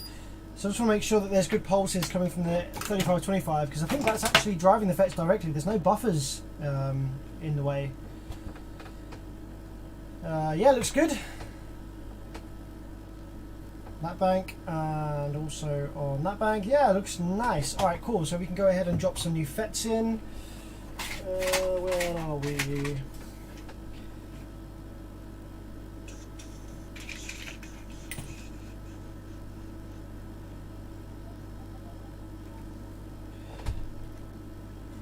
The original FETs had this kind of I think it's a ferrite bead on the source leg, so we're going to try and retain that on the new FETs.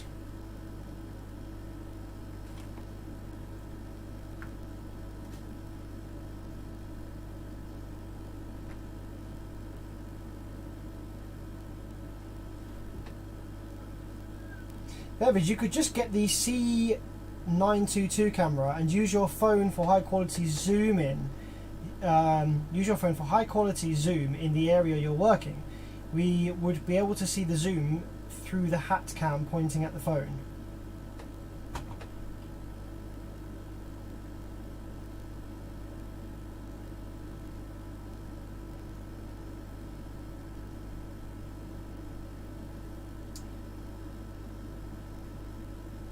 So are you saying, I'm trying to work out what you're saying, are you saying to hold a mobile phone and point the camera at the phone screen? I want to try and avoid doing that if I can.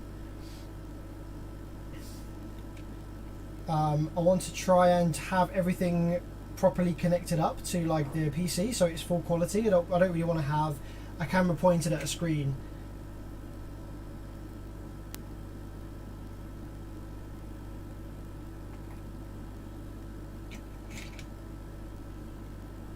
But I appreciate the suggestion.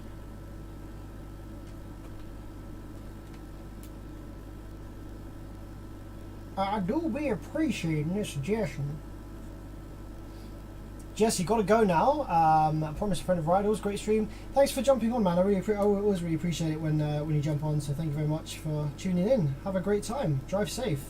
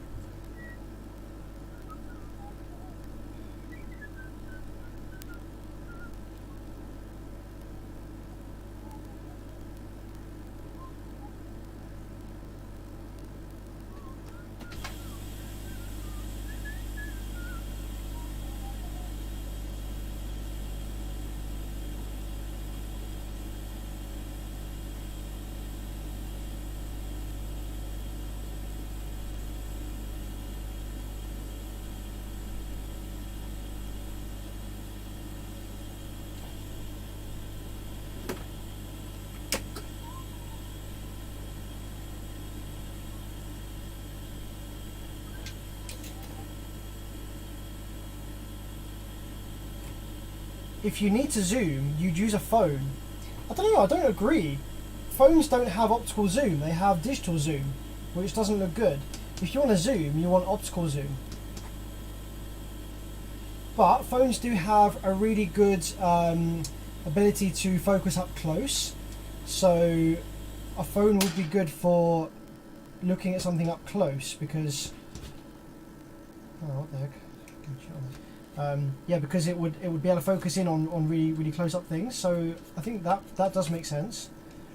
But I would want the phone to be connected via USB to the PC so that I can have a direct video stream rather than pointing at the screen.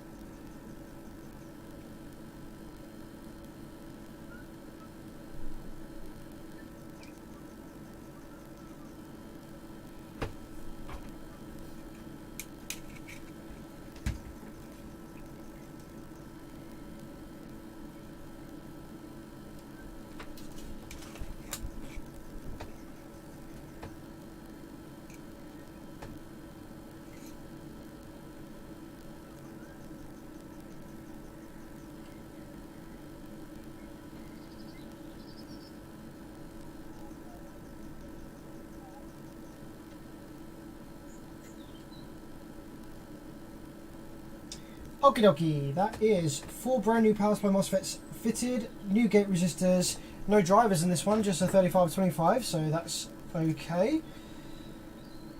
Right, so now we turn our attention to the output section. So we know that we had all dead output FETs in one channel. They are 540N and 9540s, so N channel and P channel FETs. What we want to check is, did the drive circuit survive or is there drive circuit damage? It would be a good idea before we go any further just to run our multimeter over some of the semiconductor components in this channel, because if there's any obvious dead shorts, then we'll want to replace those parts before we even think about putting power to the board. So let's take a visual inspection and look up close to see if there's any dead resistors. See how close we can get with the zoom on this. About that close.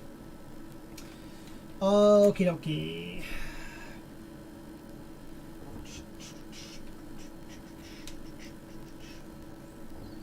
I'm myself having to look nice and close, so I cover the camera up, so just bear with me a sec.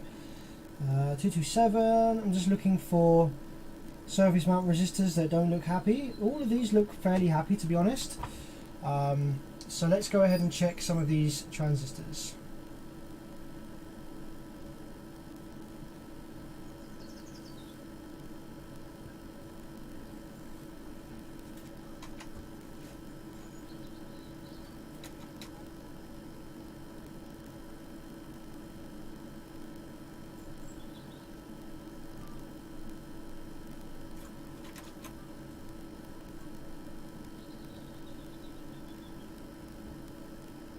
Okay, I don't trust this one. So here's some tips for you. See this transistor here? Okay. Usually with a transistor, between its legs, the value will be different when you flip the probes round. And this is a bit low. So between legs 1 and 2 here, I've got 302 on the multimeter. If I flip the probes round, we've also got 305. So that to me is a telltale sign that that transistor might be faulty, or it could be reading something else faulty on the board, but I don't trust this one. We're probably going to pull that and drop it in the transistor tester and see what it says.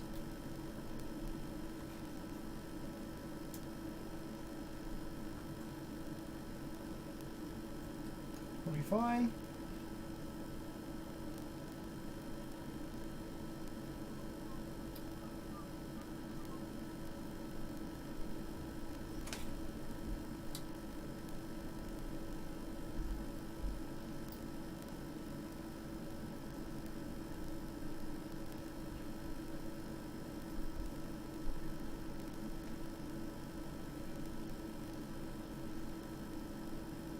So that one's probably fine. Let's check these guys.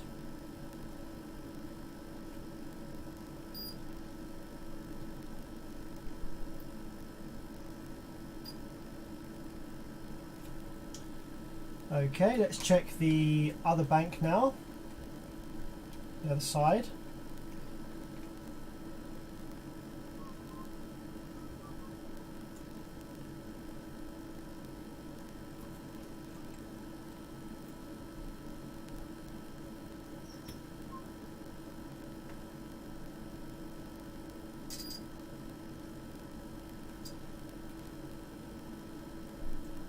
I don't trust this one either. This is reading strange.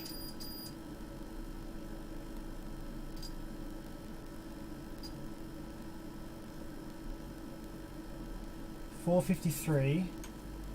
Although we do have a capacitor in parallel with these legs.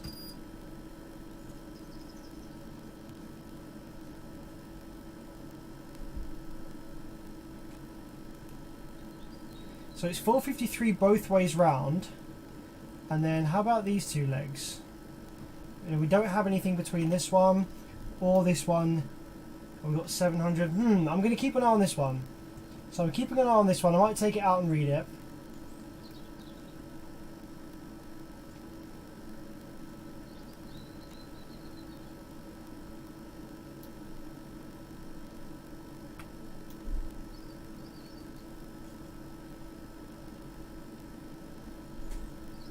$254. That seems a bit low. Let's flip the probes. Okay, I'm a bit skeptical about this one as well. So this one and this one. But it could just be we're reading other things in the circuit. But it's always good to just double check.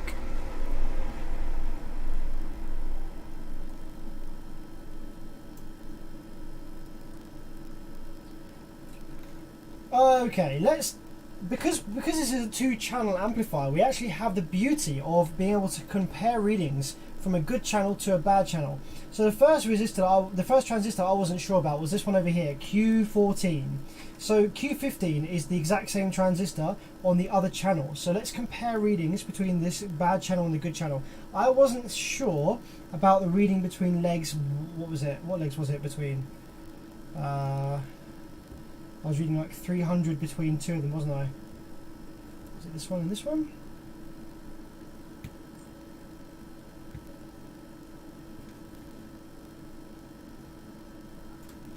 Okay, seems to have changed now. Maybe it is okay. Maybe I was just reading stuff on the board elsewhere. Okay, that one's... Oh no, oh, it was this one, Q21. I think it was Q21 that I wasn't sure about. There we go, yeah, 305. Okay, so the equivalent transistor on the other channel is Q23. So on the good channel, we do have that same 305. Okay, so maybe it's actually okay. Always good to check though. And the other one was Q18. I think I wasn't sure about. I wasn't sure about the readings between these two. 453. 453. So the equivalent transistor on this other channel is Q19. Okay, 453. That also looks alright. Judging by what I've read, then we might get away with just replacing the transistors here, or the MOSFETs, and the drive circuit might be alright. So let's go ahead and suck the solder from these holes. Get ready to drop some new FETs in.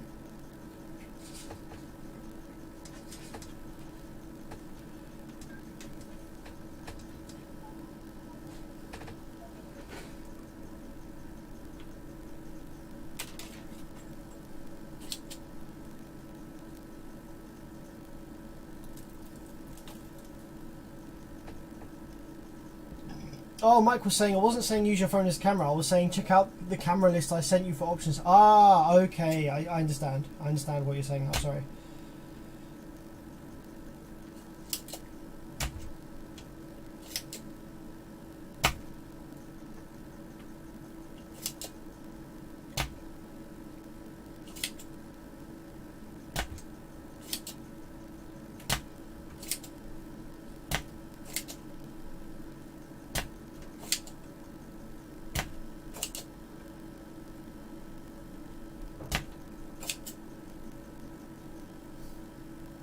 Hey Sam, Halifax, Nova Scotia here. When do you sleep? I sleep at night. Alright, I'm just working during the days of my 9 to 5, you know. Okay. Anything attached to your body moves too much. Articulating arm with the camera for close-ups and different angles maybe. I have thought about that. I do have some arms that I can move around. Actually, you know what? The big this camera is actually attached to an arm that's clamped to my desk here. So yeah, I can kind of move that one around a little bit. The camera that's pointing at my multimeter, I can also move around. It's kind of on a stiff wire. And the camera for the power supply is also on one of these wires that I can move around.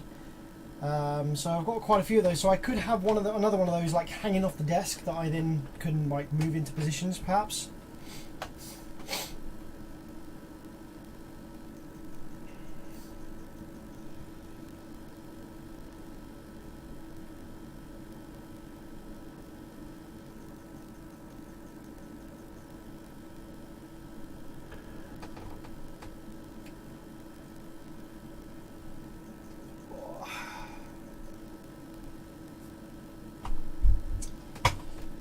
Okay, let's have a look and see if I have some spare 540s and 9 540s. That's what this amplifier requires.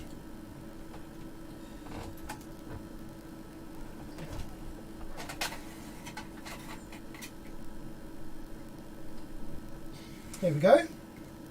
The first drawer that I picked out has 540s in it. Ideally, we don't want to use the N variant, so 540N has a smaller die for switching applications. We ideally want to use a straight up 540, not a 540N, because that will have a larger die size and a better heat thermal transfer to the case. So there's some 540s. Now I need some 9 540s.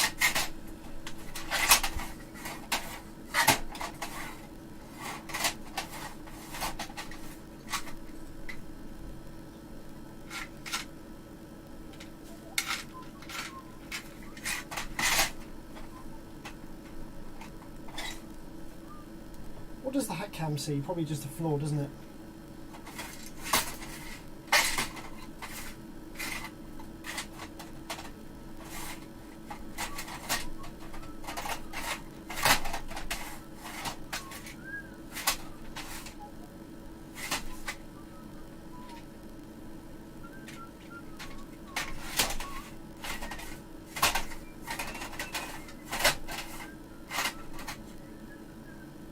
Here we go, 9 540s, perfect. So I have spare FETs. Excelente. Muy bien. I think I need 2 of each.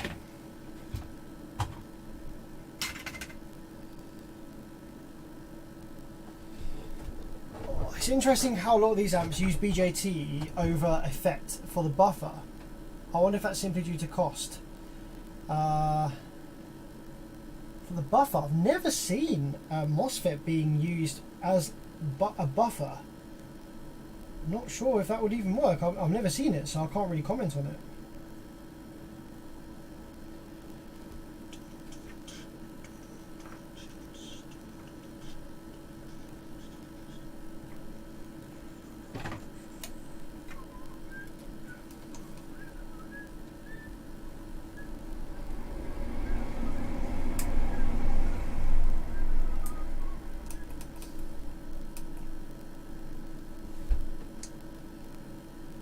.2, 3.0. I'm learning from you and I'm stuck already with the power supply burning FETs on a fly integrated sub amp. Going to car boots to try and pick up some duffers to work on. So if the FETs blow instantly, even when you change them, it's probably because you've got an output failure, output MOSFET failure that you haven't sorted out yet, which is still causing the FETs to blow over time. So have a look at the output section.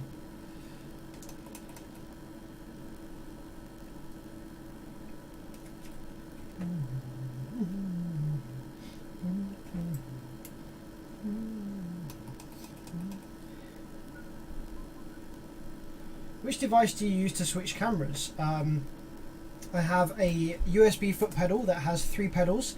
I can switch between this camera, and the scope set. I also have a little Akai LPD8, which I'm just using as a button thing. So I can switch between the hat cam, I can switch between the screen. I can also play some sound effects, which I never use. So I always forget that they're there.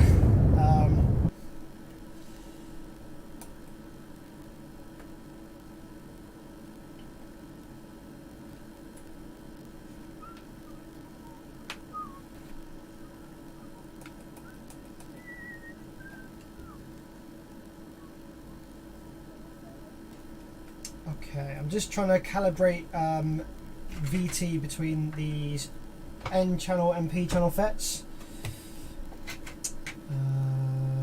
Don't want the N variant.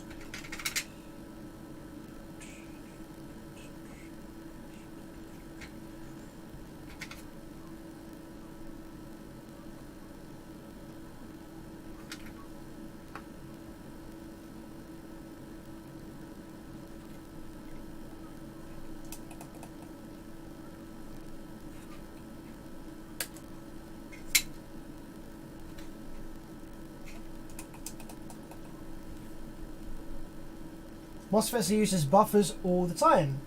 That's what I'm talking about. The FET buffer is superior due to lower on resistance. They can pull the gate much closer to the drive rails in the BJT. Yeah, I don't really know, man. I don't know why they're not used. Maybe I could experiment by using FETs instead in some amplifier that I have here.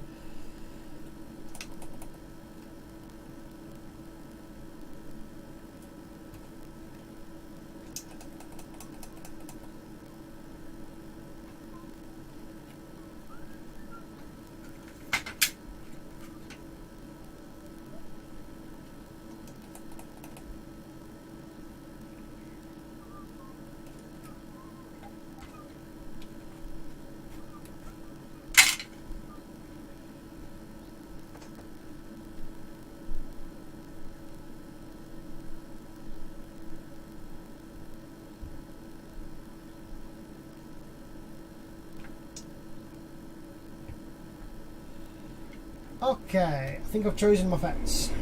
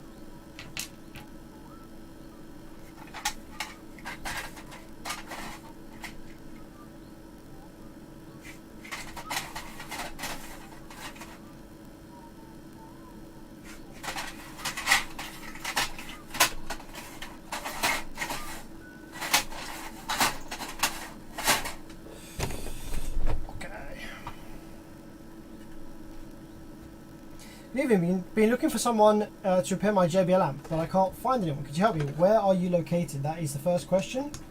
The most important thing is, where are you located?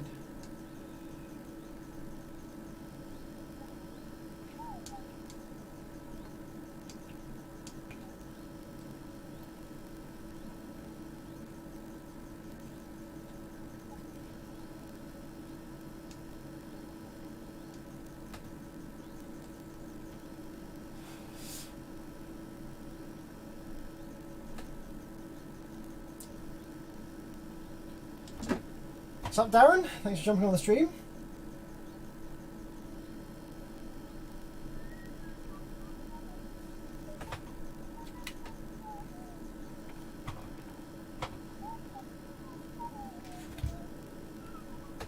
So the 540s are to the left.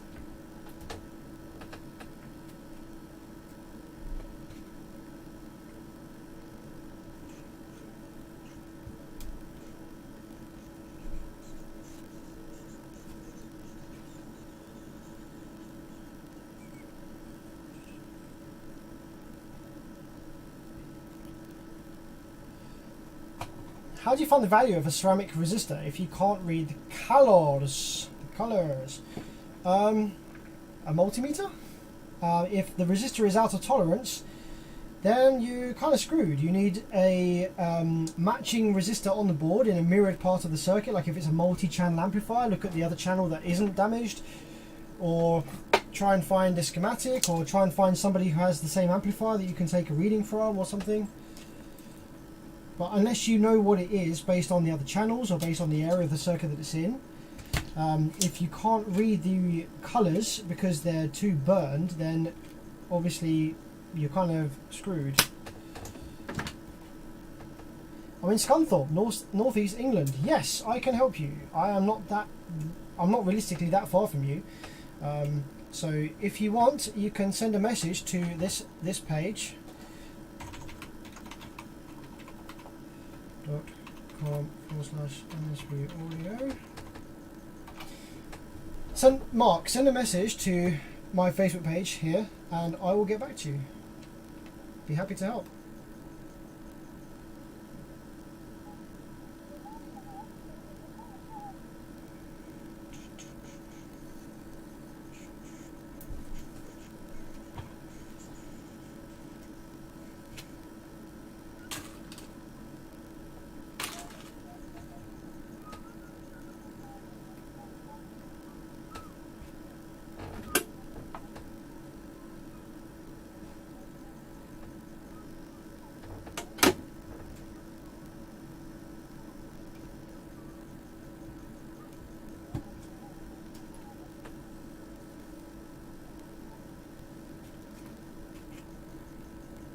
So I'm just snapping the legs off the original FETs to get these nice little plastic spacers or covers for the legs.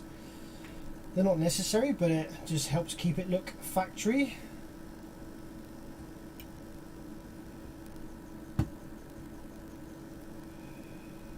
Okay, there we go. Let's solder these guys in now.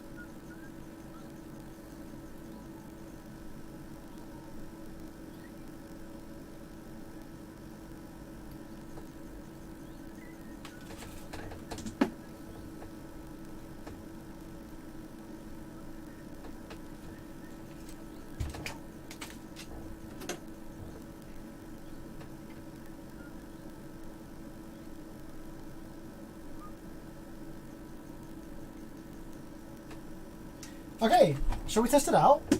See if it works. We haven't done any work to the drive circuit, but I don't think it needs it based on what I have measured so far. I'm going to start with the bias down on minimum. So let's take a screwdriver, and that's too big. So we're going to set the bias down on minimum because we changed the FETs, so they'll have a different bias position. Let's power it up and see what she does. No idea if it's going to work. No idea what it'll do, but we shall surely find out.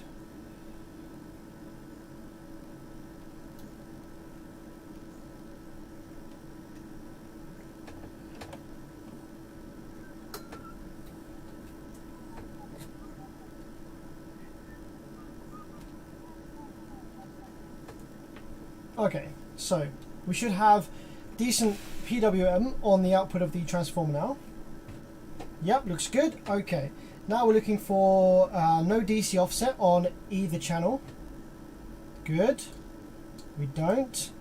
And we have audio. Okay, we have a nice sine wave. And that's coming from both channels now. Fantastic. So yeah, it didn't need any drive circuit work. Looks like it just needed just needed the fetch replacing on one side and the power supply rebuilding. However, this amplifier does need biasing. I'm probably going to bias it on both channels just to make sure both are good. It's always a good idea to rebias both channels when you do it in the workshop. So I'm going to put it back in the case because when you're biasing an amplifier, you must have it attached to the heatsink. Otherwise, you get thermal runaway on the transistors and you don't get an accurate bias. So, find my Allen key. I can take the screws out of here, get it back in the case, get it back on the heatsink. Actually, I think I can leave these wires attached because I don't need to put the case on, just need to put it in the heatsink. I'm going to drop new thermal paste all over this bad boy as well.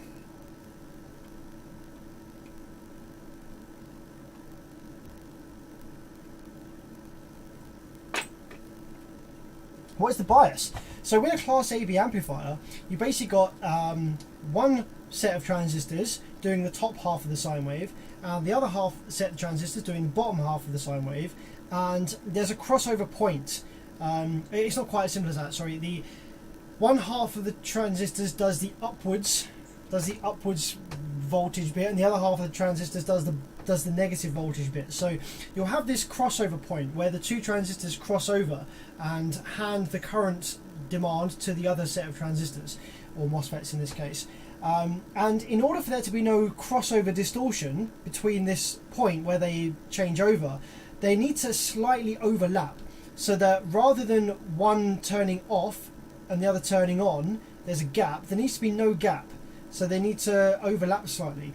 And during that overlap point, during the point where they overlap, they'll both be on at the same time, and so they will actually try and fight each other for a tiny fraction of the time, tiny amount of current crossover point. But it needs to be there, otherwise you get crossover distortion on the sine wave. So basically, setting the bias is setting the amount of kind of crossing over of the two transistors.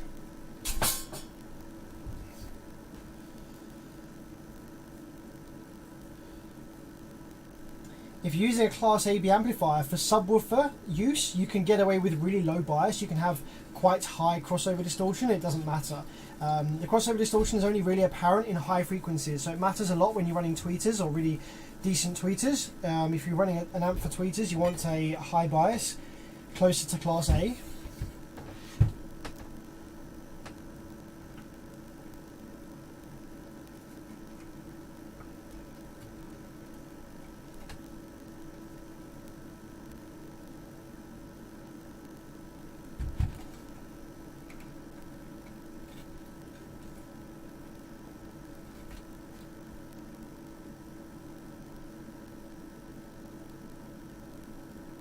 I think that's good. Is that in far enough?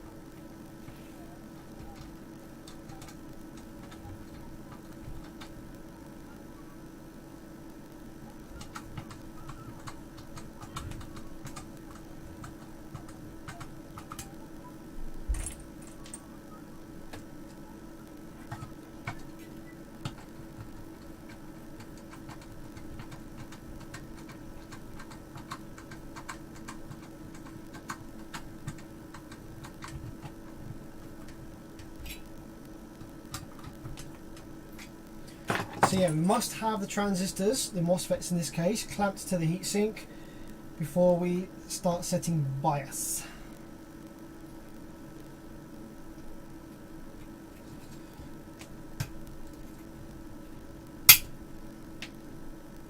Like a beast!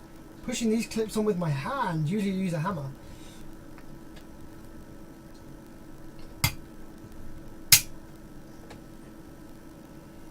What amp is that? This is a audio system twister. What is it? An F... crap, I can't remember now. F2300. Mark says I've messaged you. Nice one, thanks buddy. I will get back to you once I finish the stream.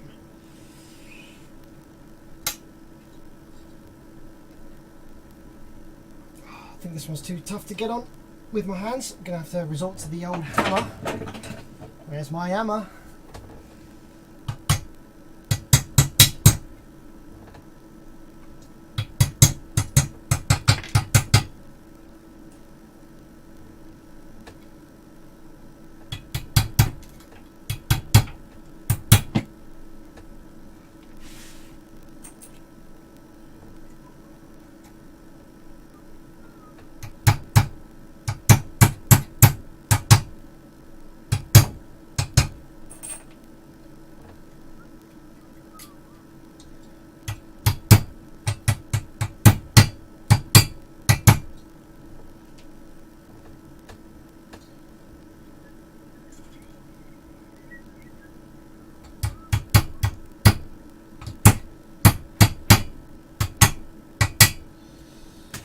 Okay, so that is all the MOSFET clamps back on, and now we can power it up, and I can show you what I do to set the bias. So we can stick the remote in.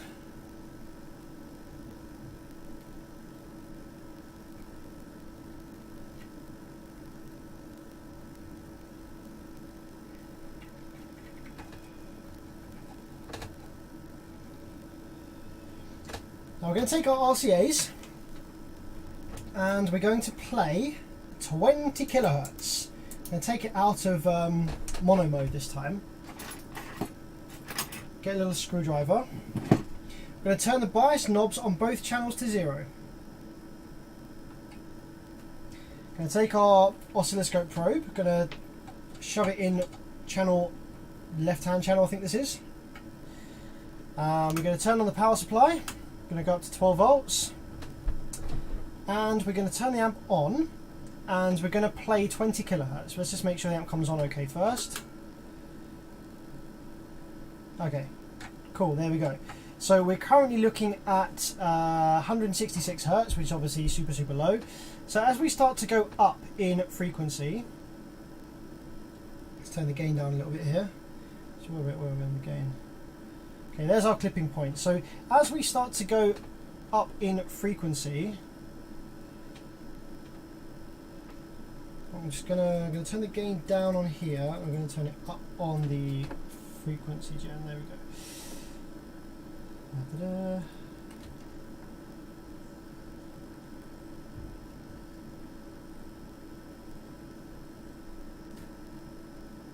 Okay, so now we are at 20 kilohertz.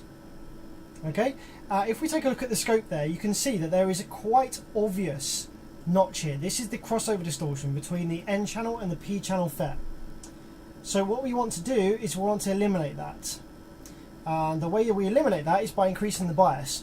So take note of the current draw of the amplifier at the moment. It is currently at 0.9. So we want this to increase by about 0.1 of an amp is my kind of general go-to.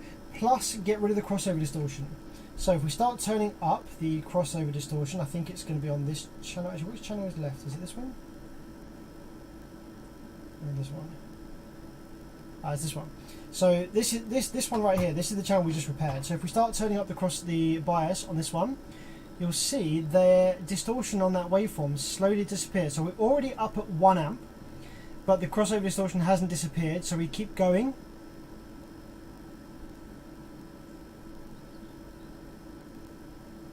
Slowly disappearing. It's slowly disappearing. Okay, now we're at the crossover point because the current draw is rising very quickly. I'm not turning the knob much, where we go from 1 amp to 1.2 amps here very quickly. So I'm going to level it off at 1.1 amps, and the crossover distortion here it's still quite visible. The problem is if you start biasing it too much, then the amplifier just runs really, really hot and the customer complains. So I'll bias it up a little higher. I'll try and get rid of that notch a little bit more. You can see it there. You can see it there actually, right there, moving quite a lot. Let's get that down there. So you see right there. I'm going to back off on the knob again. So that's pretty bad. So we're going to go right in, try and smooth it off. I'm probably going to go to 1.2 amps.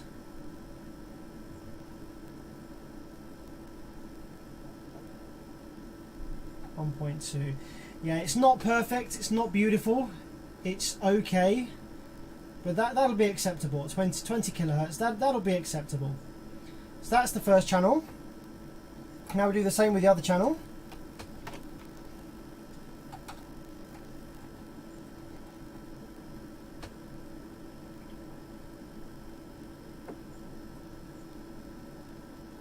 As you can see there, crossover distortion. So we went up by 0.2 of an amp last time. So we were aiming for about 1.4 as our final resting point.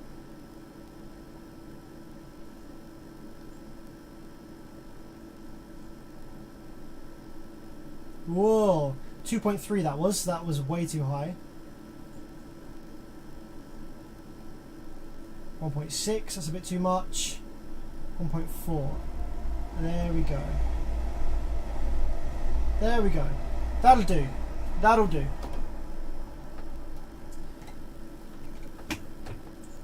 So yeah, that's how I bias it. You want to just increase the current draw ever so slightly, and visibly get rid of the crossover notch on the waveform. And yeah, that's now good to go. That should sound lovely and sweet. Would you like to hear this connected up to some speakers? I know you would. Would you like to hear this connected up to some speakers? Because this is going to be the last one we do today. And we'll be back tomorrow, I think. Maybe tomorrow, maybe Thursday.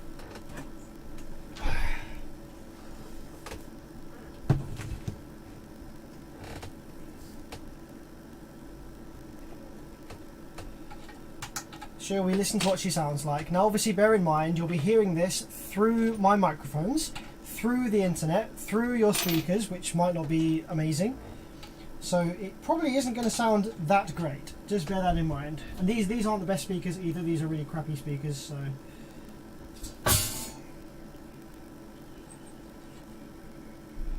yo, thanks to Mike Honda for the $20. Wow, camera donations, my man. I really fucking appreciate that. That is so sick. Okay, let's get a new camera then, shall we? Let's get a new camera. Where would you like the new camera? Would you like the new camera to be as the hat cam? Would you like a better camera for the zoom-in cam? Well, this one doesn't look too bad. This one's pretty decent anyway. Would you like a better camera? Scope cam, maybe?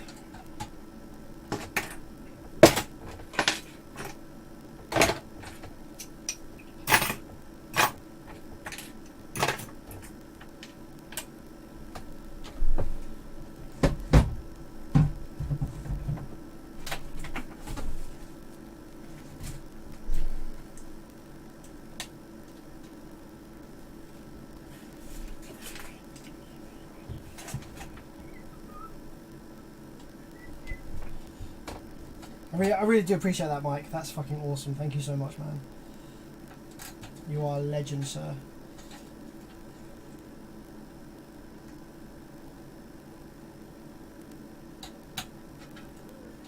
I think the hat cam is definitely the weakest one out of all of them.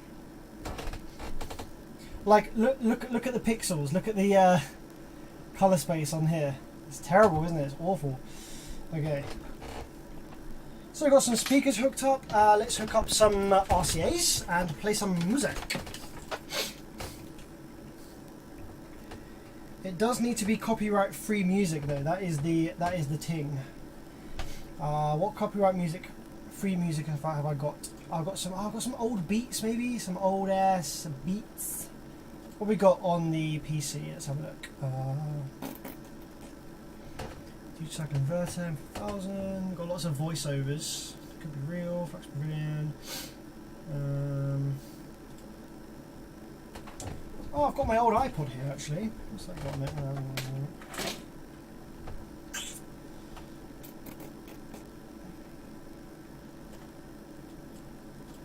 Alright, hit me with some royalty-free music that would be good to play.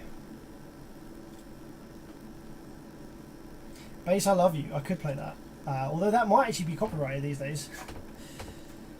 Never know. YouTube.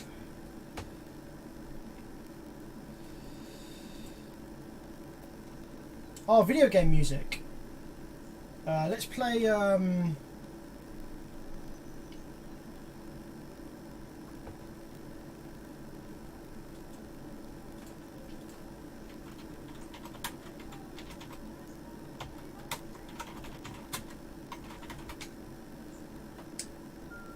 Foreign Woods. Yeah, let's play Foreign Woods from Zelda Skyward Sword. That's not copyrighted. Okay, let's get the amp turned on. Hopefully this all goes well. Yep. One amp with the current draw.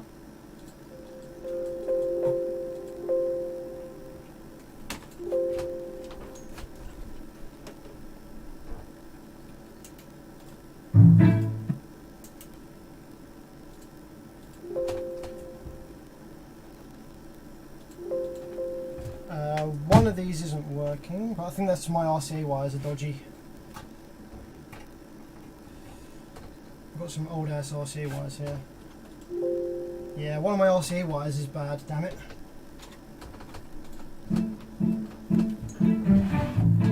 There we go, got it working.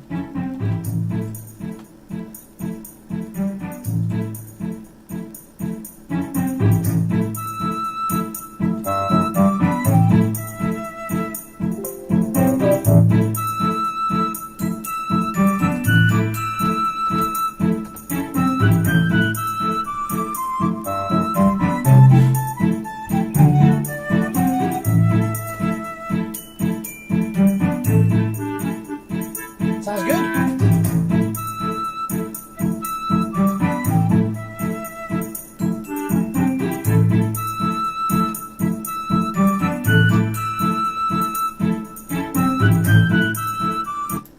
Check the filters work. This is low pass. Low pass filter works. High pass.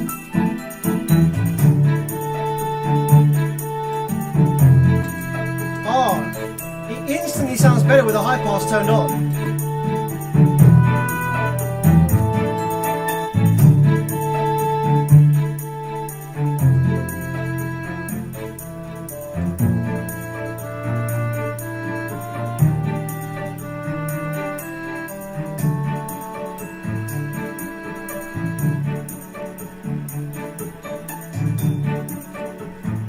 Yeah, cool. That works. Guys, thanks very much for joining me in the workshop today. As always, pleasure to have you along for the ride. I'm in the workshop every day repairing stuff anyway, so I just thought it'd be fun to hit stream and see how it goes. Really appreciate all of you guys' kind suggestions and everyone who donated. Mike Honda, and there was another big one up here as well somewhere, which is now probably gone. Yeah, massive respect to everyone that watches and supports the streams and supports what I do. I really appreciate it. It's fun hanging out with you guys.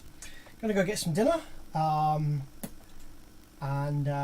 chill out this evening. I think do some things, play some games, watch some trains. Yeah, great to have you along, guys. I'll maybe see you tomorrow or Thursday. I'm going to be streaming a bit more often lately, so yeah, have a great evening. I will see you next time. Bye bye.